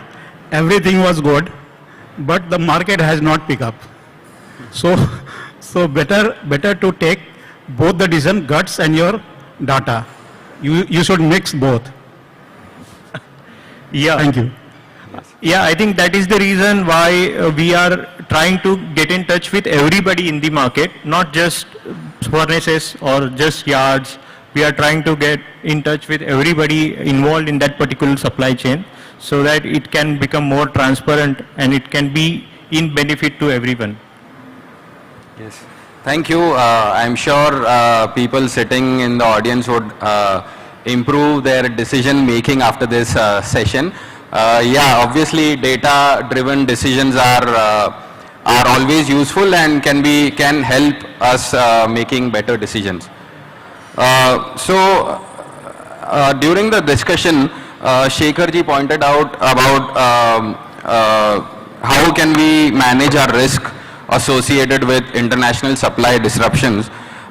Could you elaborate more on how can we, what role does local or domestic scrap play in these situations, geopolitical tensions or shipping delays? Domestically, I told you that vehicle scrap policy is must, because otherwise, and you have to do the vehicle circular economy. We have a resources, but it is not channelized. Vehicle scrap policy is must for induction furnace, especially for induction furnace. That should be the lifeline for the industry, because what I presume from all over the world, the scrap is not going to come India easily, because every country is like In UK, one company is closed now. They are making the electric arc furnace for utilization of the scrap over there. So scrap will not come to India as it is coming. As we are growing, we have to see locally, and for international scrap, you have to see the supplier who is proficient, because earlier we used to see supplier is also in a very distressed situation at the moment, because the market is not conducive. The price fluctuation and the geopolitical situation has created a lot of hurdle in shipping the cargo to any part of the world, not in India. So we have to see the geographically, if you are, for example, if you are buying from Singapore, there is a problem in some areas in Singapore, so you can switch over to other country. So you have to see where there is a problem, and you have to, so you should not depend on one supplier or one country. You have to elaborate your supply base. Yes, correct. Shekharji, I just had a small point, maybe you can clarify further. So there was this proposed policy which the government is, it was in the papers the other day, where they are saying that they will have a base like 7% of the scrap to come back every year, and they will keep increasing it to 25%, by 2035 or something. There was a date mentioned that the recyclable material has to be 6-7% starting from, let's say, whenever they introduce the policy, and every year you keep going up in terms of the total material available for recycling, as compared to the earlier policy where they said that the mandate was 15 years you have to, the vehicle has to be scrapped. So which one of the two policies do you think? See, the vehicle scrap policy as of now is 15 years, but they are doing for now, just they have revised that any pollution creating vehicles should be scrapped irrespective of their age. So that should be the criteria. So on that basis, we have enough scrap for 6-7% what you are saying. We have enough scrap for because the percentage we are going for further 300 million tons. So we need at least 8% per annum. So we will meet that target. So we don't require the import, because import will be very tough henceforth. So we have to be very vocal on the vehicle scrap policy. We have to take the government, and we have to voluntarily work on this if we want to survive in this business. So does the policy that you're talking about, is that 15 years maximum plus pollution, or if the vehicle is not polluting even after 15 years, does it stay as? That's what they are making both. 15 years is like in NCR they are making, but some people are using in other states and where this policy is not there. So they are coming with that. If the vehicle is coming with the pollutant is coming out, then you have to scrap it. And 3-4 days back they have some 20 to 30% they have given the advantage for new scrap. If you scrap your vehicle on buying the new vehicle, you will get the benefit. Yeah, and some automobile companies have also given some benefits for vehicle scrappage recently. So yeah, thank you for those insights, and definitely diversifying your sourcing geographies is definitely going to help during these geopolitical tensions or shipping delays. Following up on that, Pradyumna, I would like to ask you, in such events of major disruptions such as port closures, natural disasters or geopolitical conflicts, how can insurance help mitigate financial losses for steel companies? So good afternoon everyone. I would like to answer this question by showcasing a case study. So as we all are aware about Feni cyclone which have hit Odisha recently. So in that cyclones, one of the steel manufacturing got its machinery and plant got damaged in it, which which resulted into halt in the production. So which causes a financial burden on the steel manufacturer. So as he had a policy named business interruption insurance, which helped him to come out of the financial burden. So if you guys want, I can just give you a brief about this policy. So basically this policy covers loss on profit. So under this head, loss on profit comes if any event, insured event, which results into halt in the production will be covered under this. Second, operating cost will be covered under this. And third, I guess reinstatement value of the plant will also be covered under it. And there are various types of products in the market, but the thing is that you need to identify your risk, and as per that you should choose the best product which you have. So by implementing these strategies, I guess steel companies can not only mitigate financial losses, but also build a resilient framework that can sustain long-term development. Yeah, thank you. Thank you, Pradyumna. So now I'll shift the focus to carbon emission norms. Government aims to reduce carbon emission per ton of steel from current 2.55 tons to 2.2 tons by FY30. So Saurabh, what specific strategies are you adopting in your plants to align with this target and reduce carbon emissions? So yeah, this is the burning issue, and let me put it this way, that we as a company, we have first tried to map out that where are we in terms of the entire spectrum. Let's say today we adopt a process of DRI and induction furnace as compared to the BF, BOF process, and just purely scrap and the EAF or the IF process. So I feel the sponge iron industry is somewhere in between. Let's say the BF, BOF is the maximum pollutant or the maximum CO2 generation by about 2.7. That's what the ministry figures say. We'll have to deep dive into the details, but 2.7 is where they are, the BF, BOF. In Indian scenarios, worldwide I would say they are around 2.2, but if you look at the DRI and the IF route, we are somewhere around 2.5 up to the billet stage. So here we are taking that an average where you are putting 60% DRI and about 40% is the scrap. So then you're coming to a 2.5 kind of a figure. So this is where we are at right now, and if the aim is to go to 2.2, see, I would say that it is unrealistic to say that you can have a grid where renewable power is going to be available and you can shift to a very scrap oriented system, because I feel scrap finally will not be more than 25% of your overall steel making in any developing economy. It'll not be fair to say that it will be possible.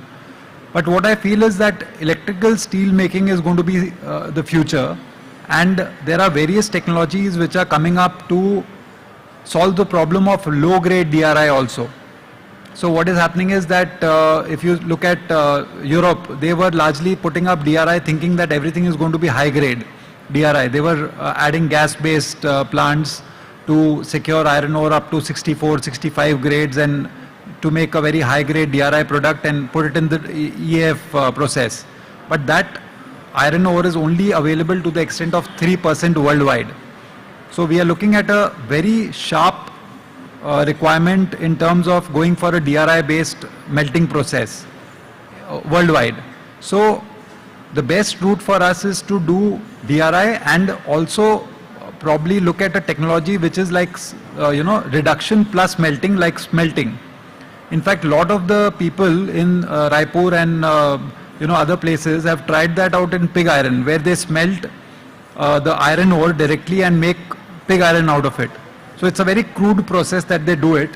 But if you were to do what they are adapting in Europe, that is using a process which is called the open bath furnace, where they are trying to use low grade DRIs and they are trying to smelt it and reduce the reduce as well as melt it at the same time. There is a lot of carbon emissions that could drop drastically. And of course, having said all this, it is still a technology which is far from us, but it is already being implemented worldwide. So I'm sure with our ingenious efforts, where we try to map everything that is happening at a very less cost and at a very entrepreneurial level, we have a lot of people who can take this up. We have the Electrotherms of the world who can, show us the way as to how to productively and profitably do it. So I see a lot of hope in that direction.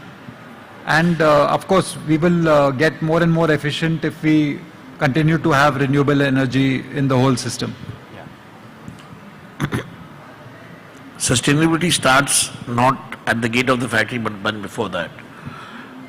You have to look at the iron ore quality or the scrap quality and remove as much as gangue in the case of iron ore, or as much of non-metallic as possible before it reaches the factory.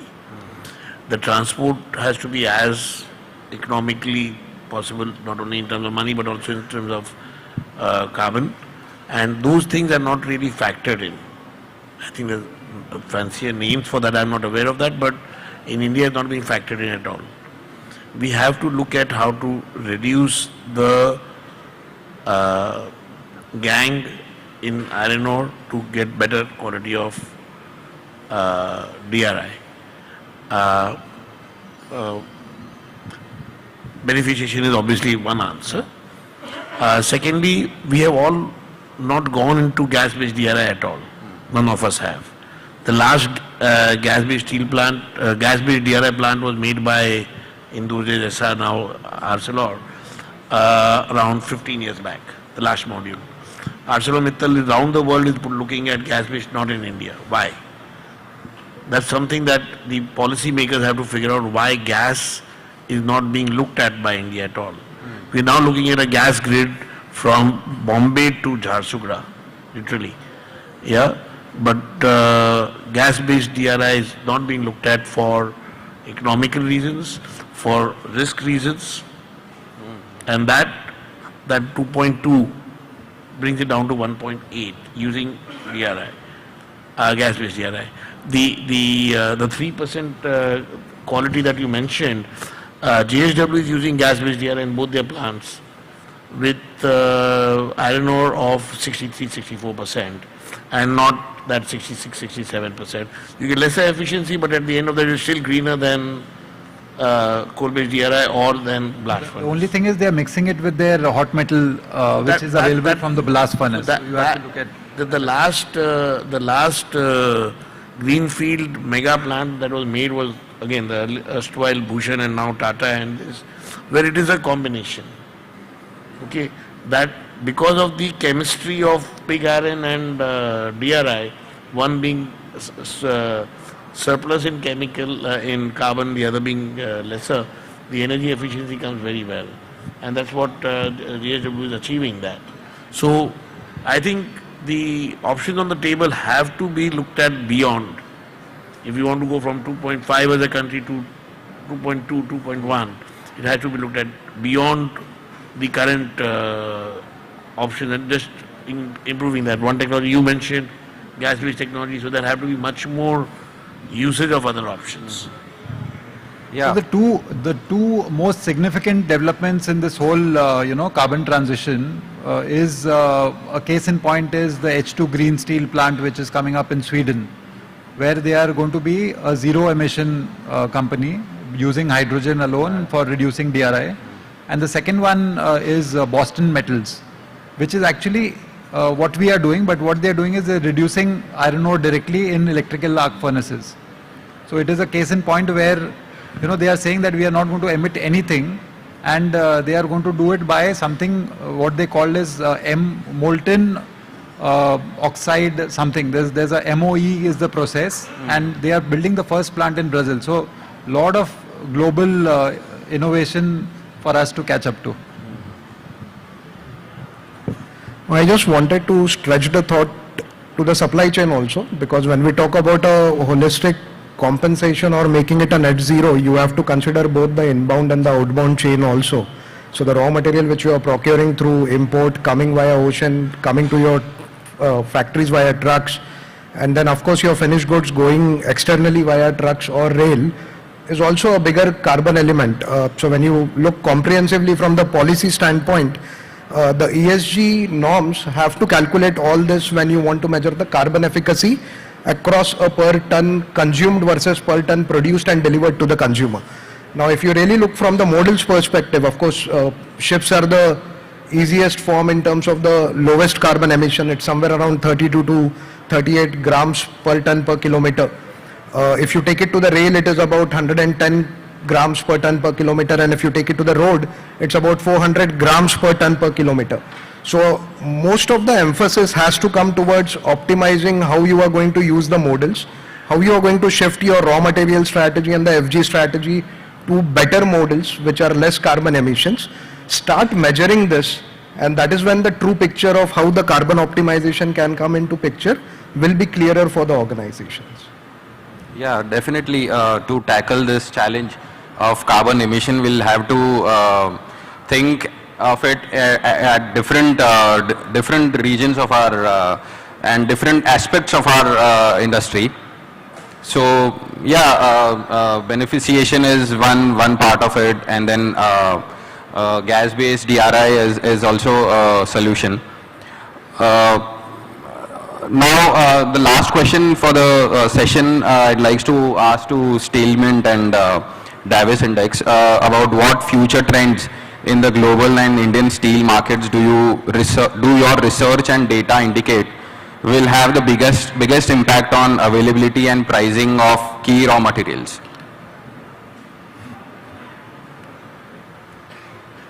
So if you see from the global perspective, so I think so definitely the China has a major role play. If you see the iron ore prices, it is not doing that good. I was just discussing with Rajesh sir in the morning.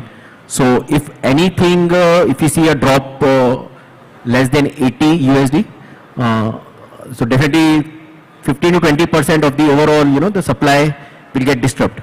So we don't see going below that level very soon. Definitely the industry is under pressure in terms of global. The scrap prices is also, as mentioned by Shekhar ji, it's also on the very high side because it's always given a 20 to 30% premium as compared to the metallics, if you see, because of the carbon emissions and other things.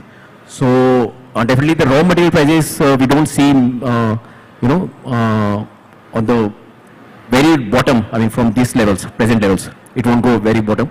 But yes, at the same time, the demand of the steel prices has to be, product has to be more innovative, at the same time, we have actually focused more on the long, less on the flat. So that balance has to be there, because it's a growth period right now of the steel industry that we are right now standing at. So we are seeing almost from 170 million ton capacity, the industry will go to 240 million ton capacity in the next 6 years. So this is almost a 50% jump. So definitely within the growth period, so definitely there is a lot of disruption in terms of the supply will happen. So the industry will follow, and I do see, the good part is if you have the low prices, so your turnover actually will increase, So you have the less burden of the financial cost. So definitely that is again the positive side of it. Yeah. So don't see the prices in that level. You won't see the prices of sponge or billet or rebar again touching to that 40 or 60 levels. Yeah. Mm-hmm. Yeah, I would like to add, so for ferrous scrap or recycled steel, since there are more and more protectionism being placed by many countries, we have seen in last couple of months or couple of years that more and more furnaces are preferring shorter delivery period option, shorter delivery options like nearby countries, whatever best they can get it from, like Far East countries, Oceania countries, rather than going for longer delivery options like USA, UK, Europe. So this kind of trend has been seen in recent months, that people are trying to focus on more on shorter delivery options, so that they can mitigate their risk of 2 months or 3 months delivery period, and try to be aligned with the market trends. In terms of prices, I would say ferrous scrap supply side is still kind of tight.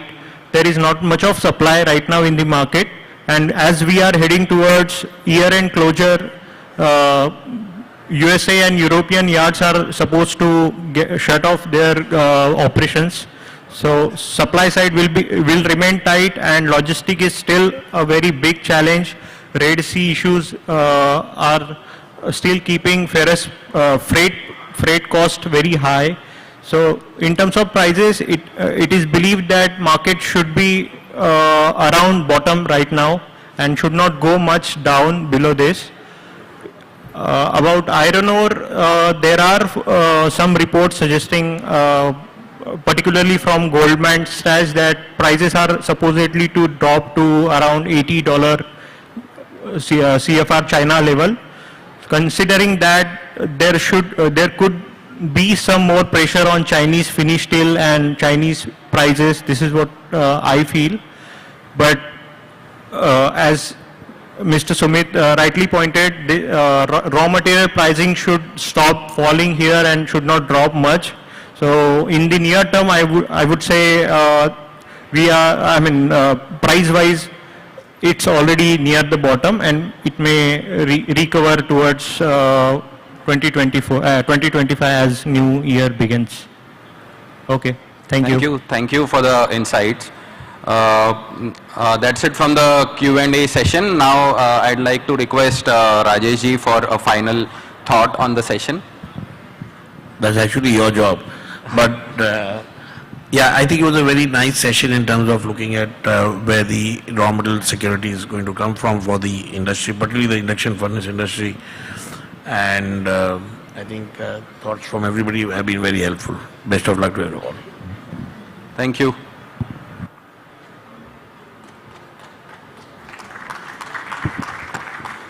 Thank you so much everyone for such an insightful session. Now I would like to invite Shri Anil Goyal ji, Vice President Aiifa, and Shri Rajesh Kabra ji, Vice President Aiifa, for the felicitation ceremony.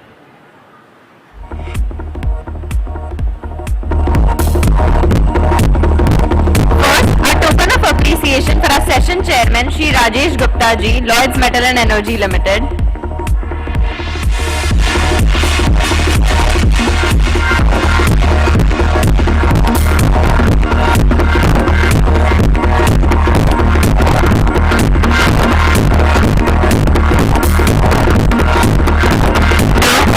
Moderator, Shri Nandan Rathi Steel and Metal Private Limited.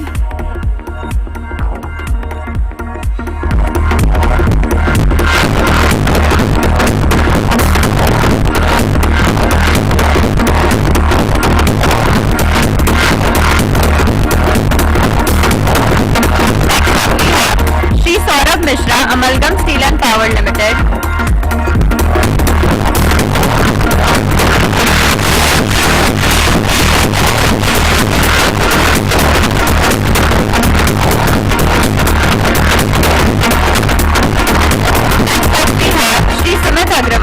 Big Mint.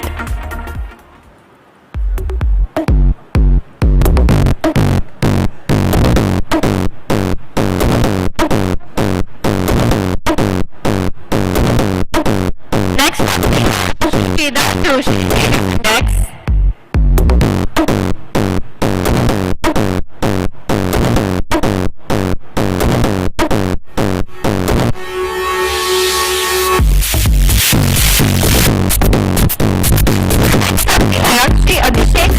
Matchlock Solutions.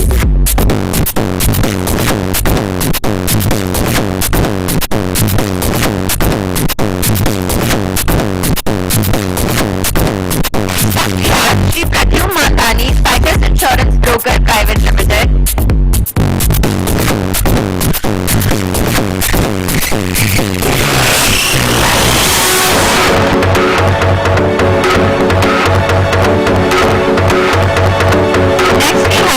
Shri C. Shekhar Chaudhary, Chemo Steel of Industries Private Limited.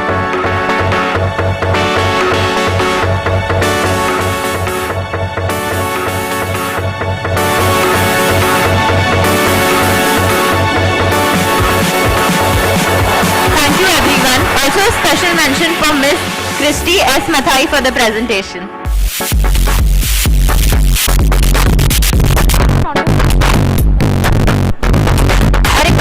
For a conference photo.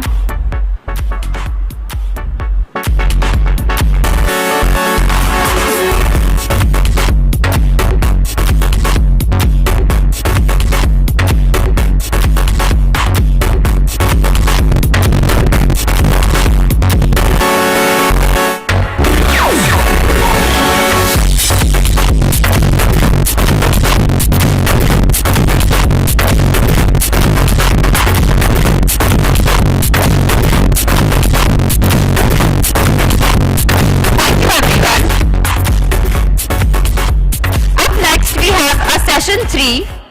It's a very interesting session on GST and power tariff challenges in steel sector.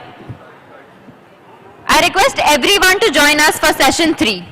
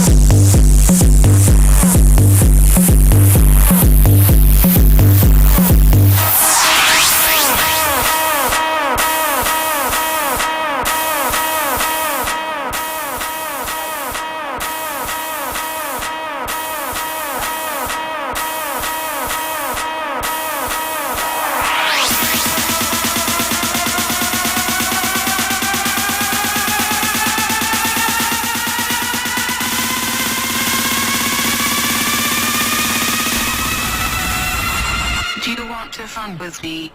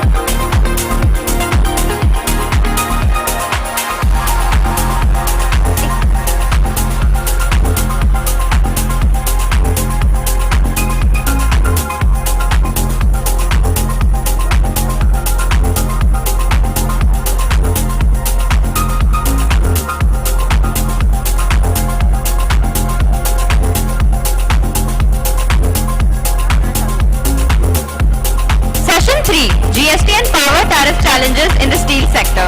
The steel sector faces significant challenges with GST and power tariffs that undermines its efficiency and financial stability.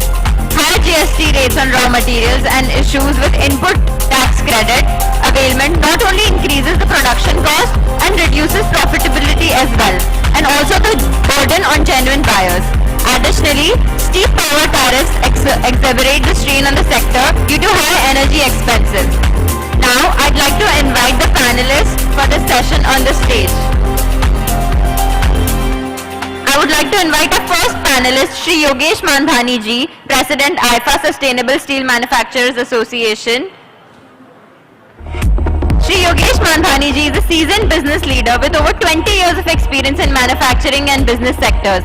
He currently serves as the director at the Construction Industry Development Council, President of Aiifa, All India Induction Furnace Association, and Chairman of Bharat Ferro Alloys Private Limited and SMW Ispat Private Limited.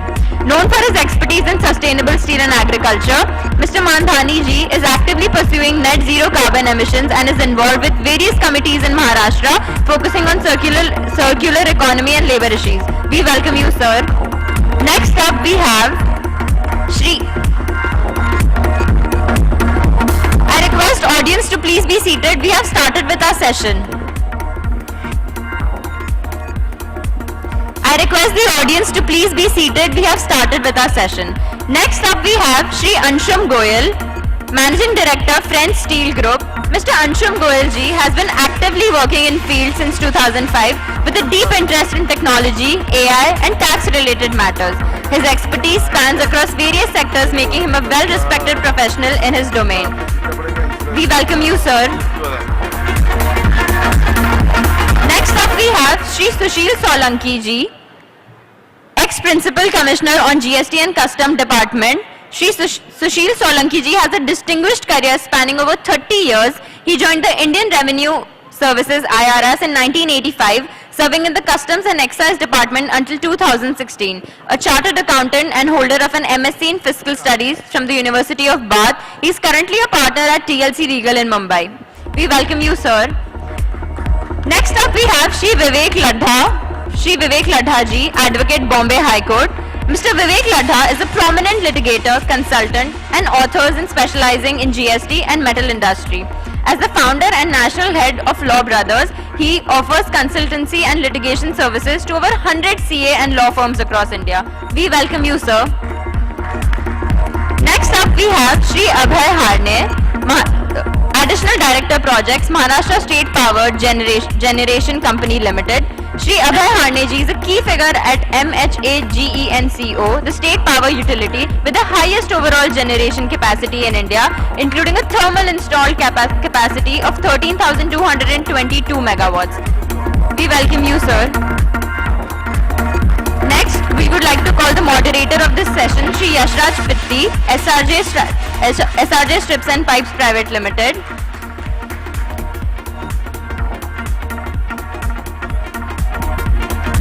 Third-generation entrepreneur with a demonstrated history of value creation in the steel industry and food production industry. We would like to welcome you. Next up we have the session chairman, Shri Abhay Bakre. He is the Director General of the Bureau of Energy Efficiency. He has an MTech from IIT Kharagpur and is a member of 1988 batch of Indian Railways Electrical Engineering Services. His career includes key roles in railway projects, energy conservation programs and environmental initiatives, including representing India in COP21 and COP22. Welcome you, sir. We also have another panelist in the session, Shri Kamal Agrawal ji, Honorable General Secretary, Aiifa. Mr. Agrawal ji has been deeply involved in his family steel manufacturing business and has served as Honorary Secretary General of Aiifa for over 30 years. The association represents small and medium steel units in India and serves as a crucial link between the secondary steel sector and government bodies. We welcome you, sir. Now I request the moderator to take over. First of all, I would like to invite everybody outside at the exhibitor center to visit the conference room because we're just about to start a very interesting panel discussion.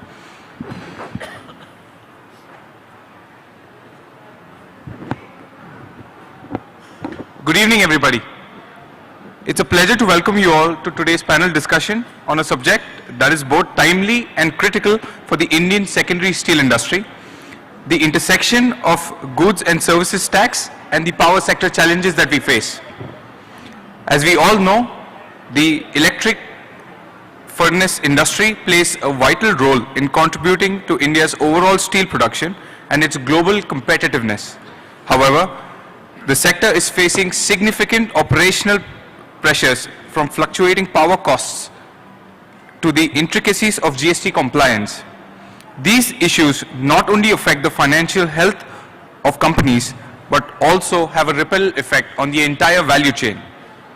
Today, we'll explore the complexities and opportunities presented by the current GST regime, particularly for smaller and medium-scale enterprises, and the ongoing challenges related to energy costs and availability. which remain a significant cost driver in this energy-intensive sector. We'll discuss how policies and regulatory changes, including recent amendments in the tax laws and reforms in the power sector, are shaping the industry. I'd just like to give a brief of how we have bifurcated the entire session. We'll first start by a small note by our session chairman. Then we will focus first on the GST related points, and then we'll be shifting to the power related points. And at the end, we'll have a small Q&A with the entire audience that are present here. So I'd like to start with my questions now. Or actually, I'd like Abhay to please take over.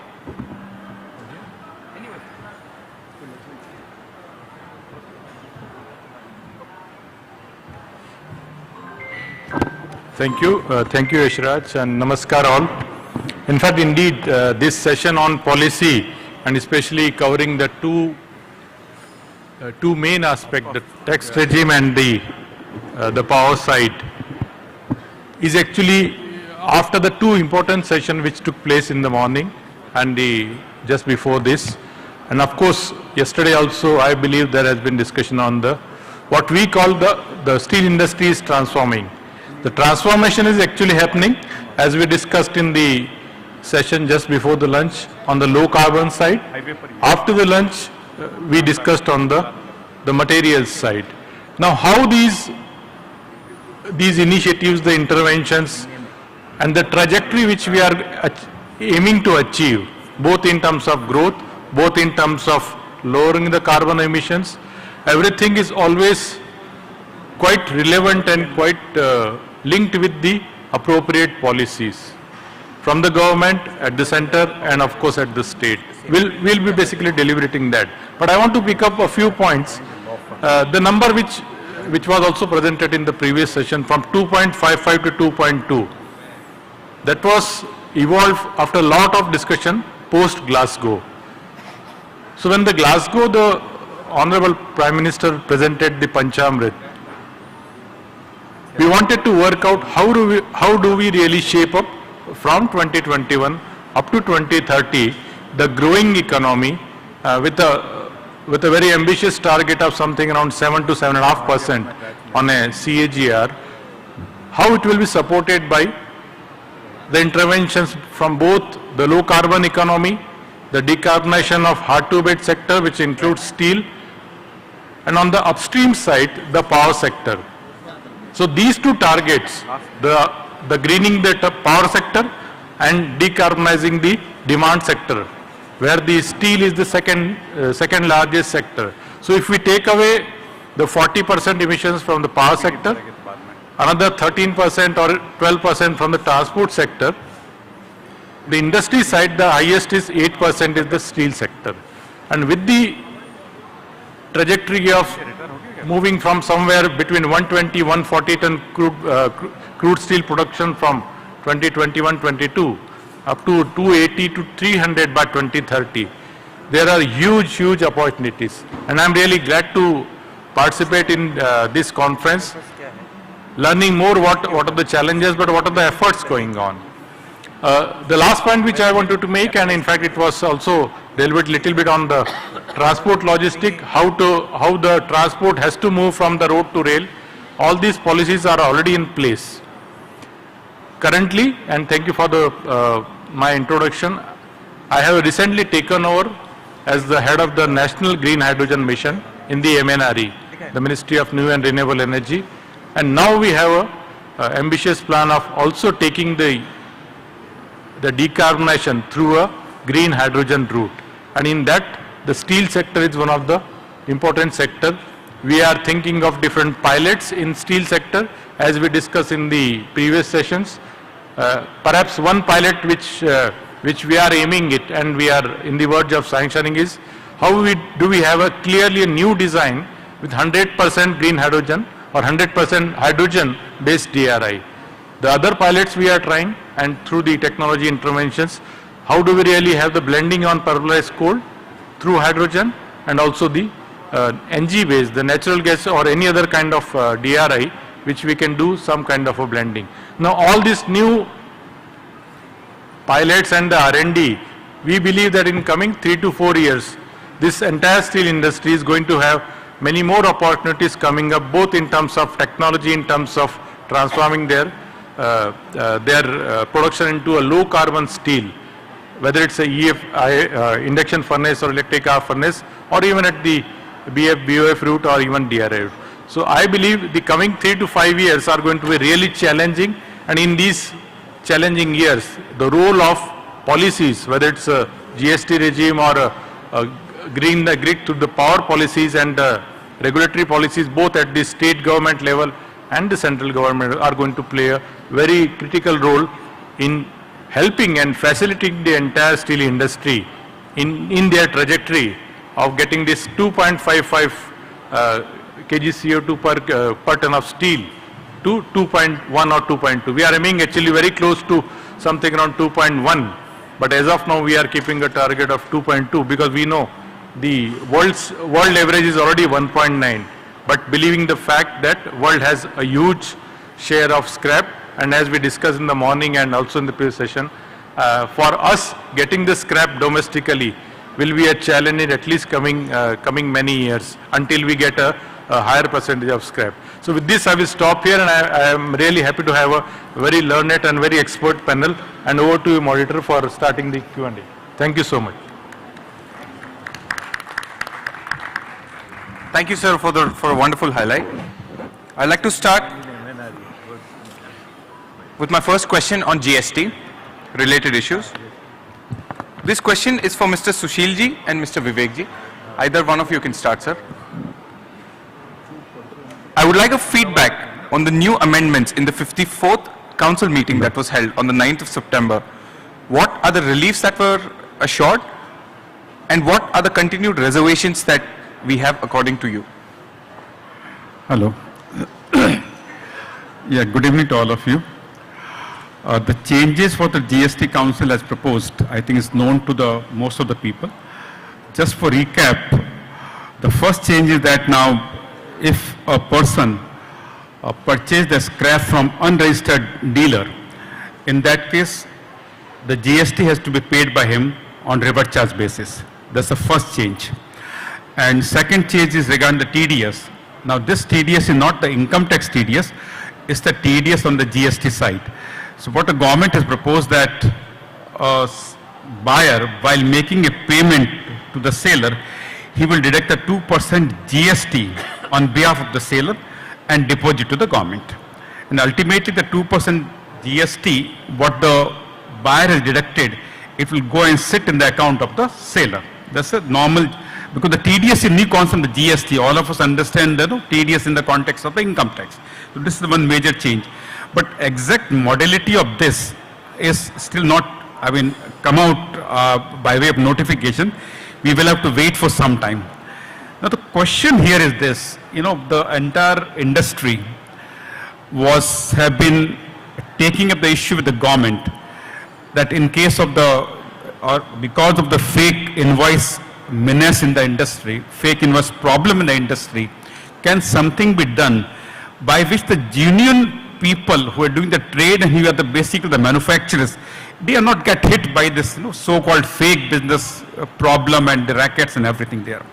A lot of suggestions have gone to the government, and ultimately this is, I think, the first time this one suggestion has been accepted, that start the revert charge mechanism where the scrap is sold by the, say, unregistered person. When I say unregistered under GST, so your scrap, kabadi wala or everything, they sell a scrap to somebody, that the buyer has to pay the GST on revert charge basis.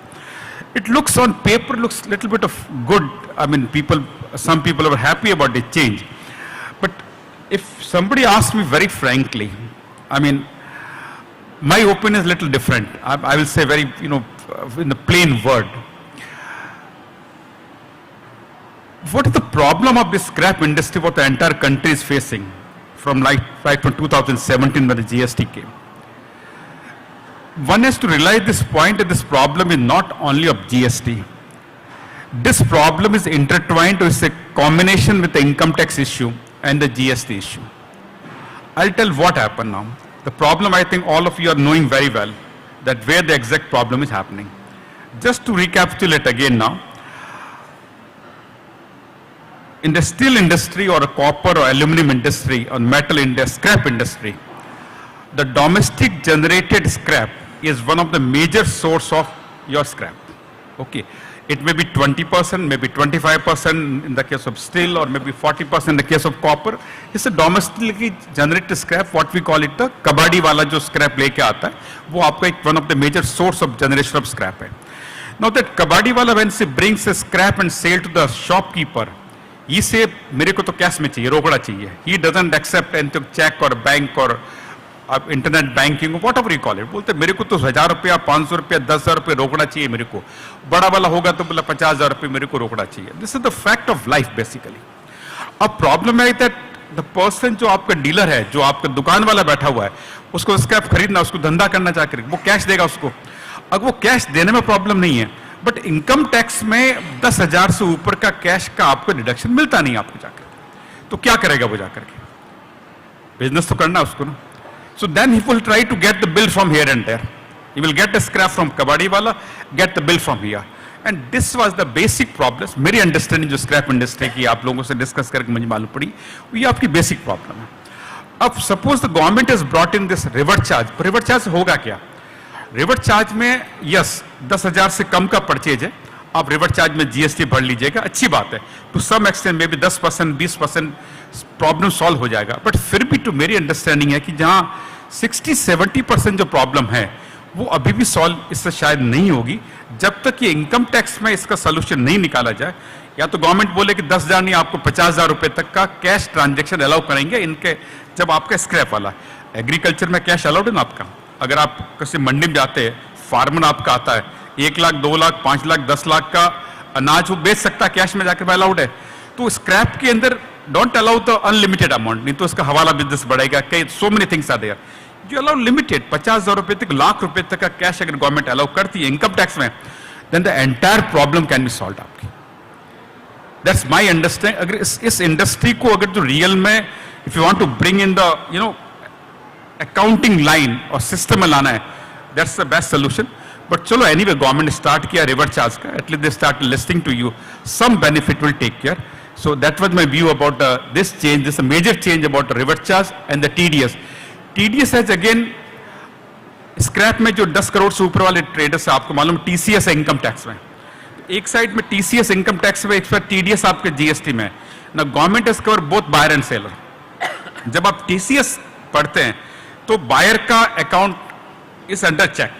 आप buyer के ब्याह पे पढ़ते हैं ना, आप TCS में buyer के ब्याह पढ़ते हैं, बायर के, एंड TDS में सेलर के ब्याह पे पड़ता है. तो दोनों साइड से गवर्नमेंट ने बायर और सेलर को कवर कर दिया, TCS इनकम टैक्स में, TDS GST के अंदर. It's a good step. तो थोड़ा बहुत कुछ कम होना चाहिए. So that is all I want to say more. Thank you, sir. Before Vivek ji starts, I'd also like to say, to keep this more spontaneous, my questions will be directed to 1 or 2 specific people, panelists. If anybody wants to jump in with additional point whose name I have not mentioned, is absolutely free to do that. Please, sir.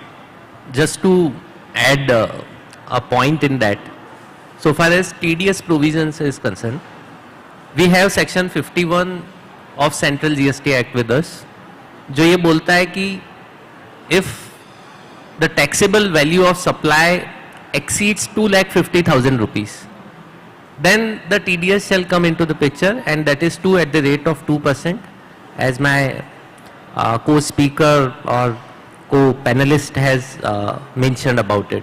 So that is also a rider with this, because this provision has to come into the light as per section 51. So 51 operate ही तभी होता है जब 2.5 लाख रुपए से ज्यादा का माल बिक रहा है. तो ये भी एक सिनेरियो साथ में लेकर चलना होगा. Of course the notification has yet to come into the picture. That's it. My question to you is, sir, when we deduct TDS on GST, not GST, not on GST. This is 2% of the value of taxable supply. This is the wording of the law. The TDS of income tax or TDS of GST? This discussion is confined to GST only. GST. So we are discussing about when this. we say TDS of GST, when we get into this deduction, yes, then it also increases a level of compliance, because GSTS 7 now needs to be filed every month. Yes. So one has to pay. That means while making a payment, the buyer has to make a deduction of 2% of the value, say 100 rupees the value of goods, 2 rupees आपको रोक के रखना होगा और 2 रुपये आपको next month की 10th को आपको पे करना होगा. से जनवरी है तो 10th of February, on or before 10th of February you have to make the payment. You have to furnish that increases the compliance, because as Yes. of now I was showing my sales, Yes. but now I also have to disclose my purchases. Yes. So that's an added compliance burden on the manufacturer. Yes, actually section 51 TDS का जो provision लाया गया था वो B2C generally इस scenario के लिए लाया गया था. हालांकि लॉ में ऐसा लिखा नहीं है, but central government, state government, local authorities, इन लोगों को जब कोई सप्लाई कर रहा है तो ऐसे केस में उसको TDS इंश्योर करना होता है, राइट. सो एक्चुअल इंटेंट वही था कि कहीं टैक्स इवेजन ना हो जाए, तो इंटेंट वो था. अब वो प्राइवेट पार्टीज को भी इस सिनेरियो में लेकर आ रहे हैं ऐसे. Hello sir, the moment you furnish GSTR 7 वो आपके कैश लेजर में दिखेगा. Sir, I request we keep the questions for the end. Please. Obviously, TDS certificate is generated.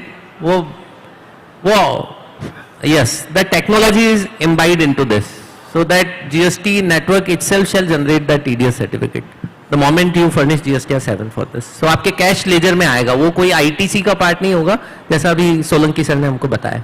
Yes. वो ऑटोमेटिकली आपके अकाउंट में आ जाएगा. जब आपका फर्स्ट पार्टी पे करेगा तो आपके जो सेकंड पार्टी का ऑटोमेटिक अकाउंट में आ जाएगा वो आपका. तो that will be automatic system. ये जो GST 2% है, GST TDS 2% है, ये वैल्यू के ऊपर 2% है. Yes. ये वैल्यू के ऊपर है 2% और ये RCM की तरह यूज हो रहा है. अगर आप लोगों को याद हो तो Steelex 23 में हमारे लोगों की डिमांड क्या थी, क्या या तो इसका टैक्स कम कर दिया जाए स्क्रैप के ऊपर या RCM लागू कर दिया जाए. हमने ये भी डिमांड रखी हुई कि स्क्रैप पे 2% अगर GST कर देते हैं तो ये जो फोर्ज बिलिंग का काम है वो रुकेगा. सरकार ने जो 1 अगस्त को हम फाइनेंस मिनिस्ट्री से मीटिंग की थी और हमने डिस्कस किया था, जिसके कारण ये लागू हुआ. आईफा की मीटिंग 1 अगस्त को हुई थी फाइनेंस मिनिस्ट्री के साथ, मिनिस्टर साहब के साथ डायरेक्ट, और उन्होंने ये चीज़ को समझा था. अब उन्होंने सारा प्रोविजन कर दिया है हमारा, जहाँ तक मैं समझता हूँ. जब तक ये नोटिफिकेशन ही आता है, जो हमारे को बातचीत हुई है उसके हिसाब से उन्होंने जो फोर्थ बिल देने वाले हैं उनका 2% ट्रांजैक्शन के ऊपर, हर ट्रांजैक्शन के ऊपर TDS के रूप में सरकार अपने पास रख रही है, जिससे क्या वो इतना ज़्यादा इसमें बिजनेस है. एक तरफ हम कहते हैं कि भाई एक ट्रक की कीमत ही बहुत है और उसके हिसाब से अगर वो 2% जमा कराता हुआ चलेगा तो वो कहीं नहीं भाग पाएगा. सरकार का इसमें ये सोचना है. दूसरा, जैसा कि आपने कहा कैश का, कैश के अंदर ट्रांजैक्शन जो है 2.5 लाख तक की, जहाँ तक मैं समझता हूँ क्लियर है, 10 या 20 हज़ार तक की नहीं है. और वो डिमांड मानी नहीं जा सकती, क्योंकि कैश ट्रांजैक्शन को गवर्नमेंट कहीं पे भी मानने को तैयार नहीं है.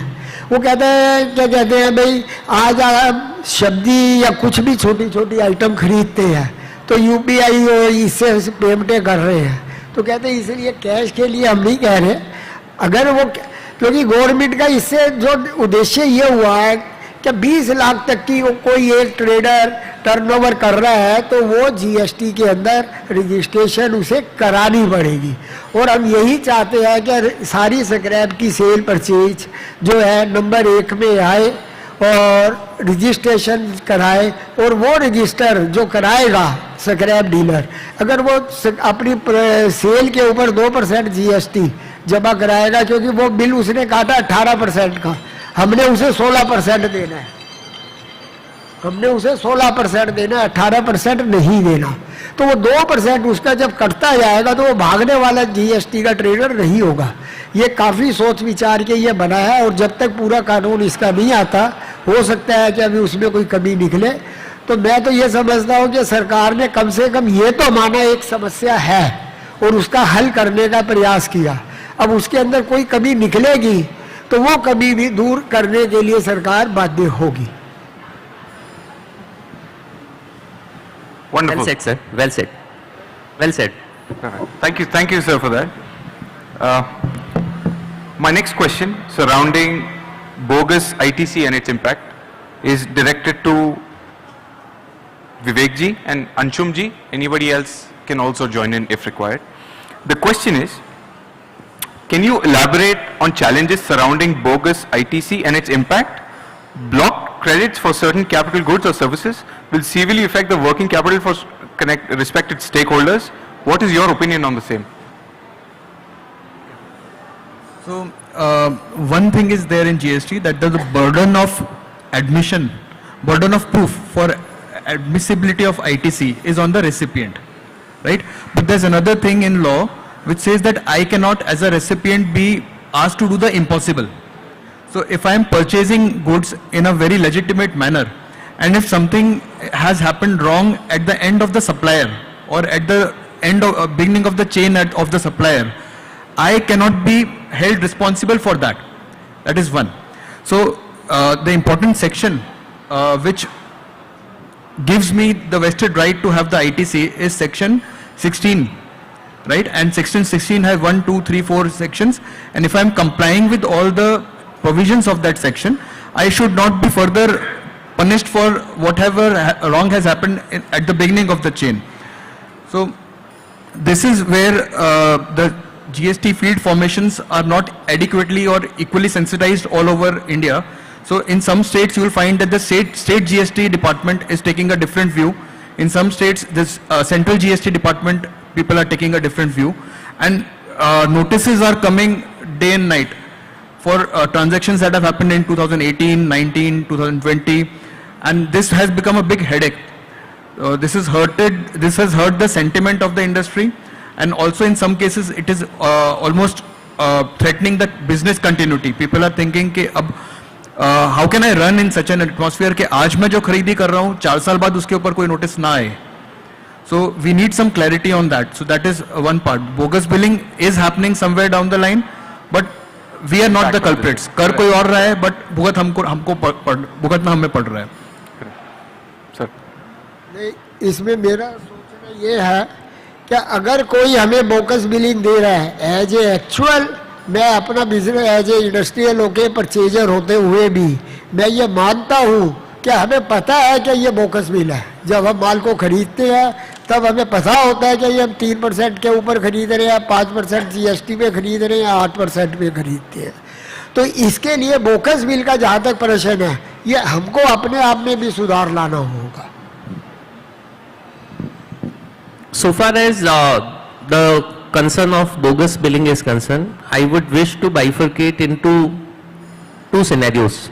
The very first scenario is the transaction is being claimed or alleged as bogus just because there is an happening at the supplier's end by way of investigation proceeding or other departmental proceedings.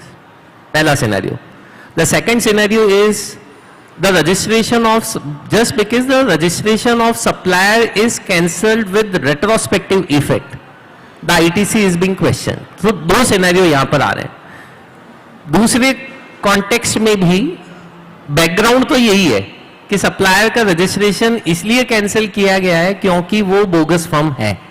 So in all industry के सामने issue ये है कि इस ITC को कैसे manage किया जाए, इस वैल्यू को कैसे प्रोटेक्ट किया जाए.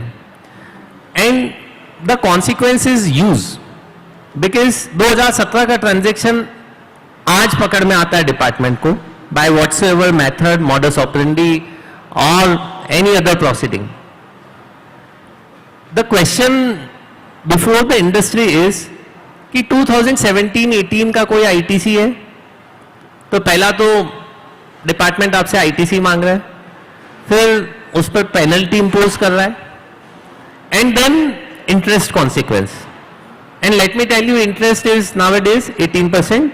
सो 17-18 का लेकर चलते हैं, अगर हम उसको मार्च 18 के भी मानते हैं तो आज की तारीख में 7 साल 6 साल से ऊपर निकल चुका है. And when you actually multiply with this you come to know that it is more than the principal amount. So industry is facing 3x issue in this. ITC, penalty equivalent to ITC, and then the interest which is almost, if we take 17-18 as a basis for this. The question is, क्योंकि ये question आप लोगों की industry का सबसे पहला question है, I should say, इस चीज को कैसे कैटर किया जाए. So you know many of persons from your industry do ask this question on a regular basis because this is the major pain. So the emotion does not help into this litigation process. Of course, you'll have to go by the litigation process very robustly, and then you have to see what is written in the show cause notice. Now, अब जो मैं बोलने जा रहा हूँ, that is very very important. The show cause notice is the initiation of any proceeding. So people generally with subconscious mind do notice the facts only. कि अच्छा ऐसा ऐसा हुआ है, सप्लायर का ये हो गया तो हम क्या करें, या आईटीसी को क्वेश्चन कर दिया क्योंकि transaction itself has been held bogus. So people of course do focus on the documentation part, और पिछले 2 या 3 साल से तो आपकी इंडस्ट्री खुद भी अवेयर हो गई है. तो डॉक्यूमेंटेशन पार्ट तो है, but I should also say that you have to go with the legal backgrounds also. So there are two types of grounds when you respond to the show cause notices. First is factual ground and another one is legal ground. And when you do cater about the legal ground, आपको constitutional aspect पर भी deal करना पड़ेगा, statutory aspect पर भी deal करना पड़ेगा, और प्रोसीजरल एस्पेक्ट पर भी डील करना पड़ेगा. ऑफ कोर्स इस सेशन में मैं उतना डिटेल में आपको नहीं बता सकता, लेकिन I can confidently say that when you read the show cause notice into their legality, you will find number of things like cross examination demand. Demanding the cross examination is very important, क्योंकि supplier ने fake किया है. Investigation second immediate preceding supplier के यहां हुआ है, और सिर्फ इसलिए कि वहां पर सप्लायर ने एक स्टेटमेंट दिया है कि yes this particular transaction has been was the bogus transaction. Consequence आपके यहां आ रहा है. You should actually demand the cross examination. You should ask the department. You have to reply in the notice. Reply to the. You should mention in the reply to the show cause notice that we require the cross examination. Let us produce the supply first. Second, you should also make a ground that just because की investigation team ने कोई observation लिया है, सिर्फ उसके आधार पर adjudicating officer notice issue नहीं कर सकता.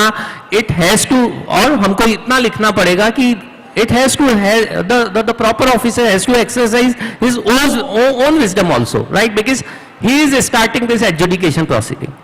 सो merely on the basis of the observation of investigation team can the show cause notice be issued, right? It has already been discussed or debated or argued at the forum of apex court, and apex court has held that इस आधार पर show cause notice issue नहीं किया जा सकता. सो आपको show cause notice, ऐसा मैंने आपके साथ में 1-2 इंस्टेंसेस शेयर किए. There are number of aspects which can be seen into this, and you people have to play like this, right. So play smartly. I can confidently say that if you have the strong documentation with you and if you have the good counsel with you, you can actually go ahead with this barrier. Thank you. Anybody would like to add something to it? Mr. Solanki ji. No, only point जो major issue होता है क्या कि manufacturer कहता है कि हमारे को तो माल मिला है, हमने पेमेंट भी किया है, लेकिन सप्लायर के साइड या सप्लायर के साइड में कुछ प्रॉब्लम हो गई है, तो उसके हिसाब से आपको आईटी से नहीं मिलेगा. That's basic. ये जो इश्यू है कि लॉ के अंदर, in GST law they made a specific provision, if the supplier has not paid the tax properly, in that case आपकी आईटी से रिवर्स हो जाएगी. तो क्वेश्चन जो आपने भी आंसर दिया था कि इम्पॉसिबिलिटी, अब मैं बायर हूं, माल मैं मैन्युफैक्चरर हूं, मैं अपने सप्लायर की दुकान जाके उसके रिकॉर्ड तो चेक नहीं कर सकता, या उसके भी सप्लायर के अगेंस्ट पे कैसे जा सकता हूं जाकर के. तो this concept was, you know, there was a similar law in the case of Maharashtra VAT and the case of Delhi VAT. Maharashtra VAT में matter has gone to Bombay high court, Bombay high court, और बॉम्बे हाई कोर्ट ने बोला कि ये provision ठीक है, गलत नहीं है. जब दिल्ली वैट लॉ के अगेंस्ट में दिल्ली हाई कोर्ट में गया, तो दिल्ली हाई कोर्ट ने बोला this law is unconstitutional. You can not make a law whereby you make the buyer responsible for something done by the supplier. And then the matter went to Supreme Court. Supreme Court has decided in favour of the tax payer and said no, this law is unconstitutional. Supreme Court में review petition जब department ने गया तो एक ही बात कही थी, if the buyer and seller are both, you know, connived with each other, दोनों की बदमाशी साथ में, उस केस में आप बायर के अगेंस्ट में एक्शन ले सकते हो, अदरवाइज नहीं है. तो मुझे जो मेरा जो पर्सनल व्यू है कि दिस मैटर हाई कोर्ट्स के डिसीजन कुछ 2 हाई कोर्ट को आए हैं, कुछ और हाई कोर्ट्स, ऑलमोस्ट इंडिया के हर हाई कोर्ट में इशू पेंडिंग पड़ा हुआ कि ये जो जीएसटी में जो लॉ बना है वो वैलिड है कि नहीं, कॉन्स्टिट्यूशनल वैलिड है कि नहीं. आई एम क्वाइट कॉन्फिडेंट कि अल्टीमेटली सुप्रीम कोर्ट में 1-2 साल में 3 साल के अंदर matter should come out and there should be a good decision in favour of tax payer. और जब ये डिसीजन आ जाएगा तब I will say 80-90% problem of the genuine people will be solved only. Thank you. Wonderful, sir. Thank you so much for that. Building on the same, sir, my next question for anyone can pop in, it's a straightforward question. Since there are multiple parties involved in the entire transaction, what systems should oneself place to secure themselves? I'll go. Please. Okay. So, when GST started, people saw this as a very simple tax and there were not many compliances people were, additional compliances people were undertaking. But once we started getting notices and once we felt that these issues can come up, industry has become smarter. Now what they do is they check the KYC of their vendors. Right. Whether vendor's registration is valid as on date, Right. whether vendor has been filing returns timely. Right. Right. Sometimes they also ask the vendor to furnish the GSTR 1 and the 3B, and they match whether the liability declared in 1 has been paid off in 3B or not, and what percentage of liability has been paid in cash and what percentage has been paid in ITC. Right. If entire amount has, continuously has been paid in ITC, मतलब कुछ झोलझाल है, कुछ गड़बड़ चल रही है, there has to be a certain percentage in cash also. Right. That is one. Second, people have now started recording proofs of receipt of goods. So when the lorry comes to their premises, they start clicking photos. They take the photos of the driver, the RC book of the transporter, driver driving license. So these are additional documentation that we are doing other than complying with the section 16 clauses. These are the additional things. So, so that in future, if we go into litigation, these points support us. Wonderful. Sir, anything else you'd like to add to that, sir? I think we have to extend this because this question is when the multiple parties are involved into this. So of course that documentation which one has to perform, right? Because as he has mentioned that burden of proof lies with the recipient who is availing the input tax credit. So buyer को prove करना पड़ेगा कि उसका ITC legitimate है कि नहीं. So of course, apart from these documentation, I think emphasis is required to be given on a transaction where multiple parties are involved with respect to a single movement of the goods. I think, is this the query?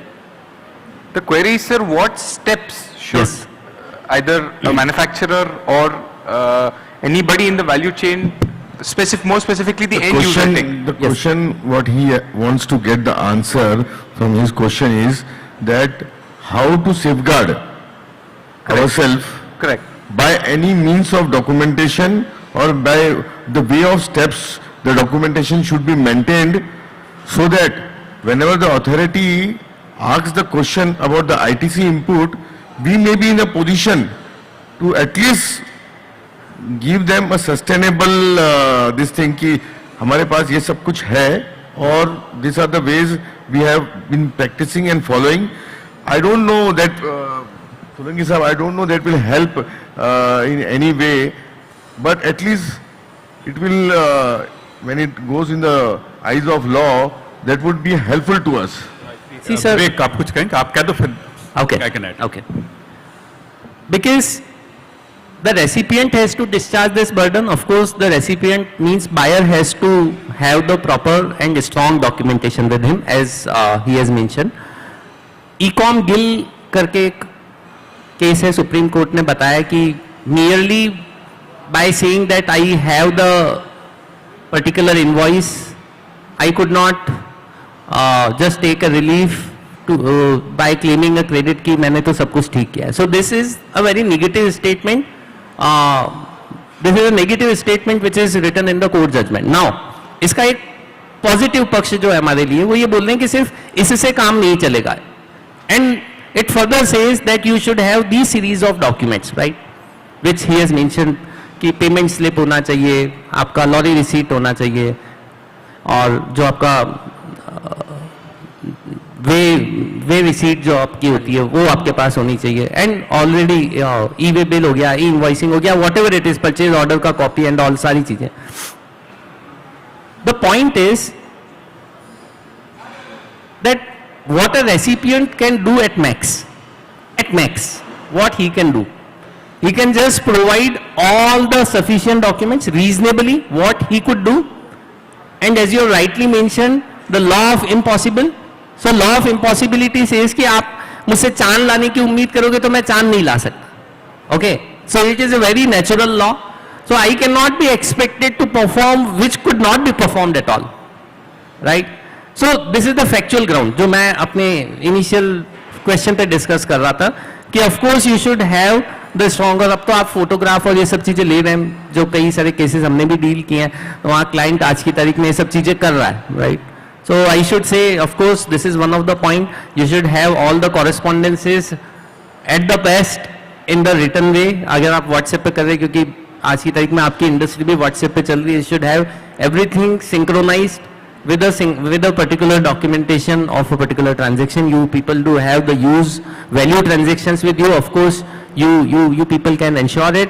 साथ में मैं ये कह सकता हूँ कि आप उसका एक internal audit जरूर करवाइए. See what happens is we people do rely upon the accounting team. I don't say that we should not rely, but yes, we should not blindly rely. So that you people can do. Just have a reading of e-com gill case, वहाँ almost सारे documents दिए हैं, और भी जो आप लोग करते हैं वो सारे documents का एक particular transaction का bunch बनाइए, you keep it with you. Okay, I think this could be the answer. Please, sir. Only 2 points I want to add. One is very important aspect. आजकल योगेश जी जो आपने सवाल पूछा था कि आजकल डिपार्टमेंट केस डिटेक्ट कर रहा है, उसमें एक बहुत बड़ा इंपॉर्टेंट फैक्टर शायद आप में से बहुत लोगों को मालूम नहीं होगा. जीएसटी का डेटाबेस, ई वे बिल का डेटाबेस, ई वे बिल में जो व्हीकल नंबर है, वो व्हीकल नंबर का डेटाबेस आपका एनएचआई के फास्टैग टोल से मर्ज हो गया. अब मेरी बात समझ रहे अभी आप?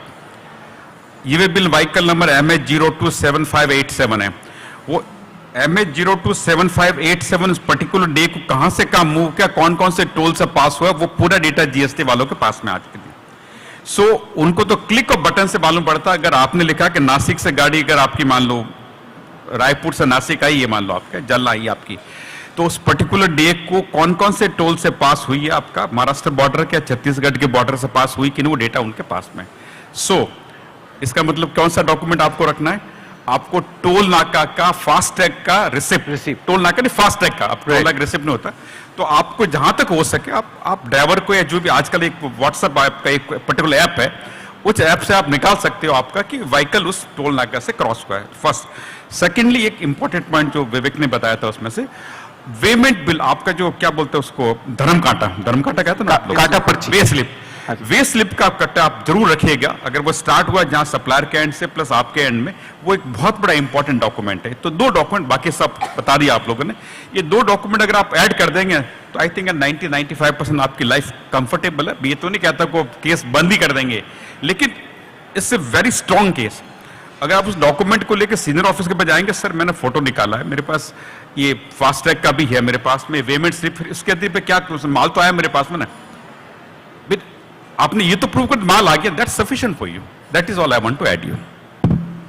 वन थिंग, बिकॉज जो अभी सर ने ऐड किया है उसमें एक और चीज जो अभी इंडस्ट्री फेस कर रही है, 17, 18, 19, इन इनिशियल ईयर्स में people could not maintain all these things, right? So the problem arises before the industry while doing the litigation की वो बोल रहे हैं कि आप धर्म कांटे की पर्ची लेकर आओ, या वो ये बोल रहे हैं कि टोल नाके की पर्ची लेकर आओ, राइट? और उस इंडस्ट्री का प्रॉब्लम ये है कि हर साल 2 साल में कॉन्ट्रैक्ट रिन्यू हो जाता है और कॉन्ट्रैक्टर चेंज हो जाता है. So the contractor is not available, not traceable, not found, not accessible, whatever it is. Again the problem, the point is that how to play with this particular missing. So I should always say that reasonability is always taken care of. कोई चीज जो reasonable उम्मीद की जा सकती है, reasonably perform की जा सकती है, वही परफॉर्म की जा सकती है। तो आप यहां पर एक और चीज साथ में रख सकते हैं, रीजनेबिलिटी की। अभी आज की तारीख में वो एक्सेसिबल नहीं है, वो तो मैं उस डॉक्यूमेंट को कैसे टोल नाके से वो उस कंपनी से लेकर आऊं, उस कॉन्ट्रैक्टर से मैं कैसे लेकर आऊं। तो ये चीज जरूर आप अपने सबमिशन में और अपनी तैयारी में रखिए, क्योंकि इनिशियल ईयर्स का है। Now it is the thing is very clear, everyone of us knows about this particular issue and resolution thereof. Please, thank you. Since Vivek ne, sorry for this is a practical point, विवेक ने point raise किया कि 2017, 18, 18, 19, 19, 20 के अंदर आपका toll नाका का record नहीं मिलता है। आई कैन टेल यू कि जितना टोल नाका से जितनी गाड़ी क्रॉस होती है उसका computerise record, most of the toll नाके आपके कंप्यूटराइज हो गए थे 17, 18, 18, 19 के अंदर मोस्टली कंप्यूटराइज हो गए थे। और उसका पूरा डेटाबेस स्टेट गवर्नमेंट सर को उनको मालूम है, स्टेट गवर्नमेंट के पास डेटाबेस है। अगर आपका बड़ा केस है, छोटे मोटे केस छोड़िए, अगर आप बड़ा केस है अगर आपका अगर जो, तो आप आरटीआई में इंफॉर्मेशन मंगा सकते हैं उनके पास में कि आप प्लीज गिव मी डिटेल। आपको कॉन्फिडेंस होना चाहिए आपकी गाड़ी निकली है वहां से, गाड़ी नहीं निकली है तो फिर आप अननेसेसरी टाइम वेस्ट करेंगे किसी का भी जाकर के। अगर आपकी गाड़ी पर्टिकुलर टोल, व्हेन आई से टोल नाका बट इंटरस्टेट बॉर्डर, तो आपको आरटीआई से इंफॉर्मेशन मिल सकती है, you can develop your own case. मैं आपको सिर्फ एक फैक्ट्स बता रहा हूं कि वन मोर मेथड पुराने केस के लिए आपको क्या चीज हेल्प कर सकती है आपको। Thank you. Before we move on to the rate tariff part of the entire panel discussion, my last question to the entire panel, starting from Mr. Yogesh ji, is what reforms would you suggest to the respective stakeholders to increase ease of doing business in India, especially in the steel industry today, sir? Anybody can answer, sir. Yeah. Either With regards to GST, right? Yeah. Yes, this regards GST. One thing which I strongly advocate and I always have a discussion is there's a GST Act, but there are different interpretations by different state formations, different CGST officers of various clauses of the Act. So, particularly section 16(2)(c). So, it would be very helpful if the government can come up with a very clear-cut, crisp guideline as to what should be the scope of 16(2)(c). जो हम additional documentation तो कर रहे हैं, but what conditions will make it crystal clear कि आपकी ये conditions meet हो गई, now this can not be further challenge. My supplier is doing wrong, okay, government में से आपके सप्लायर ने गलत किया, आपका स्कोप बनता है। मेरे सप्लायर के सप्लायर ने गलत किया, उसकी वजह से सप्लायर गलत हुआ, उसकी वजह से मैं सप्लायर हुआ, तो you have to break that chain. So that conditionality, that let's say clarity has to be put in forms of a guideline for all the state and the central GST officers. That is one. B, many times this issue we have been raising for quite a few years, but the progress has been very slow. The government is realizing कि पैसा उनका लुट रहा है, मतलब जो waste हो रहा है उनका, fraud में बहुत सारा पैसा जा रहा है, but still we find that when we go to the let's say bureaucrats, we find that their views are very funny and they are not feeling the urgency of bringing this reform. So we feel that there should be some more willingness from the bureaucracy and the ministry to plug this hole and at the root cause, not only treating the symptoms but root cause पे उस पे act करना होगा।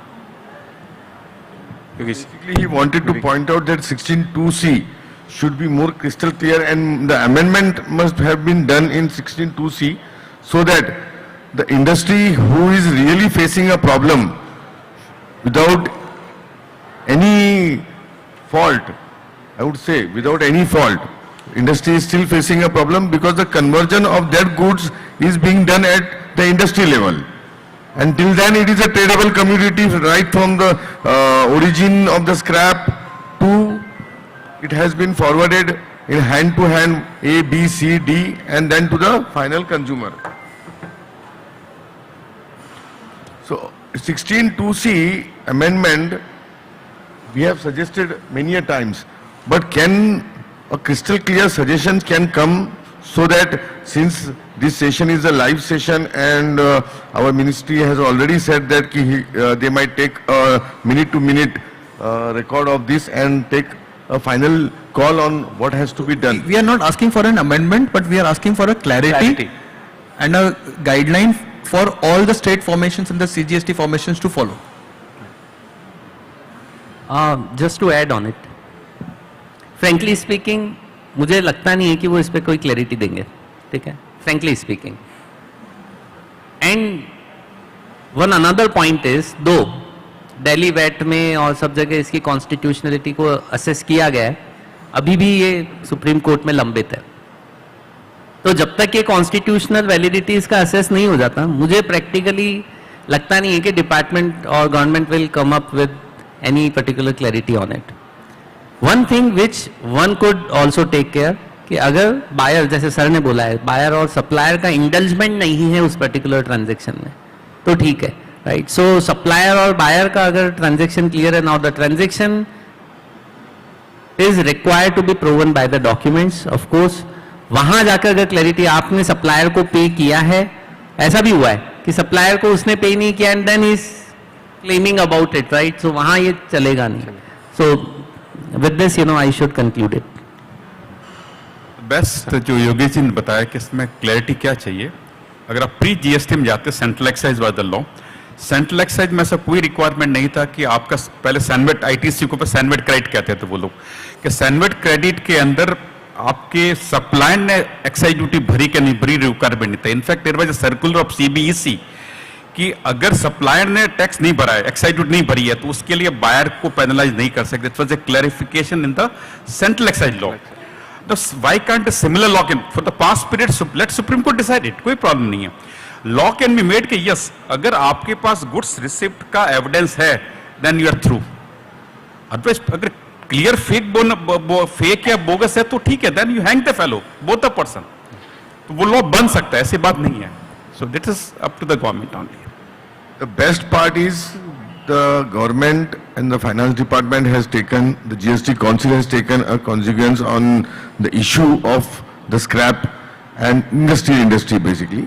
So it is better that now, since this topic has been on the platform, so now we can have lot of discussions, a lot of moderation, lot of suggestions can be given, and I hope that could be acceptable, and it should be acceptable since इतने साल से ये matter चल रहा है पर कभी platform पे आया ही नहीं, एक टेबल पे कभी आया ही नहीं.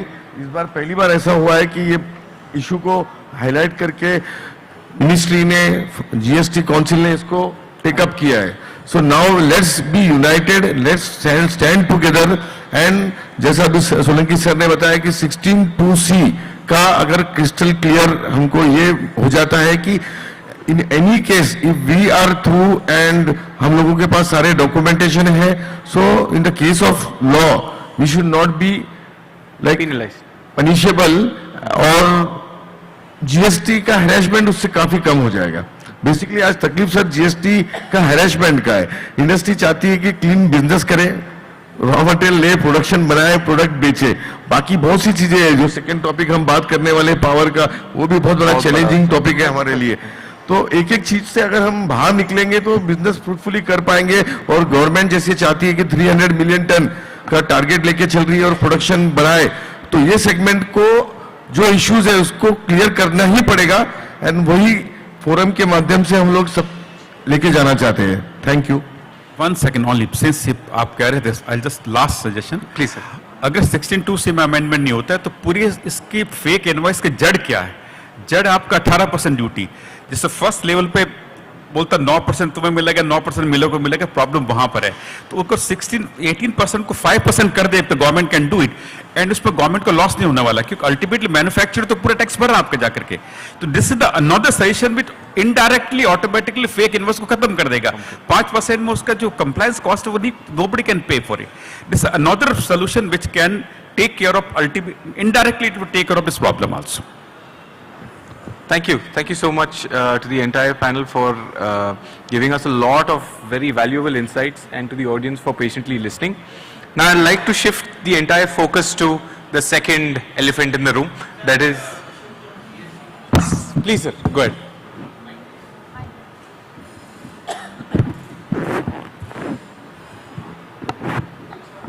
Good afternoon sir. Sir, I am from Bhavnagar, HK Enterprise and Sons. Sir, I wanted to ask, if a person is okay at the time of purchase of the material, and after a few years, means about 5 years, 10 years, 20 years, whenever he is alive till, and if after some time he starts doing a bogus billing, and if he is found Till the time he was doing with me, he was okay. I have checked his GSTR 3B, GSTR 1A, everything. I have checked his premises. I personally went and loaded the material. If after 5 years, if he is found guilty or if he has started doing a fraud, so what is the process? And one more thing, if the RCM process is being rectified, if a person, I am deducting 2%, he is getting 2% after some time, and if he is found in fake, will it be charged to me as it is being done right now? So first thing is, we are yet awaiting the notification on this. No, means I wanted to ask. The RCM part. Yeah. So we are awaiting the notification as awaited, right, sir? So once the notification comes, we will be in a better position to understand now what the scenario is. That is one part. Your first question, that if he was a genuine supplier earlier and then later becomes fake, then you have to rely on what Vivek sir said. You will have to ask for cross-examination of the supplier in your reply to the show cause. And so one more thing I wanted to add, like we are taking a loan from a bank, they are checking the CIBIL rating. If there is any same process for GST also, like if you are taking a soap, it has got a expiry and a manufacturing date. Means if you are giving me a GST certificate, it should be valid for so and so date. After so and so date, the re-verification should be done. He should be given a new number, or else the new number should be continued for some more time. If that process is been done, the ungenuine will be out of the market. Yes. I think so. Yes.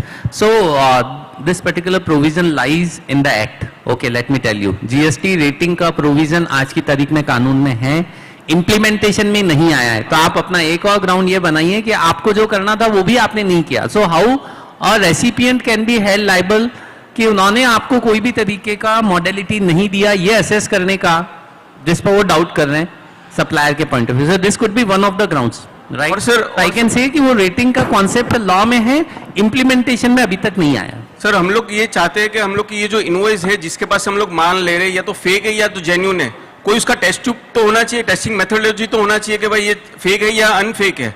क्योंकि या तो sir इसमें क्या था कि हम लोग ने उसके पास से माल लिया, जब हमने माल लिया हम लोग खुद लोडिंग करवाया, उसके पास GSTR 3B में उसका हम लोग ने चेक किया, GSTR 1 में हम लोग ने चेक किया, माल का पेमेंट हुआ, ई-वे बिल हुआ, हमारे पास माल आया, हमने उसका माल उतारा, हम लोग ने उसको यूज किया, अभी खत्म हो गया बात. अभी पीछे से बात. Yes, so no one can travel into past. This is the established fact, right? हाँ. तो भूतकाल में जाके मैं कुछ कर नहीं सकता, right? अब तो जो हो गया है वो डॉक्यूमेंटेशन से ही चलेगा.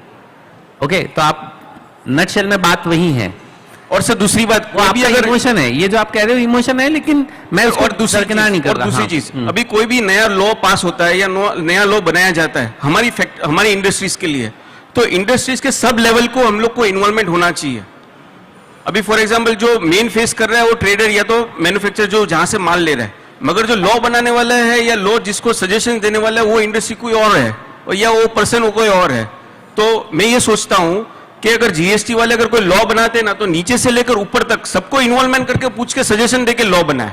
यू आर राइट, बट वो जो अपनी अपनी एसोसिएशन के माध्यम से आगे आए और वो बात करे. अगर ट्रेडर को हम बात करने जाएंगे और उनके परेशानी समझने जाएंगे तो हमारा लीग ही चेंज हो जाएगा. आज एज ए इंडस्ट्री हमारा लीग ये है कि हमारा हैरेसमेंट ना हो. सिंस हमने जीएसटी पे किया, किसको जो जीएसटी कलेक्शन के लिए जिसको ऑथराइज किया गया है, ऑथराइज डीलर बनाया गया है, उसको हमने जीएसटी पे किया.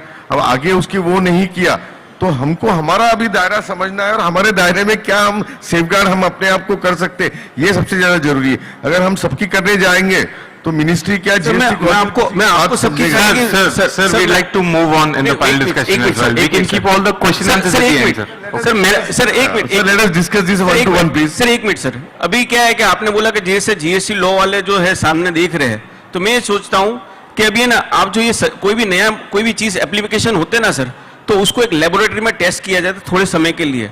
अगर वो प्रूवन ओके हो जाता है फिर उसके बाद इम्प्लीमेंटेशन होता है. तो ऐसा कुछ अगर सोच रहेगा ना तो थोड़ा ठीक रहेगा. Noted. Sure, thank you. Moving ahead, sir. Coming to power tariff side of the panel discussion. The government of India has set a target of 300 million tons of steel production by 2030. However, there is a strong need for predictable and stable tariffs to plan long-term investment commitments, especially from the electric steel industry, to grow.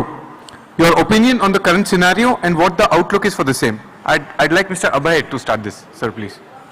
And since, before we start, sir, since this is entirely based on energy, sir can join in whenever he wishes. Yeah, Sir, I please. think let Mahajan ko Mr. Abhay let it Yeah, go. both Abhay will be there. So, Yeah. Sorry, yeah. You are saying about the tariffs. Yes, sir. And for a long-term tariffs. Current scenario of the tariff, Yeah, sir, the and what current outlook is. scenario in the tariff. As you know very well, thus this electricity tariff is being regulated in India. Every state is having their own electricity regulator. And for the central electricity, central UP, PSUs, there is one CERC, that is Central Electricity Regulatory Authority. So whenever the tariff is being discovered, for getting this tariff stability and to get how will be the increase on year basis. Previously it was every year the generator, the distribution company has to file a petition. Then after hearing it, the regulator passes the tariff order. From last 10 years, all the state, including the central, that is CERC also, they have gone for the multi-year tariff. It's a 5-year tariff. So every industry will have a look how the tariff will be there during the next 5 years. This duration, I think they are thinking about to increase this duration. So every industry will have a total view how the electricity tariffs will be there. Second thing, in electricity tariff, as I have discussed with some of your industries, that in your arc furnaces near about 60% electricity is required, and for your blast furnaces near about 15 to 17% is the requirement of the electricity. It's highly intensive, the steel industry is. And to have the control on this, the main thing is that nowadays the rate of the fossil fuel, mainly the coal, we are dependent on the coal, and for the God's sake, last 2 years we had a very good coal production in India. So dependency on the import coal has been reduced, but it is not still stopped, but it has not increased. So dependency on the import coal, which is costlier one, it has reduced. But at the same time, the fossil fuel rates are going to be increased. There is a good possibility that if all your industry came forward for the renewal kind of things, definitely you will have a lower tariff.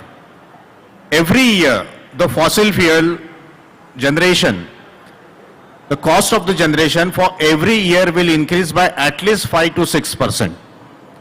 If you see all the tariffs during the last 5 to 10 years, 5 to 6% increase always will be there. And if you buy it from a solar plant or a renewable plants, any wind, offshore wind, PSPs, the tariff will of this solar will be flat for next 25 years. If you are bringing a solar, that is renewable energy right now at your plant at a 3 rupees per unit as a cost, the 3 rupees will be constant throughout your 25 years. And if you are having a fossil fuel based electricity, that is non-RE, you can call it as, every year there will be a revision +5, +5, +6%. At the end of the 25 years, you can see the difference between what you have spent for your electricity bill and what you are spending if you go on for the renewable. Now the better challenge, as you know everywhere, that India has set a target of installing 500 gigawatt of RE by 2030. Correct. And happy to share that near about 200 gigawatt has already been completed in this year. Up till now, 200 gigawatt plant has been commissioned as they are supplying the RE power. We are going to commission another 300. It will be 500 gigawatt of network in India. There is a good chance that your industry, Again, open access, green open access, captive user, group captive user. There are so many schemes for the industries to come forward for the consumption of the RE. If I am not wrong, that many of your industries, those who have visited my office, we had a discussion that if you are exporting this steel to some European countries, they required a green steel statement or a certification. And for this purpose, you will require renewable power. I think renewable power at a lower rate and which is having a constant value throughout 25 years. This will be the best option to bring your tariff or total electricity bill to a level which will be affordable to you also and which will increase your profit margin also. You can set up your own plant. You can give it a tender to any EPC, any generator, any distribution company, those who will be fulfilling all your requirement, and they will charge you on a monthly basis as per your consumption. There, near about, if you install ground mounted solar right now, so 4 to 4.5 crores per megawatt is right now the investment. It is much lesser, but as compared to the fossil fuel, I am having 80 to 85% plant load factor for my thermal generation, which is operating 24/7. But this solar plant will operate only for 8 hours. So near about 20 to 21% of CUF we call, that is as compared to in thermal we are calling it plant load factor. And in case of solar, we are calling it a CUF at 20 to 21%. But still it is a very good option. Apart from this, if you want this RE power in the wee hours, that is after evening to morning, because steel industry, I think it's a continual process. Right. You don't want any kind of disturbance in this. So for this purpose, in that hour, you can have a banking of 10%. You can bank 10% during this power. If you required 100, you can generate 110. 10% will be banked with the distribution company, which can be utilized. Within the next 1 month, that 10% can be utilized. Another factor is, if you want this renewable power after the evening peak, in the night hours or in the early morning hours, then you have to depend on wind energy, you have to depend on the offshore wind, you have to depend on the PSPs, that is pump storage, which is being commissioned in India on a large scale basis. So this is how you can be getting a cheaper power. This is the way. And so many schemes are there right now by the regulator, by the distribution companies. You can participate and get this green status for the, what you call is open access. Open access is also available. Now open access has been reduced to, previously it was you should have a load of 1 megawatt. Now it is reduced to 100 kW also. Okay. So, thank you, Abhayji. And let me very quickly and briefly mention what are the regulatory provisions which just now Mr. Abhay actually told from the margin. I visited Jalna steel loading mill about only 3 months back and discussed exactly this issue on the power side. So one thing is, let's be clear that the power tariff which we get it from the distribution company is basically based on their average cost of power supply. So Mahagenco, any generating company, has a tariff which has two parts. One is the fixed price and the variable cost. So that makes the average cost of power purchase to the DISCOM. And then DISCOM uses again in terms of their overheads, their maintenance, other things, so that becomes the tariff.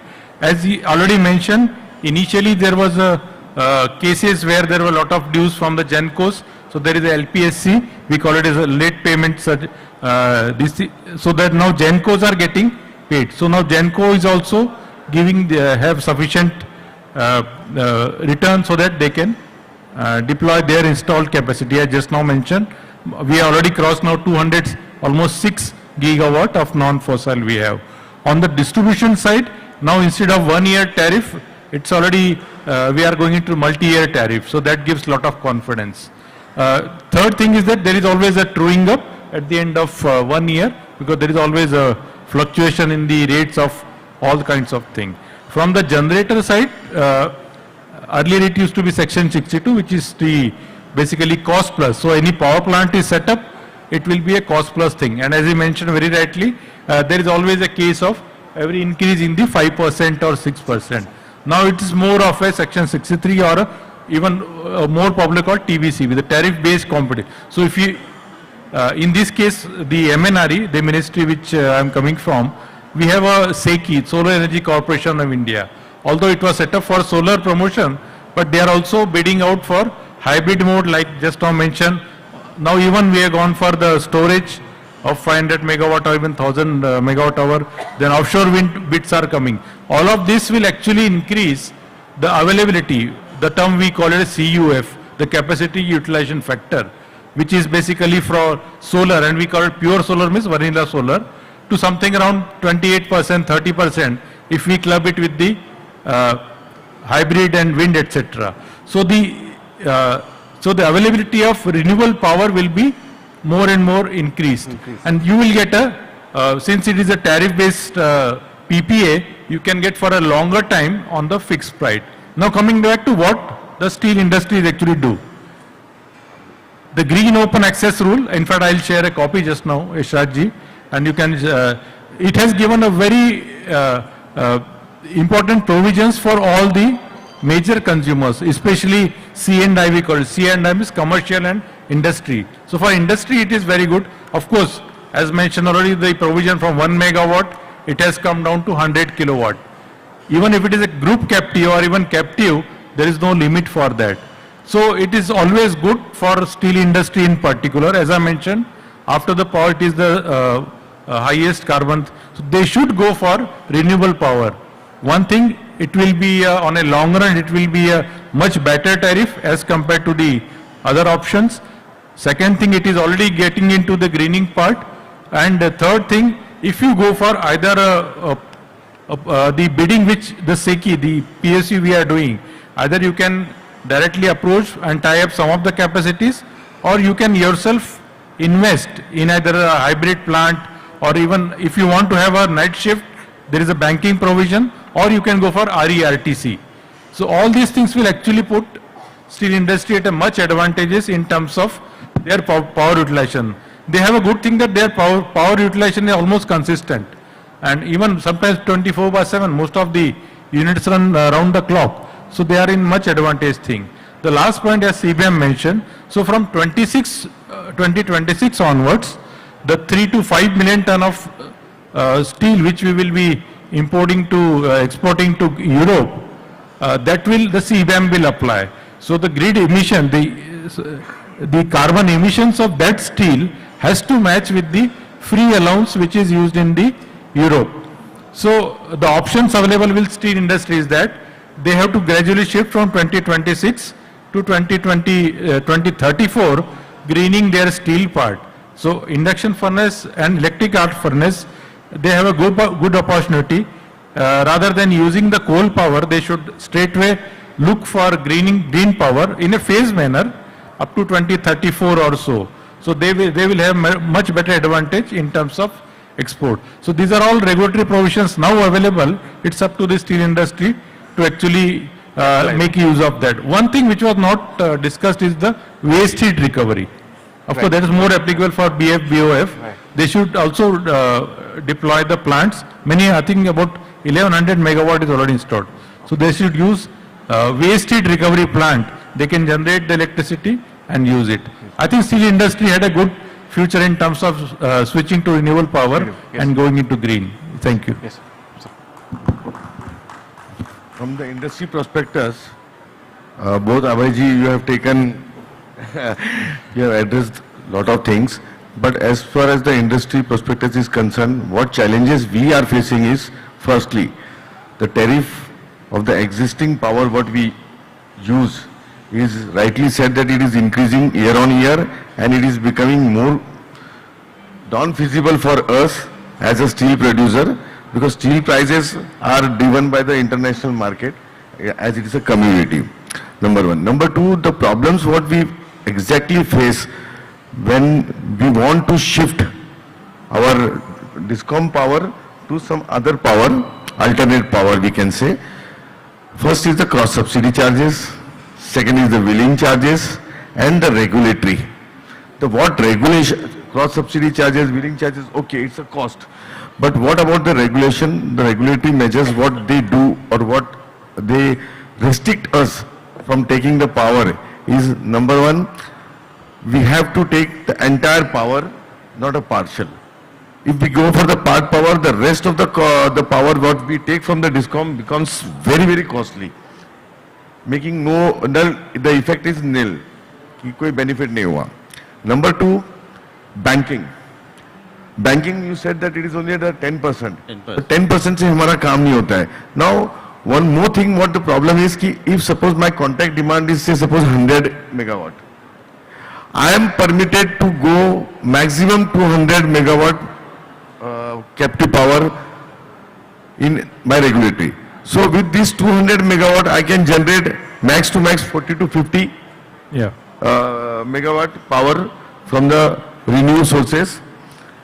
And this makes us very difficult कि मेरा 100 का mitigation कैसे होगा. Banking 10% ही है. ये सारी challenges आ रही है रेगुलेटरी के. कॉस्ट एक अलग चीज है, हम कॉस्ट को अलग रखते हैं. कॉस्ट कॉम्पिटिटिवनेस वो लास्ट में कैलकुलेट किया जा सकता है, पर सर ये रेगुलेटरी को कुछ ना कुछ तो करना पड़ेगा कि जैसे कि हम शिफ्ट हो. और हमारे ऊपर ये सबसे बड़ा चैलेंज है कि अगर हम हमारी पावर को नेट जीरो कार्बन के लिए चेंज नहीं करते हैं, अल्टरनेट नहीं करते हैं, तो ऐसे भी we are out of the game. हम टोटली बाहर हो जाएंगे. हमारा इंटरनेशनल जो यूरोपियन यूनियन को जो मटेरियल जाना है वो सारा बंद हो जाएगा और ये बहुत बड़ा चैलेंज है. तो गवर्नमेंट एक तरफ बोलती है कि रिन्यू पावर की तरफ बढ़ना है, रिन्यूएबल सोर्स की तरफ अपने को जाना है, नेट जीरो कार्बन भी करना है, सीबैम को भी अपने को अडॉप्ट करना है. इस सारे चीजों को इकट्ठे लाने के लिए सारे पॉलिसी मेकर्स को इकट्ठे आने पड़ेंगे. I am also part of NITI Aayog on various subject. I am a director at NITI Aayog from CIDC. सो हम लोग काफी ये बात करते हैं, पर सर सबसे बड़ा प्रॉब्लम आ रहा है कि लास्ट टाइम सर अभय सर मैं आपसे ऑफिस में मिला भी था, उसमें यही दिक्कत आ रही है कि इसको सॉल्यूशन कैसे निकाले जाए. क्यों? क्योंकि हमारी स्टील इंडस्ट्री को जो पावर चाहिए वो 24/7 चाहिए, फुल पावर चाहिए. और हम लोग स्टील इंडस्ट्री में आज हम लोग लोड फैक्टर इंसेंटिव जो होता है वो हम लोग पूरा की पूरा लेते हैं. हमारा यूटिलाइजेशन जो है अबाउट 90% होता है. Yes. More than 86% in any case होता ही है. तो in this efficiency we run the plant and that is the way we are getting the power cost. Maybe in Maharashtra it is around 7 rupees 60 paise to 8 rupees 50 पैसे के ranging में, depending upon how the incentives are being taken by the consumer. ये सारी चीजें हैं sir, इस पे अगर कुछ आप हाईलाइट कर सको और इसको हम कैसे आगे लेके जा सकते हैं, इसके ऊपर मैं दोनों अभय सर से रिक्वेस्ट करता हूं कि आप हाईलाइट करें. मैं इसके ऊपर काफी स्टडी है, दोनों चीज मैं आपको बताऊंगा. And these concerns are very much known to me because last 7 years I was in the power sector, power ministry and also basically handling the demand sector, specially steel, fertiliser, cement etcetera. तो एक तो जो green open access rule आया है और of course उसके साथ साथ जो बाकी मार्केट भी है, मार्केट का तो ठीक है, वो तो already I mention that this is the industry is having consistent demand. जैसे आपने कहा बिल्कुल, it's there is no fluctuation in the demand से, it's almost consistent demand. So that's a good thing. So green open access rule जो 20 June 22 का आया है, it has really very high flexibility and it is actually shaping up what is lying ahead for the next, in fact, by end of this decade. जैसे जैसे ये अभी solar से हम हाइब्रिड पे जाएंगे, हाइब्रिड मिक्स आ रहा है, फिर अभी स्टोरेज धीरे धीरे बढ़ता जाएगा, तो RE-RTC भी आएगा. और once all these things are combined, the combined cost of green energy, which we are now facing, as you said, कि 200 मेगावाट से आपको एक्चुअल में CUF में 40-50 मेगावाट ही मिल पाता है, 20% ही मिल पाता है. So all these things will start increasing in ratio. At the same time थोड़ा भी कॉस्ट बढ़ेगा, बट जैसे ही स्टोरेज और ये सारा सेटल हो जाता है, इनके कॉस्ट ऑलरेडी अब कम आने शुरू होने हैं. next 2 to 3 years, the storage will get settled in terms of prices, and the renewable energy cost will actually drive the overall tariff to start declining. And that will happen very soon. That is part of tariff. But in terms of getting connections and more reliable round-the-clock green supply, I think we will be heading very soon in coming years to get more and more share of green energy, and that will really help in addressing CBAM. As I mentioned initially, CBAM we have to start worrying even though from next 2-3 years, but actually impact will lie from 2031 onwards, जहाँ की उनका जो free allowance है, उनका free allowance काफी कम हो जाएगा. So our steel have to be really green. But that is, at least we have another 4 to 5 years to actually shape up and decarbonize steel industry. At least those manufacturers who are having a direct quantity in terms of export. So these things are already discussed. CBAM I am personally discussing for the last 2 years with Ministry of Commerce and all other relevant ministry. And hopefully we are going to have a good good solutions to make sure that our steel industry doesn't face problem due to CBAM while exporting their goods to there. I think Marjan also may say anything else. So these are the issues which are already taken note and we are addressing. Yeah, please. Yeah, rightly said, sir. I think you want all the industries, and I think Mr. Yogesh, you want a practical solution directly. Yeah, he is very much interested, I think, from day when I met him. He want a practical solution कि कैसे किया जाए, क्या करने, हमारी सब तैयारी है. This was the word what he was saying. Main thing is, I will just give you what are the tariff structure the state is following. If the average purchase cost of a distribution company is 5 rupees, he is giving 1.5 rupees tariff to farmers, below poverty line 3 rupees, then the residential 4 rupee, commercial again it will go above 5, and industries again above 5 somewhere. There is a cross subsidy. Government of Maharashtra have come up with a very good scheme, and you will find the result within 12 months. It's called Mukhyamantri Saur Krishi Vahini Yojana. 16,000 megawatt of agri feeders will be connected to distributed solar. Work has already started. Mahajanko is also doing 1071 megawatt, out of which all other private players are doing 5, 10, even 1 megawatt also. Up till 20 megawatt, small solar systems will be commissioned, will be connected to 11 kV, 33 kV, and farmers in that area will get power from that. Now the government is purchasing power at 5 rupees and selling at 1.5, this subsidy. Instead of that, 3 rupee 10 paisa is the maximum rate what is discovered in these tenders. So now instead of 5, they will be purchasing at 310 and will be supplying to that. Government have assured in this scheme that all the benefit, all the cross subsidy which is the heat is being taken by the C&I consumer, it will get reduced. So this is a good opportunity, but this will not happen immediately. It will take at least 1 year to complete this. Second thing is, you are very much worried about the wheeling charges as well as the cross subsidy charges. Because if you are purchasing something or you are going for the open access, you are not off grid, you are in the grid. And whenever you need a power, the backup is from the distribution company. Now for that purpose, you have to contract that kind of capacity with someone else from the generator. And if you are not taking, or if you are taking, the availability charges has to be paid by the distribution company. Now see, during this rainy season, in total, all over Maharashtra demand has been slashed. The thermal plant and everything, as we are running on technical minimum road. But distribution company has to pay full fixed charges to all the generators because we are in contract with them. So all of this suddenly will not go away. They will have it. Another thing in this green open access and the regulatory, all the facilities what the C&I consumer will get, you can have your own captive kind of things. In captive, if you get a status of captive user, it means wherever there is an investment, a plant is invested, suppose a 100 megawatt plant is being installed in Nagpur, and your steel industry wants to take that power. If you have a 20%, 26% minimum stake in that, 26%, you will get a status of captive users.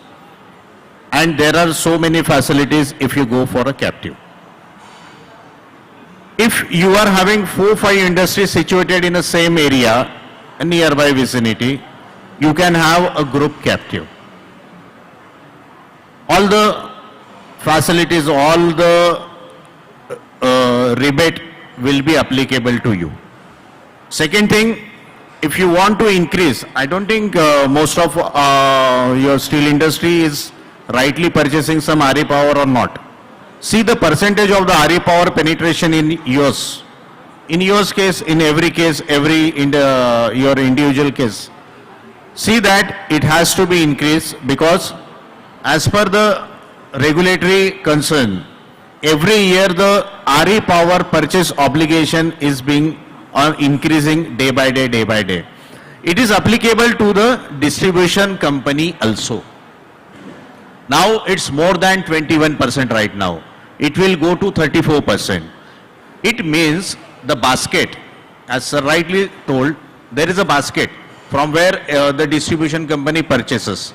Purchases from 3 rupees, 4 rupees, from hydro it is coming below 2 rupees. Then it's come together, then a basket price is being discovered. Now as soon as this obligation is increasing on the distribution company, they are going to get cheap RE power which will be replacing the costlier fossil fuel power. So their tariff will also going to come. Right now the multi-year tariff filing will be there. From 2025 to 2030, the next tariff will be declared by the Regulatory Commission, in which you can also say, or you can also submit, participate, what is your steel industry's requirement, and also the Commission may take a call on all of this kind of statements there. Yeah, that's correct. In fact, the last thing is that this 50 gigawatt per year, the trajectory capacity addition, which will have a much higher capacity available, and that will give much higher share as RPO obligation we are increasing from say 21, 23 now. We want to reach somewhere crossing the 40%. The another benefit will be the green hydrogen, which will, of course, the steel sector will perhaps start seeing impact after 2030 only. But even the impact of green hydrogen in setting up different renewable capacity, we expect around 125 gigawatt. That will also help in offering a renewable electricity, both for the hydrogen and also the green derivatives. On a long run, that will also... present scenario, is the power being produced from the green hydrogen? Any idea about it in the present scenario, and what is the capacity if it has been started? So the hydrogen will be produced through electrolysis process by splitting the water by using the electricity from renewable sources. Either it will be a hydro, solar, or this thing. But this hydrogen also can be converted back to electricity as a storage. But current electrolyzer capacity and the fuel cell capacity efficiency is around combined about 70%. So as of now, for storage purpose, the pumped storage, the battery storage and other kinds of storage will be more helpful. Hydrogen as a storage will be more viable once the fuel cell and electrolyzer efficiency improves and the overall combined efficiency is better. But for some of the processes in steel industry, not necessarily for the electric arc furnace, where it is the DRI process, etc., blending of hydrogen or even shifting to DRI, which are mentioned, in the next decade, the coming decade, will actually offer also additional decarbonization on the steel industry. But currently, I think the best way is to switch to renewable power on the same trajectory what the entire country is moving. So these tariffs will start coming down once the storage settles in, I think. Thank you. Thank you. Thank you so much. I'd like to extend my thanks to all the panelists for their valuable perspective and practical experiences on these issues. All I can hope is that this initiation of dialogue will give progress and I mean result in fruitful ideas and a submission to the industry that we spoke about earlier. And thank you to the audience for listening to these issues very patiently.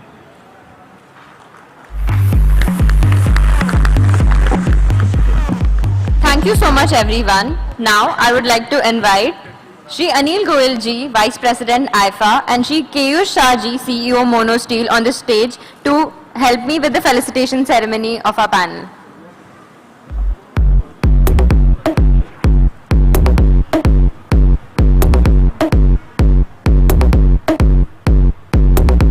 First, presented to our session chairman, Shri Abhay Bakre ji, Director General, Bureau of Energy Efficiency.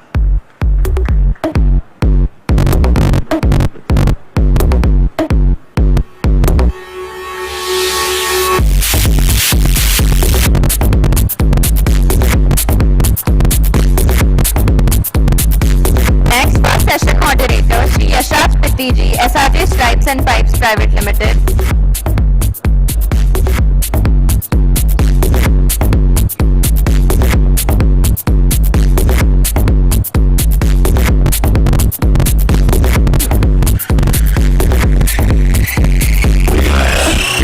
Next to our moderator Shri Yashraj Pitti ji, SRJ Strips and Pipes Private Limited.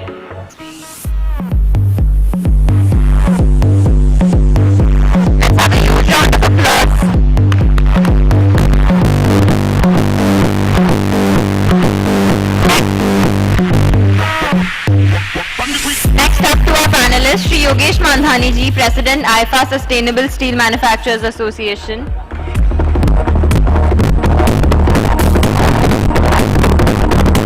Shri Anshul Goyal ji, Friends Steel Private Limited, Friends Steel Group.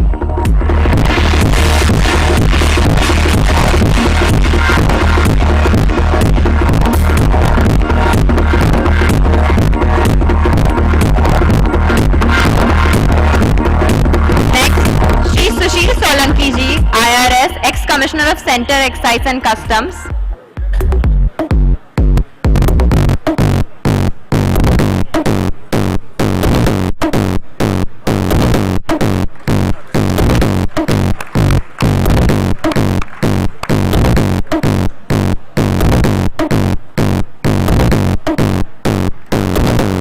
Next up, Shri Vivek Ladha ji, Bombay High Court Advocate.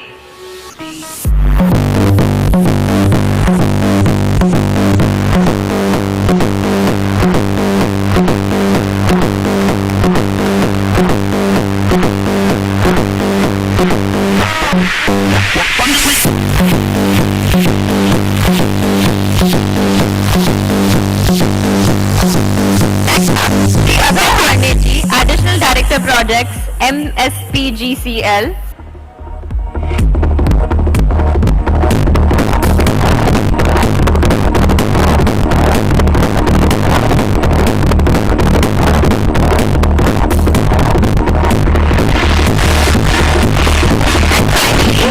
To Shri Kamal Agrawal ji, Honorable General Secretary Aiifa.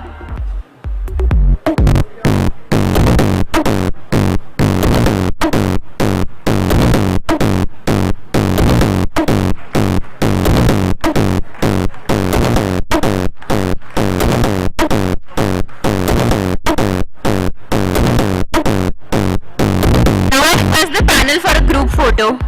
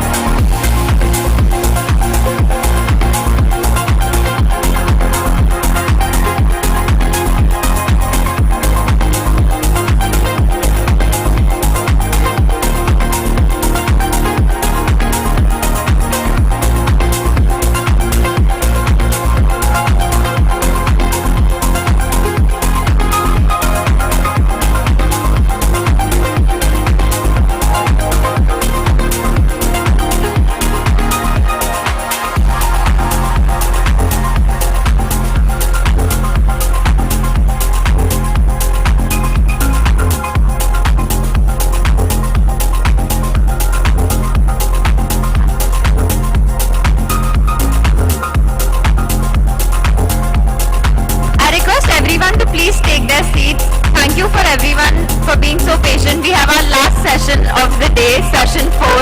I request everyone to please settle down.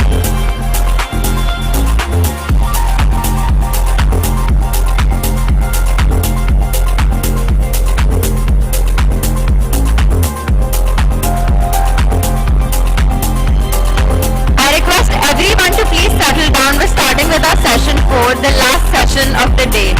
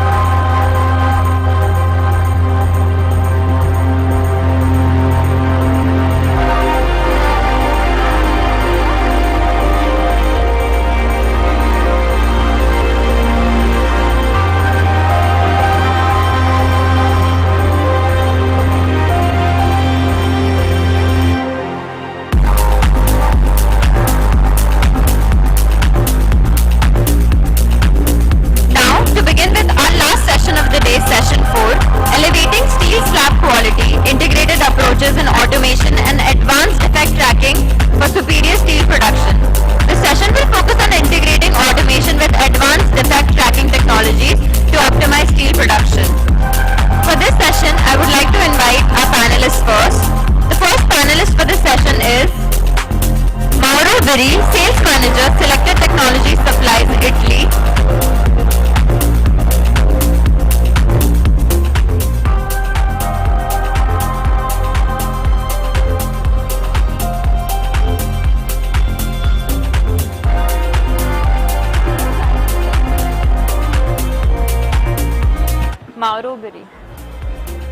Next up we have Dr. Swareen Bedarkar, Electrotherm India Limited. Dr. Swareen Bedarkar has over 24 years of experience in metallurgical engineering, specializing in process development, product design and commissioning. His expertise lies in steel refining, air pollution control and dephosphorylation of steel using induction furnaces.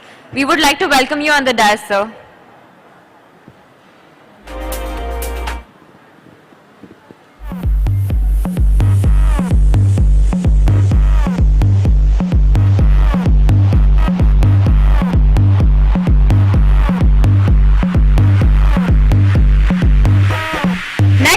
We have Shri Nitin Gupta ji, Managing Director, RL Steel and Energy Limited. Mr. Nitin Gupta is an active and dynamic young entrepreneur from Maharashtra, known for his impactful leadership in the industry. As the former president of CMIA, he spearheaded various initiatives that significantly benefit the sector. We welcome you, sir. Next up we have Shri Shrikant Joyce from Kathuria Rolling Mill. Shri Shrikant Joyce has 40 years of experience in steel rolling mills. He has done many projects in India and abroad for rebar, wire rods and special steel. His present interest is developing and training of personnel and prepare them for running the plant efficiently. We would like to welcome you on the dais, sir. Next up we have Shri Pannalal Biswaji, Managing Director and CEO, In-Phase Power Technology Private Limited. Mr. Pannalal Biswaji is the Managing Director and CEO of In-Phase Power Technologies Private Limited and he has held the position since 2014. He holds an MTech in Power Electronics from IIT Kanpur and brings over 30 years of experience in power. We welcome you on the dais, sir. Next up, we have Shri Bhisham Kumar ji, Managing Director, Nav Bharat Engineering Works Limited. Mr. Bhisham Kumar ji, a mechanical engineer graduate from IIT Delhi, has 40 years of experience in manufacturing hot rolling mills. He has installed major mills including two 500,000 TPA single slit mills at Bhagya Lakshmi and Om Sai Ram Jalna. We welcome you on the dais, sir. Now we have another panelist, Shri Lokendra Singh ji, Managing Director, ISC Machines Private Limited. To moderate this session, I would like to invite Shri Subham Soni ji, Metarol Metarol Steels and Energy Limited Director. Mr. Shubham Soni is the Director of Operations at Metarol's Ispat Private Limited, where he oversees the company's operational activities. He holds an MS in Finance from the University of Rochester, equipping him with advanced financial expertise to manage and optimize operations effectively. Unfortunately, the session chairman had prior commitments, so he had to leave, so this session will be without a session chairman. I would like the moderator to take over. Thank you.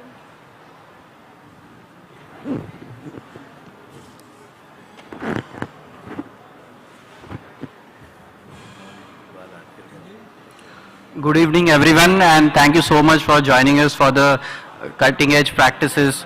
Actually, there has been a small mistake in the PPT here, but the topic is about elevating standards and setting the cutting edge, discussing about the cutting edge practices in the steel industry.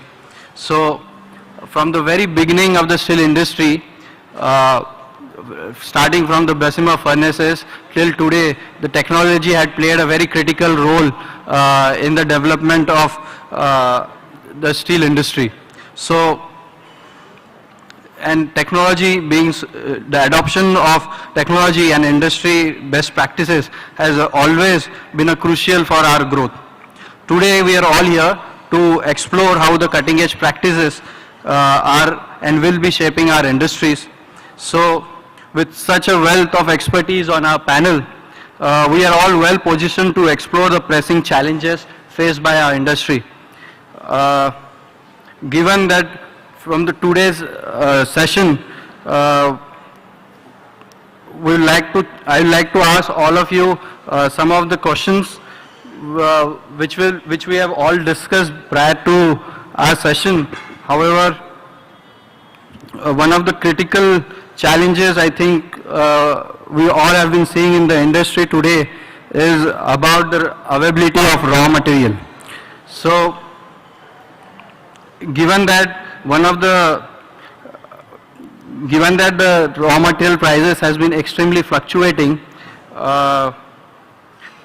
Swarin, he is not here.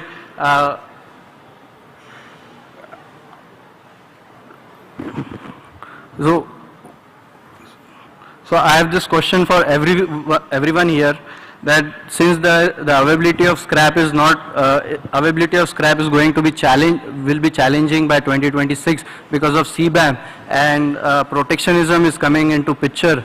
How do you think, what kind of technologies that we should adopt so that we can secure our raw material availability?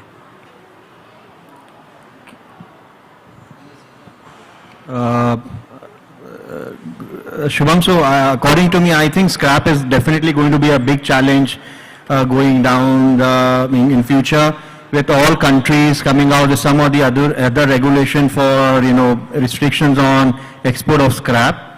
I'm sure Indian government and Indian steel producers will be well adopted to the times to come, and India will definitely have more scrap generation than we will.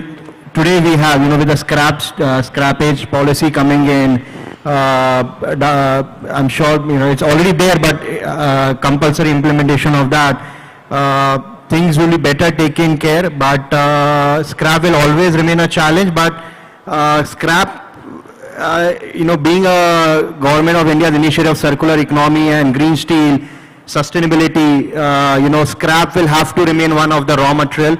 And I'm sure availability within India, generation within India will definitely improve to take care some of the problem with the import restrictions. But I'm sure new opportunities and new avenues from various countries will also open up where India can look at import of scrap. Okay. Dr. Swarin, would you like to add on availability and securing our raw material? First of all, I am extremely sorry. I was with some of the customers at my stall, so please excuse me for getting late. Regarding raw material availability, I feel that government has given us the target of, say, 300 million ton production capacity and production of actually 255 million ton by 2030. This is the target. And right now, we are at 144 exactly, to be precise, 144 million ton, and 1/3 is from induction furnace route. That is 51 million ton is from induction furnace route. So from here, if we extrapolate the line, then we have to be at somewhere around 100 million ton installed capacity and 82 to 85 million ton of production. So for that, right now if we see, there are two types of raw materials. First is sponge iron and then another is scrap. So scrap right now it is 8.9 million, domestic scrap is around 25 million ton and sponge iron is 46. So if we see the figures of 2030, that is 100 million ton installed capacity, another 35 million ton installed capacity has to be there, then sponge iron units are going to come, that is for sure. I don't know what will be the situation of scrap, because scrap has to be, the scrap numbers are not available, that how much scrap is being used in induction furnace and all these things.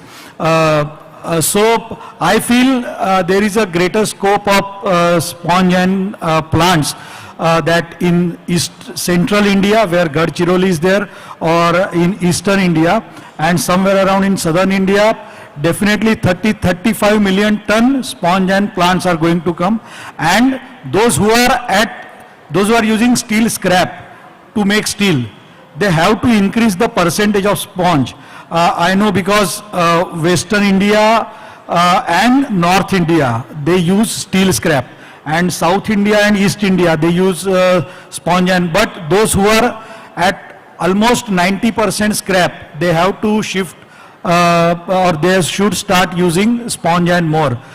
This is the situation, or these are the numbers which are showing that sponge iron plants are going to come, or one has to use more and more sponge iron in induction furnace. So these are my views. Thank you. Given said that there will be more use of sponge iron in the coming days, the furnace sizes which are increasing, which is at 50 tons, and we're planning for 60 tons as well. So do you think somewhere as a manufacturer we'll have to also consider all these scenarios while considering increasing our production? Yeah, we are also much worried about that, because as the size increases, the main problem using sponge iron in induction furnace is deslagging, because we need to frequently remove the slag. The yield is almost 80-82%. So we need to remove slag continuously, so that will be the challenge. But if you see few years back, people used to say that 10-12 ton induction furnace is good for sponge iron. Bigger furnaces are not good for sponge iron steel making. After that, they started talking 15 ton induction furnace is good for sponge, 25 ton, 30 ton. So day by day the practice is, people are using induction furnace for sponge iron melting. They get trained in using sponge iron. So though the sizes are increasing, but if there is no option rather than using sponge iron in induction furnace, the practices will get developed. That is what I feel. Okay. Even though the sizes are bigger. Okay. Thank you so much, sir. Now, shifting our focus to another critical area, given that most of the manufacturers in the secondary industry is moving towards flat products. So, the adoption of thin slab casters is coming into picture. So, Mr. Maru, can you please help us what are the critical factors that will be that a manufacturer should keep in mind while adopting thin slab casters? Yeah, hello to everybody. There are a lot of critical NK factor in the caster, especially in the mini slab. Okay, one is the process, starting from the scrap that we were talking about before, up to the liquid steel and the solidification of the slab. Another very important point is technology. You know, it's technology. It means how the equipment have to be manufactured, designed, and check the quality, whatever. This is a very important factor in terms of quality, because also you have to take care how to make a solidification of the slab, how to make a process for to make a good slab, in order to avoid any internal cracks, avoid to surface defects and so on. This is very important also how to manage, control the temperature of the steel, starting from the ladle up to the tarnish and to the mold, because this parameter can help a lot in terms of quality, also avoid any bulging or cracks during the solidification, but not only, also in the rolling. And important point when we're talking about technology, it's important to understand about automation. When we're talking about automation, it means that you look at me very strange. Automation means not manual so adjustment in the caster, but fully automatic. That this is a sensitive key point for the quality, to check all the parameters during casting, after casting, and before casting, okay? And this parameter thanks also to control the cooling, how to cool the steel in the mold, in the secondary area. Secondary zone means all the area for the spray that you have to cool the slab in proper way, and so on. And also you have to check all these parameters, and in the same time you make a control and you make adjustment of the machine automatically, in order to avoid any mistake with the operator, okay? I know that in India it's, let me say, it's a little bit difficult to enter in this field, but you have to change your mentality, and you have to try to understand which is the benefit of technology in the future, because the steel and the quality have a lot of help you in the capex and the opex, and that this is very important also for the investment. You cannot make or to be, let me say, price sensitive in the field, but also you have to understand the benefit that you have when you are moving step by step in this direction. This is my point of view, because we have as like STS, that is our company since 40 years, and we help our customer to go in this direction. All our customers since 40 years, they have a benefit with our equipment, and they grow up step by step every year, and they have a lot of net incomes, and the investment they pay back in less than 5 years, also 3 years. So this is have to be very, very important point. Okay, I hope to answer your point. Yeah, definitely. As you said that quality is a very crucial part, can you shed some more light on it? Like, what are the parameters that needs to be concerning to a manufacturer? Yeah, for example, for manufacturing, we have spent a lot of time to control the quality of all the equipment, starting from the material that we buy, starting from in the engineering staff, of course, in the workshop, and all the equipment before to delivery have to be checked in our workshop and have to be analyzed in terms of quality control, because we have some parameters in our company that everything have to be alignment in a good way, and the production have to go in good solution. For example, I'll make you a small example about the water jacket. Okay, is one of item in the caster, and the water jacket, if it is not properly, let me say, under construction, was constructed in the correct way in terms of engineering, in terms of also in the workshop to control all the dimensions. It's very easy that you lose the cooling, the flow the flow of the water inside of the mold. And this has a parameter, is a simple equipment, can give you a lot of problems in terms of quality, surface, cracks, also sometimes bulging, because also the life of the equipment also create some problem, because our equipment is during for 20 years, for example, and this is thanks to our quality parameters that we have in our workshop, okay? And also we try to make a lot of benefits in terms of the quality of the slab or also blooms, whatever, okay? Lokenderji, as you have closely worked on the thin slab casters, would you like to add something to what Mr. Marur said? Good evening. Good evening to all the members of the panel and good evening. The most sincere audience of the last 2 days, because I feel these are the audience who really think about technology. We talked about commercials everywhere, but this was when technology, and I appreciate so many audience listening. What I want to add to what Mauro mentioned is, see, we have been working with STS, and we are more or less, we are looking at the market of thin slab, mini slab, bloom, what they call, and when we are roaming around all of India and internationally, the biggest challenge that we are facing is when the Indian buyer compares us with the scope of supply or the components or equipments.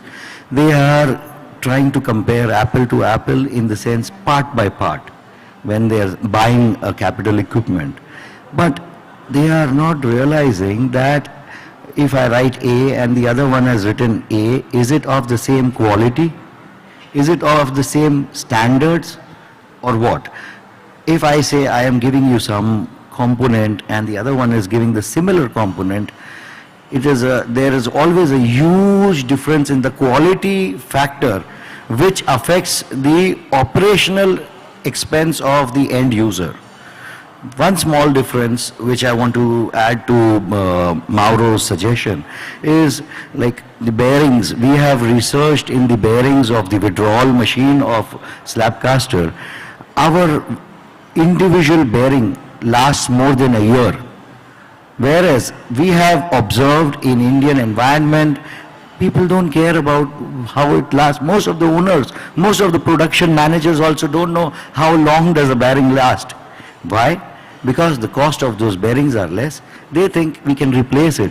But remember, every replacement is a change over time, cost, delay in production, and all these factors add up. When we are going to slab casters and continuous casting machines for tonnage like 50 tons per hour, these are very, very critical factors which have to be observed, because every minute of downtime is loss.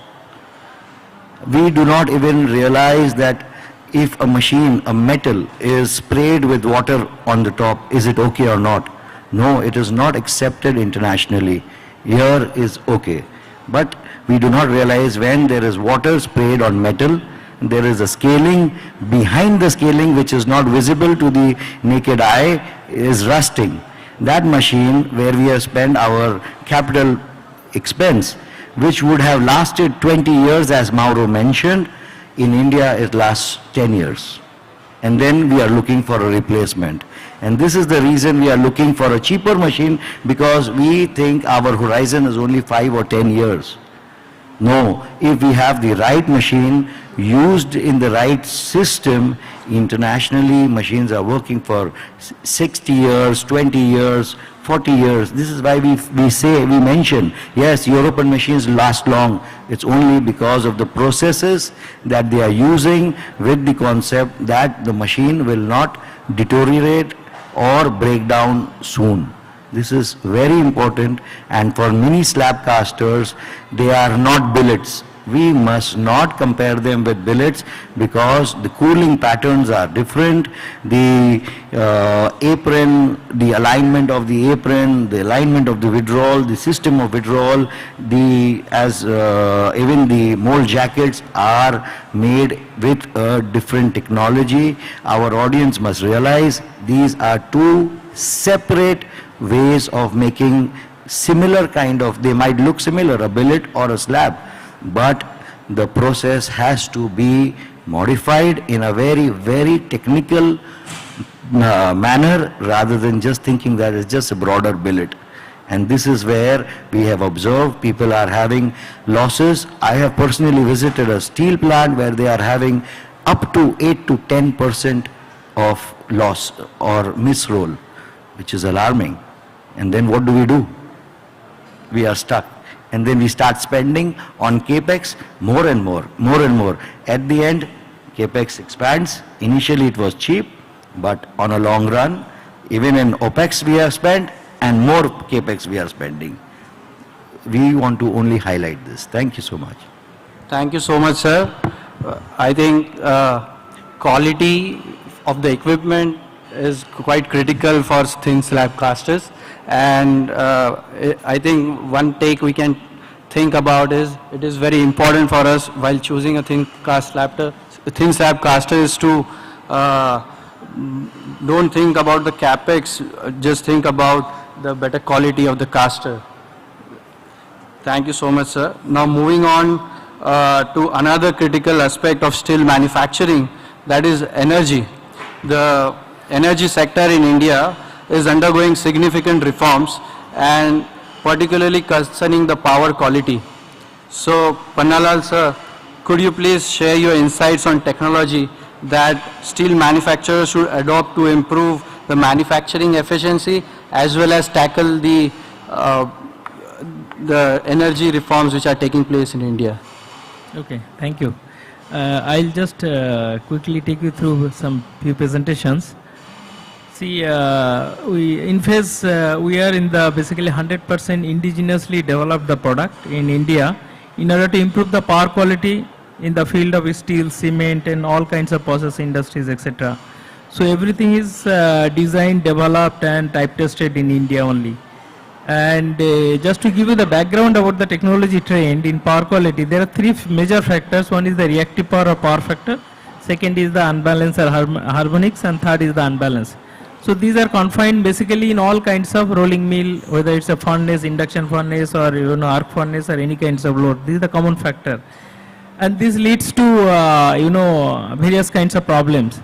And as you see, know that most of the utilities are nowadays going for kVH billing, which calls for any kind of wastage of power is also considered to be per unit charges. So whether it's a inductive power, it's a capacitive power or harmonics. So giving it this background, see there are three types of technologies there. One is the conventional capacitor-based technology, which is called it as passive capacitor bank. And the second is now we call it as about the active compensator, which is nothing but IGBT based voltage source converter. And third is basically the combination of these two, hybrid and hybrid solution, which is active and passive combination. Now what is this active compensator? If you see this, suppose if you see this is the transformer, you need some kilowatt actually. You connected the load, furnace load is running, so kilowatt is drawing, for which the transformer is purchased. Then if you see, because of the furnace is running, it draws some reactive power also. Then it started drawing the unbalance, and next it started drawing the harmonics. So if you see, except the active power, remaining all other is basically the kachra, what you call it as wastage of power actually. So what this technology is doing basically, like air, you have the air filter we use for cleaning the air, water we use the water filter to clean the water. In power also we have this kind of problem. So what this technology is doing, it takes the CTBT feedback and it cleans the whatever the dirt are there in the power, like the reactive power, to make the power factor unity, unbalance and harmonics. So what happened, before the compensation the transformer was drawing let's say 3200 ampere and customer used to pay the charges for 3200 ampere. After putting this compensation, the current has come down to 1300 ampere. So huge amount of reduction in terms of the electricity bill also. And as I understand for steel industries, second parameter input, if you see raw material, is basically the power. So now we have to see that how we can reduce the energy bill by installing this kind of advanced technology which can work in all 4 quadrants as compared to conventional capacitor which will work only 1 quadrant, that also fixed nature, or maybe APFC or RTPFC like that. But this can work in all 4 quadrants like inductive, capacitive, unbalanced, harmonics, all 4 quadrants actually. So and if it's with a hybrid solution, suppose you have a capacitor, then you can see it can go both directions. So 0 to 200% it goes just by employing 100% fixed capacitor bank also. Now if you see, suppose if you want to walk by 6 km per hour, you can take the help of a cycle. But if you have to reach 100 km per hour, then you need a car actually. So what this hybrid solution is doing, basically you are putting the cycle on top of the car. So your existing fixed capacitor or even APFC based solution is also running at the same speed as the car. So you get a very high performance at a reduced cost also. So these are all various advantages because it's all indigenously developed here, and we are taking care utmost care all the environmental condition as well as grid disturbances. So to meet the customer requirement, and this is how the technology trained like capacitor, APFC, SBC, and after that it is going for the STATCOM technology. Few of the case studies, if you see like similar kind of plants which is happening in the furnace, you can see the nature of the load actually, you know. The radon is the reactive power. So it's very fast dynamical, it is changing. And the customer was paying, you know, per month after installing this, he is getting 45 lakhs rebate 1 month. Every month he is getting 45 lakhs rebate. So similar kind of, you know, so many installation, including the material also. So we have done similar kind of installation in AMNS, you know, Kallani Carpenter, so many places. You can see both the electricity bill, you can see 0.99, grid side power factor, unity power factor like that. And they are also getting close to around 48 lakhs per month rebate.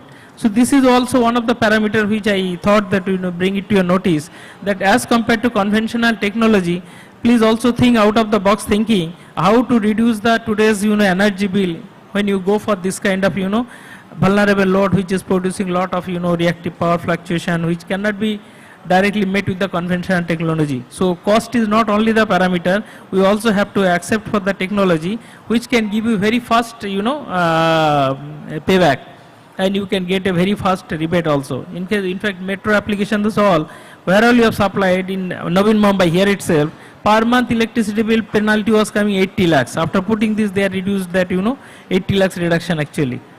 So just I thought, since the topic calls about the cutting edge technology, to bring it to all of your notice so that, you know, we also accept the higher end technology to, you know, get a better power quality, and better power quality means you reduce the energy bill and you improve the quality of the final products. Thank you. Thanks. Sir, as there are a lot of reforms that are taking place in the energy market, Yes. for energy distributor company, it is very important for them that the consumer does not put back and control the harmonics in the system. So how are the reforms taking place in different states, and how is it going to affect the manufacturers? See, if you see, just think about 15-20 years back, there was no penalty for the power factor. So nobody used to put the capacitor. Then slowly utilities understood that lot of industries are coming and they are not putting the power factor, because of which the, you know, loading on the transformer is going up. So they started putting the penalty that you should maintain 0.85, you have to maintain 0.9. So then everybody started putting the capacitor. At the same time, they said that if your power factor is going leading also, no problem, it will be considered as unity. But now they found that in Maharashtra itself, more than thousands of transformers burned because it was going on leading actually. So night time what is happening, somebody required 500 kV, he is switching on 1000 kV capacitor and going off, because leading is considered to be unity. So they used to get, in fact, instead of penalty, they used to get rebate. So you used to get a special customer above 0.995 means they used to get 7% rebate. But after when they realized that so much of failure has happened, they carried out this study, then found out the root cause of the failure, no load condition, night time, everybody kept the capacitor bank off, on, and then it is leading high voltage. So then they started using the kVH billing. So now this concept, kVH billing, harmonics, everything is included. That means any kind of pollution like just in the water or air, this is they are measuring whatever current you are drawing from the transformer, everything will be charged at the rate of per unit. So thereby what is happening, harmonics for example, if everybody generates harmonics and if it doesn't take care at that level, it flows right from the generation end, from the load end till the generation end. So it's not only the losses in the power system equipment, also it damages the entire power equipment also through the transmission line and all. So which need to be addressed, and thanks for bringing this question. It's a very good question. So from Maharashtra, then everybody started, like Tamil Nadu first they started, then Maharashtra, then Punjab, Haryana, now Hyderabad, UP, everywhere they are now going for this KVH billing. So just to bring the awareness of the customer, so that if you maintain a better quality power, then you also save a lot of energy in terms of your production cost also. So that is how this, in fact, this standard like IEEE 519, and then even CA also has put a guideline to maintain the harmonics within the IEEE 519, all the user, big consumer, power consumer, and power factor to be maintained above within plus minus 0.95. So that way it will good for the grid point of view, because now as you know that now national grid is connected, so we have to maintain, everybody has to maintain the good quality power in consumer level, so that it means a healthy network for the nation wise also. Hope I answered your question. Thank you. Thank you so much, sir. It is quite clear that in coming years, power quality is going to be a major change in our industry. Now moving to another critical challenge, that is skills. Our industry is adopting conditioning monitoring. We're moving towards industry 4.0. We're also sensorizing. So when we're moving towards all these new technologies, skill set is going to play a very critical role. So as we continue to adopt these technologies, the need for highly skilled workforce is going to be critical. So Srikant sir, what strategies do you believe steel manufacturers should implement to ensure the workforce is equipped with the right skill for the evolving manufacturing techniques? The most important thing is, which lacks in the industry, is the training of people. Most of the people are working in the industry, but they are not trained to operate the equipment properly. So conditioning monitoring is something which is still advanced. It is still advanced. So we must play an important role in training of people in every area, right? And also to train, you need resources. You need resources, you need trainers to train them. You have to invest money in training the people. This is one of the important things to run the industry better. Also, the people must respect the asset the company has. So how do you take care of those? So these are the things you should, people must pay attention. When you are adapting new technology, you also must train people to use them properly, the technology. Thank you. Definitely, sir. Training the people as well as helping them understand the importance of the asset that the company has is, of course, important to all the industry. However, can you also share more light on what are the new adoptions that we can take while we're moving towards Industry 4.0? Towards Industry 4.0, we have to be first organized. Our work has to be organized. Right. So documentation, which is not done. How do you see what is the performance, how the people are working in your company? Sorry. So again, it's come back to the same training of people in every area, make them best, use your resources efficiently. And that's when you upgrade yourself towards conditioning monitoring. To use your asset even more better, to understand the downtimes of the plant and machinery. But just implementing conditioning monitoring without understanding will not help you. People working must understand the plant and machinery. That's a basic knowledge we need to give, which I don't see happening in the industry, especially in the rolling mills. Shubham, to add to that, it is very important for industry to very closely work with the educational institute in the region. You know, like my company, we are engaged with 2 educational institutions. We identify the needs of the skilled manpower we need. So accordingly, that skill-based education. Also, there is association in Aurangabad called CMIA, who are talking with government to set up a skill and training center. What they are doing is they are talking to all the industries within the region to what kind of, you know, skill is needed in the manpower, and accordingly that type of training and skill development can be given in that institution with a tie-up with the industry. You know, so if the CMI will engage 10 industries, set up that skilling and training center, engage with educational institution. So such kind of initiative by industrial association industry will definitely help to, manpower is available, as sir said, the problem is a skilled manpower.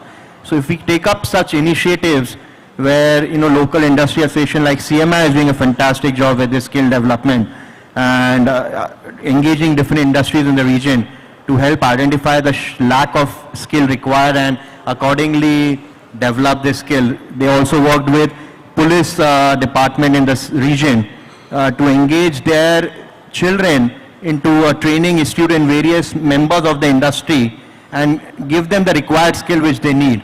And after the internship, they engage them at their own payroll also. So such initiative will definitely also help to bridge the gap of the skill which is required. Yeah, this is very important. All the companies together must invest in an institute, and then you have specific training, for example, in hydraulics, in electronics, in mechanical, in lubrication, so that you have trained people in this particular area. Today people are working in the industry, but they don't have any knowledge, the right practices, the right method of working, which will only come with the help of training. And how do you train them? Through the institutes, through people who build resources to train these people. So thank you so much, sir, for your insight. Like before even thinking of Industry 4.0, we should come back to the step 1 and start on the training. That is very critical. Absolutely. I'll just add one more point actually. See what has happened today is in digital age. Even the mechanical, even civil background also everybody wants to migrate to, you know, IT. What is that, you know, now on top of this IT, further it has come ChatGPT and all these things, you know, which makes their life further simple. Who wants to work in the steel industries? Even simple electrical engineer after 4 years engineering, they are not able to ask them in simple interview. If you ask what is the power factor, sir, I studied, I forgot. So this is the scenery, today's digital age. Actually people are all they want to come to the office, but they are interested only to work on the mobile. If you can give some kind of job on working on the mobile, they will be fantastic actually, you know, Facebook and all these things, LinkedIn and all. But you see most of the times people hardcore engineering, what is missing actually today. If you see about the country's growth, when you are talking about the, you know, how do I really infrastructure growth, you need a solid core engineer actually. You talk about the electrical, you talk about the mechanical, civil, all importance have gone down actually. So similar kind of, I think, importance has to be given from the institute, as our Malliar author also speaks about that. And we need to associate with the industries right from the beginning itself, that these people have to be trained. Let them bring at least, you know, either once in 3 months or 6 months, visit the industry, understand the nature of this thing. Otherwise, we will be working in 2 parallel direction. One will be working, everybody will towards ChatGPT, and another side industries will be, you know, lack of manpower.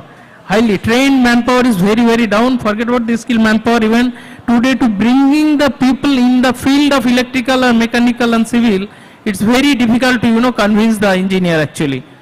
In majority of these all industries, what we are seeing actually, people are only interested to work only on the IT. So that will not generate the, you know, support to the what we are talking about, the industrial growth and infrastructure. Thank you. Sir, I would like to add one more point to this, like how Mr. Shrikant had told about training. So training and institute, these are so important, especially in concern with steel plants. We all know our foremen are with experience. They are not with education. Their education level is far below their experience level. And this being experts only with experience and not with education is the biggest challenge when we are talking about technology. Because we are talking to a person who gauges our technology with his experience. He says, what you're talking is not what I have been doing for the last 20 years. And it becomes very difficult for us to explain to an experienced technician rather than a technician who has come with qualifications, because they are not ready to think out of the box. They want to only duplicate those things that they have been comfortably doing for last number of years, because they are technologically, educatively weak. So they are scared. Anything which is out of the box that they don't know is dangerous for them.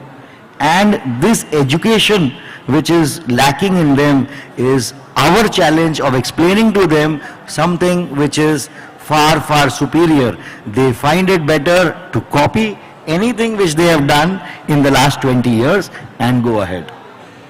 So this is also very challenging for us to implement new technologies.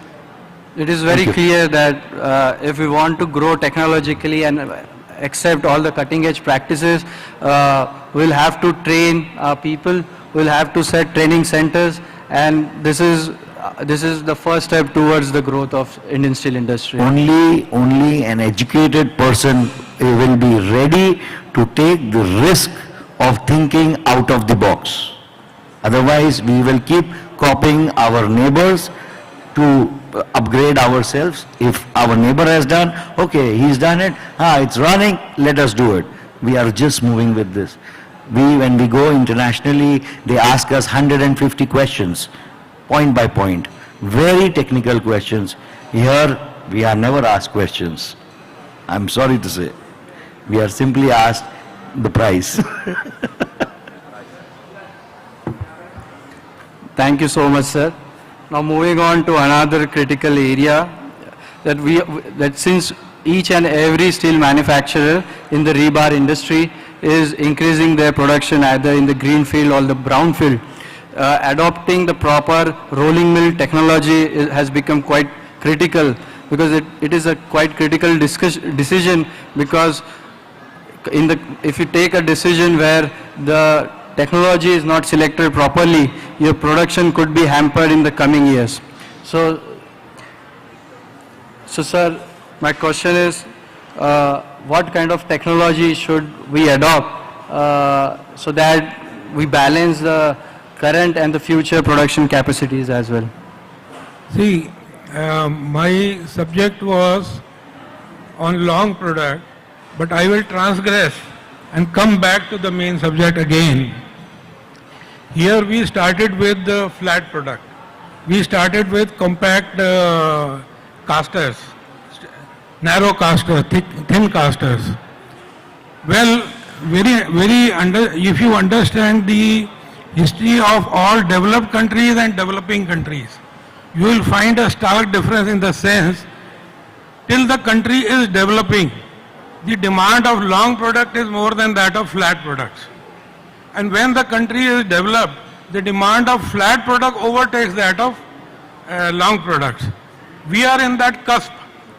So if you see in the developing countries, long product is 60% of the steel production, and flat product is 40%. Whereas in developed countries it is other way around. Now coming back to flat products, I was surprised during my travel in China that China, despite being one of the biggest strip mill manufacturers, they were having 60 million tons of narrow strip production. Now that is very surprising. If they have 60 million tons of narrow steel production, narrow strip production, why not India? In India, we have HR coil mills and we have very crude mills called patra mills. In between there is a full vacuum. And if China can have application of narrow strip along with highest production of HR coil, there has to be a consumption pattern, and consumption pattern is there in India. Very surprisingly, in India, we are making pipes out of slitting HR coil. Now, HR coil, that industry is not done to cater to pipe products.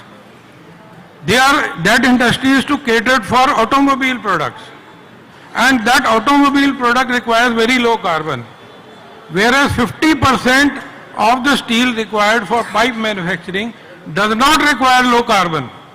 So on one end, we are making pipes out of low carbon steel with low tensile steel, which is not suitable for pipe. This is where a major demand for narrow strip comes in. Because narrow strip, you can make it to the requirement of the customer. Ironically, only Maharashtra requires 60,000 tons of pipe every month. Ironically. So much of captive demand is there, which is not met by the proper steel in our India. This is one aspect. So my point is, this is the triggering point that narrow strip mill will come into India in a very, very big way. Because like you have seen in India, the mills in the rebar producing 10,000 tons or 15,000 tons are wiped off. Because newer technology came, which was cheaper and more cost effective. So this kind of thing is going to happen in pipe industry. But pipe is the least cost price application for a narrow strip. Again, any strip which is supplied to the pipe industry is the last option. The better options in India and everywhere in the world, now we have prefabricated sheds. Now what does prefabricated shed needs? It does not need HR coils. Right. It needs narrow strip. Cater to their requirement. They need E350 and E250 steel, which cannot be catered by HR. It has to be catered by narrow strip. Huge market, where you get price premium over and above tube pipe industry. So this is another application. Then in automotive application, whole of bicycle, A1 Steel in India has got its own narrow strip mill, and they consume that total production in their own captive bicycle manufacturing. The whole of bicycle can be made with narrow strip. The mudguards of moped, motorcycle, they can be made by narrow strip. The crash guards on national highways, you don't need HR coil for that, can be made by narrow strip. Such a wide application of industry is there, which is not being catered in India. Only recently that thing has started, and we have also done a narrow strip mill in Jalna SRJ, which will be functional by next month. So I think at least I am preparing my unit to cater to this demand now. So this is one aspect. Second aspect is coming back to long product. Again, I will start with making two radical statements. One, in last 70 years, in rest of the world, I don't see a single rebar mill being made without slit rolling. Only in India, why are we trying to reinvent the wheel and going for high-speed bar mills in less than 500,000 ton production? I don't know why. Why we want to bring in those blocks into TMT bar production? I don't know why. Because worldwide people are not doing it till 500,000 ton. And our secondary steel sector, where we are sitting on this forum, is graduating to 500,000 ton. So in this sector, only cost-effective way of making rebar is by slit rolling. You cannot make a cost-effective rebar without slit rolling. Again, in many technologies you will find that some technologies can reduce your capex, some technologies can improve your OPEX. But this is one technology, maybe the only technology which can reduce CAPEX and OPEX combined. And reason being, by slit rolling, again I will come back to the subject of slit rolling. In India, we still have demand of 8 mm rebar, 30% of the production. Because still we do not have very high-rise buildings. So according to me, in rebar mills, 30% demand is for 8 mm steel. But without slit rolling, 8 mm 30% production takes 45% of the mill time. And by slit rolling, we do this 30% production in 35% of the time. So 10% of the time, the mill is free to do more production. So 10% of the time of the mill is available free of cost. Because investment is there. You are consuming that mill time for producing 8 mm 30% and using 45% of the time. So this 10% is free of cost production that accrues to your profit. One. Then by slit rolling, we increase the production of the mill minimum 35%. So imagine the labor cost is same. In steel industry, we calculate everything per ton of production. When tons increases, only way to make a steel industry effective is increase the tonnage of production. So when the ton increases, the labor cost per ton goes down, the interest cost per ton goes down, everything goes down. And marketing cost though is nothing. You can market any amount of steel if you have the production. So overall, the profitability of long product can never come without slit rolling. And India is in the cusp of narrow slip production. So I have already done up to 5 slits in India. मैं तो बोलता हूँ कि जो कुछ गोरे कर सकते हैं मैं भी कर सकता हूँ. One गोरा is sitting here. तो ये तो एक बात हो गई. तो हम यहाँ टेक्नोलॉजिकल फोरम पे बैठे हैं और टेक्नोलॉजी का ब्रेक थ्रू लाना है, तो हमको इस डायरेक्शन में चलना पड़ेगा. Another point pertaining to India. In a very big geography of India, we do not have scrap. So we produce steel by sponge iron. यहाँ पे अभी तक बात हो रही थी कि स्क्रैप की अवेलेबिलिटी कम हो रही है, तो स्क्रैप की अवेलेबिलिटी तो कम होनी ही है. Nobody can stop it. My point is, now in sponge iron production, phosphorus is high and slit rolling is not affected by phosphorus. This is a misconception and mental block that whole of eastern India and Bellary belt and Raipur belt, central India, they do not go for slit rolling because phosphorus is high. Phosphorus is not a Ravan. Phosphorus does not affect your slit rolling. And now one mill in Purulia, Shakumbri Steel, is already operating with 90% sponge iron and doing a slit. And with this, and they have allowed me to bring customers to their mill to see whether this technology is functioning. And once this myth is broken, all the people who have gone for high-speed rolling will be saying that we have made a mistake. Okay. Thank you so much, sir. Thank you so much for your insight.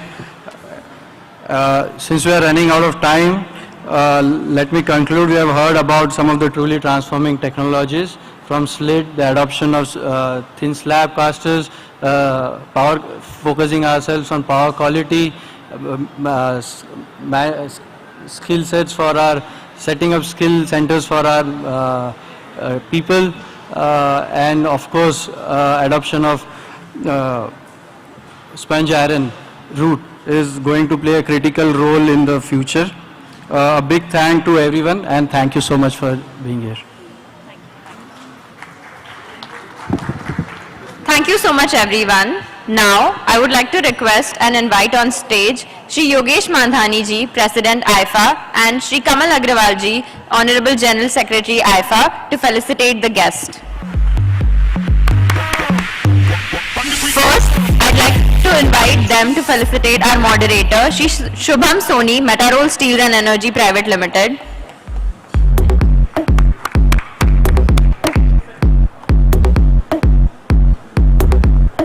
Next, I invite them to facilitate our next panelist, Mauro Biri, Sales Manager, Selected Technological Supplies, Italy.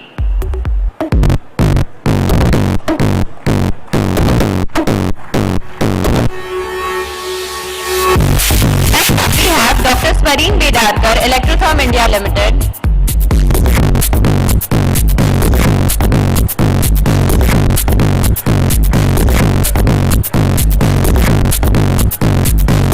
Next up we have Shri Nitin Gupta, RL Steel and Energy Limited.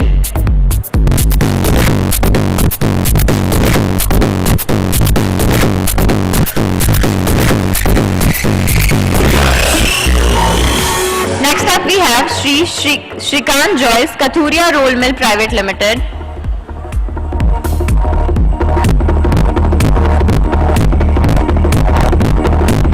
Next up we have Shri Pannalal Biswaji, Inface Power Technology Private Limited.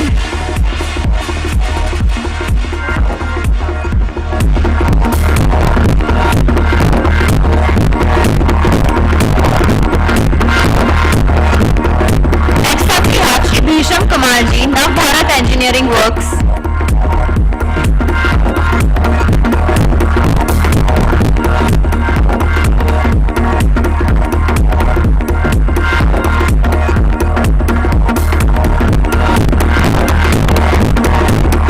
Next up we have Shri Lokendra Singh Ji, Managing Director, ISC Machines Private Limited.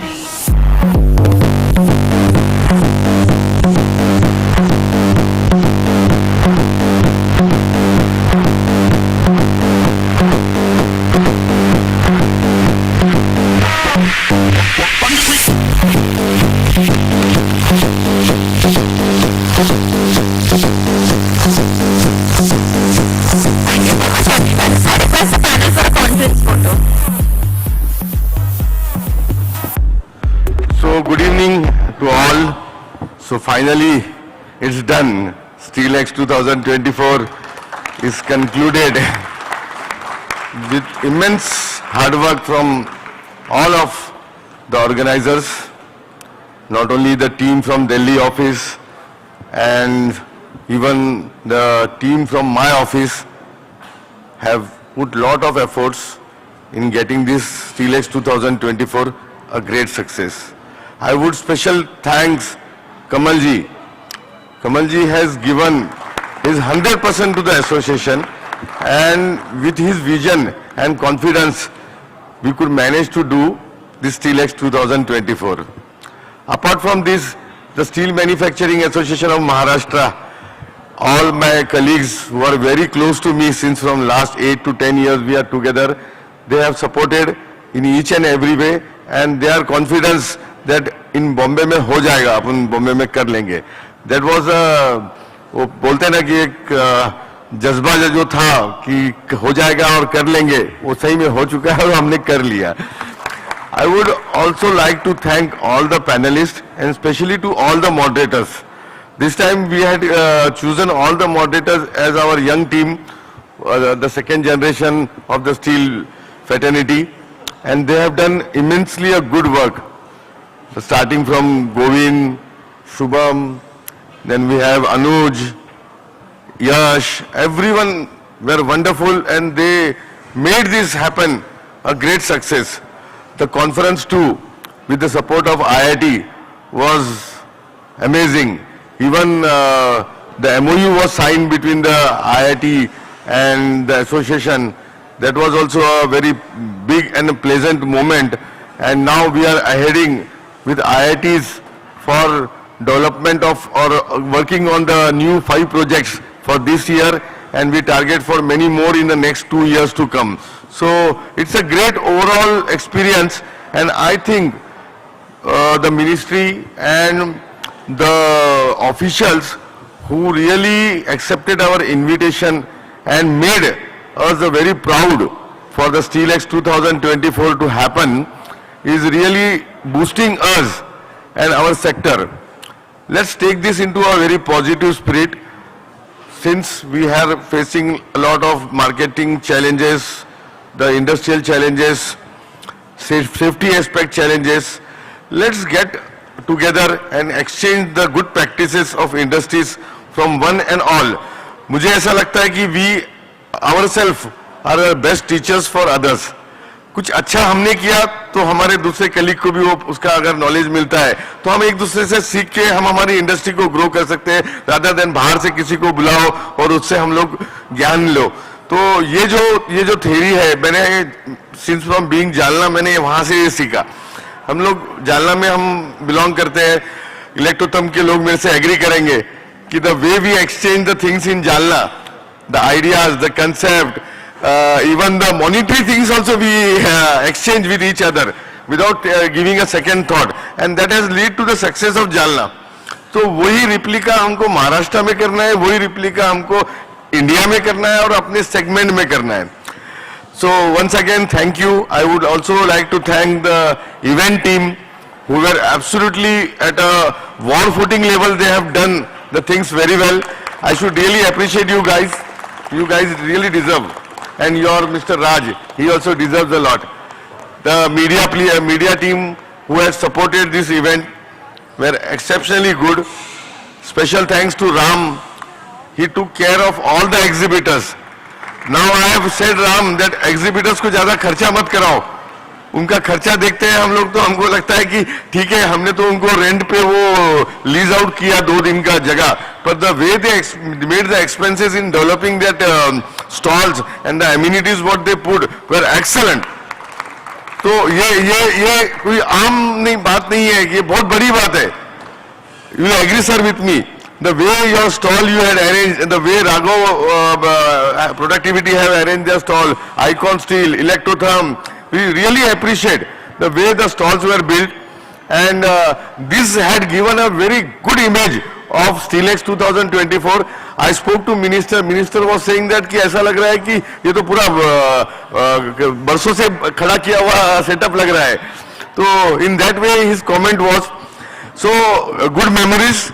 I definitely feel that Steelex 2024 सबके लिए बहुत fruitful रहेगा, and let's hope कि आने वाले महीनों में या कुछ दिनों में हमारा मार्केट ब्रेक थ्रू करेगा and we will come out with the pricing crisis. Big मिन के सुमित मेरे साथ बैठे थे. I told him that यार अपने को कुछ करना पड़ेगा अब यहाँ से आगे. So next theme I was discussing with Shravan also कि next अभी हम लोगों को क्या करना है कि हमारे स्टील मैन्युफैक्चरर्स और हमारे रॉ मटेरियल सप्लायर, इनके बीच में कोलेशन और एक मीटिंग ऑर्गेनाइज करना है, एक कॉन्फ्रेंस करना है. बाकी हमको उसमें कोई नहीं चाहिए. हम लोग एक दिन का मीटिंग उनके साथ करना चाहते हैं और let's make a team of like her area से, हर क्लस्टर से एक टीम बना के हम लोग ये चाहते हैं कि हम हमारे प्राइसिंग पे कंट्रोल करें, ना कि हमारा प्राइसिंग कोई और दूसरा कंट्रोल करे. सेंटिमेंट्स के ऊपर हमारा प्राइसिंग ना जाए. Still there is a gap, main producers और हमारे बीच में 5 रुपए 4 रुपए का गैप चलता है. तो वो लेवल प्लेइंग फील्ड है जहां हम 2 रुपया भी अगर हम बढ़ाते हैं ओवर अ पीरियड तो हमारा भी सस्टेनेबिलिटी बढ़ता है. सो मोर ओवर मैं श्रवण जी से आज यही बोल रहा था कि यार ये सब चीजें एक ठीक है, पर लास्टली हम सबका बेनिफिट होना चाहिए एज ए इंडस्ट्री. हम सब लोग उसी के लिए है, तो इसी पे आप काम करेंगे. And once again thank you. मैं कमल जी को बोलूंगा कि थोड़ा सा आपके तरफ से भी एक संदेश दिया जाए. Thank you. Thanks IIFA Steelex 2024. अब हम संकल्प करते हैं अगले वर्ष स्टीलेक्स आईफा स्टीलेक्स 2025 के आगमन का, और उसकी तैयारियों में अभी से हम जुट जाएंगे. आप लोगों का साथ रहेगा तो हम कामयाब उसमें भी होंगे. धन्यवाद सबका. और मैं चाहूंगा कि एक ग्रुप फोटो सभी लोग जो बैठे हैं आ जाए तो एक फोटो हो जाए. आओ जी, राजी आप भी आओ.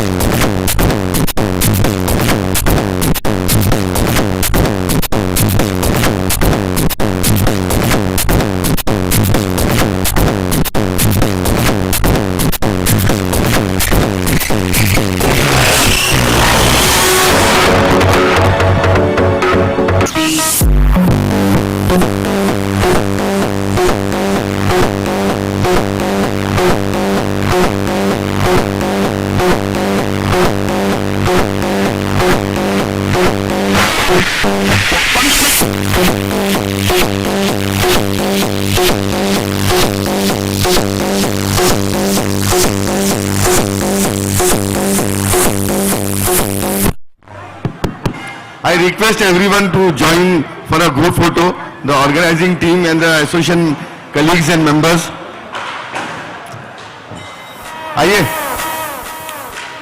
I would request especially to Aditi and Vanshika and Nada.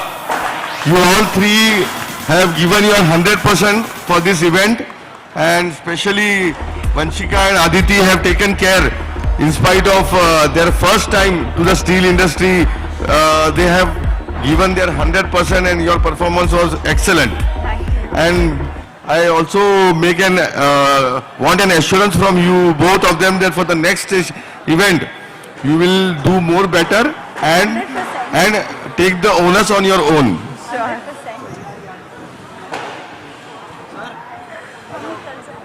Ayo for the group photo.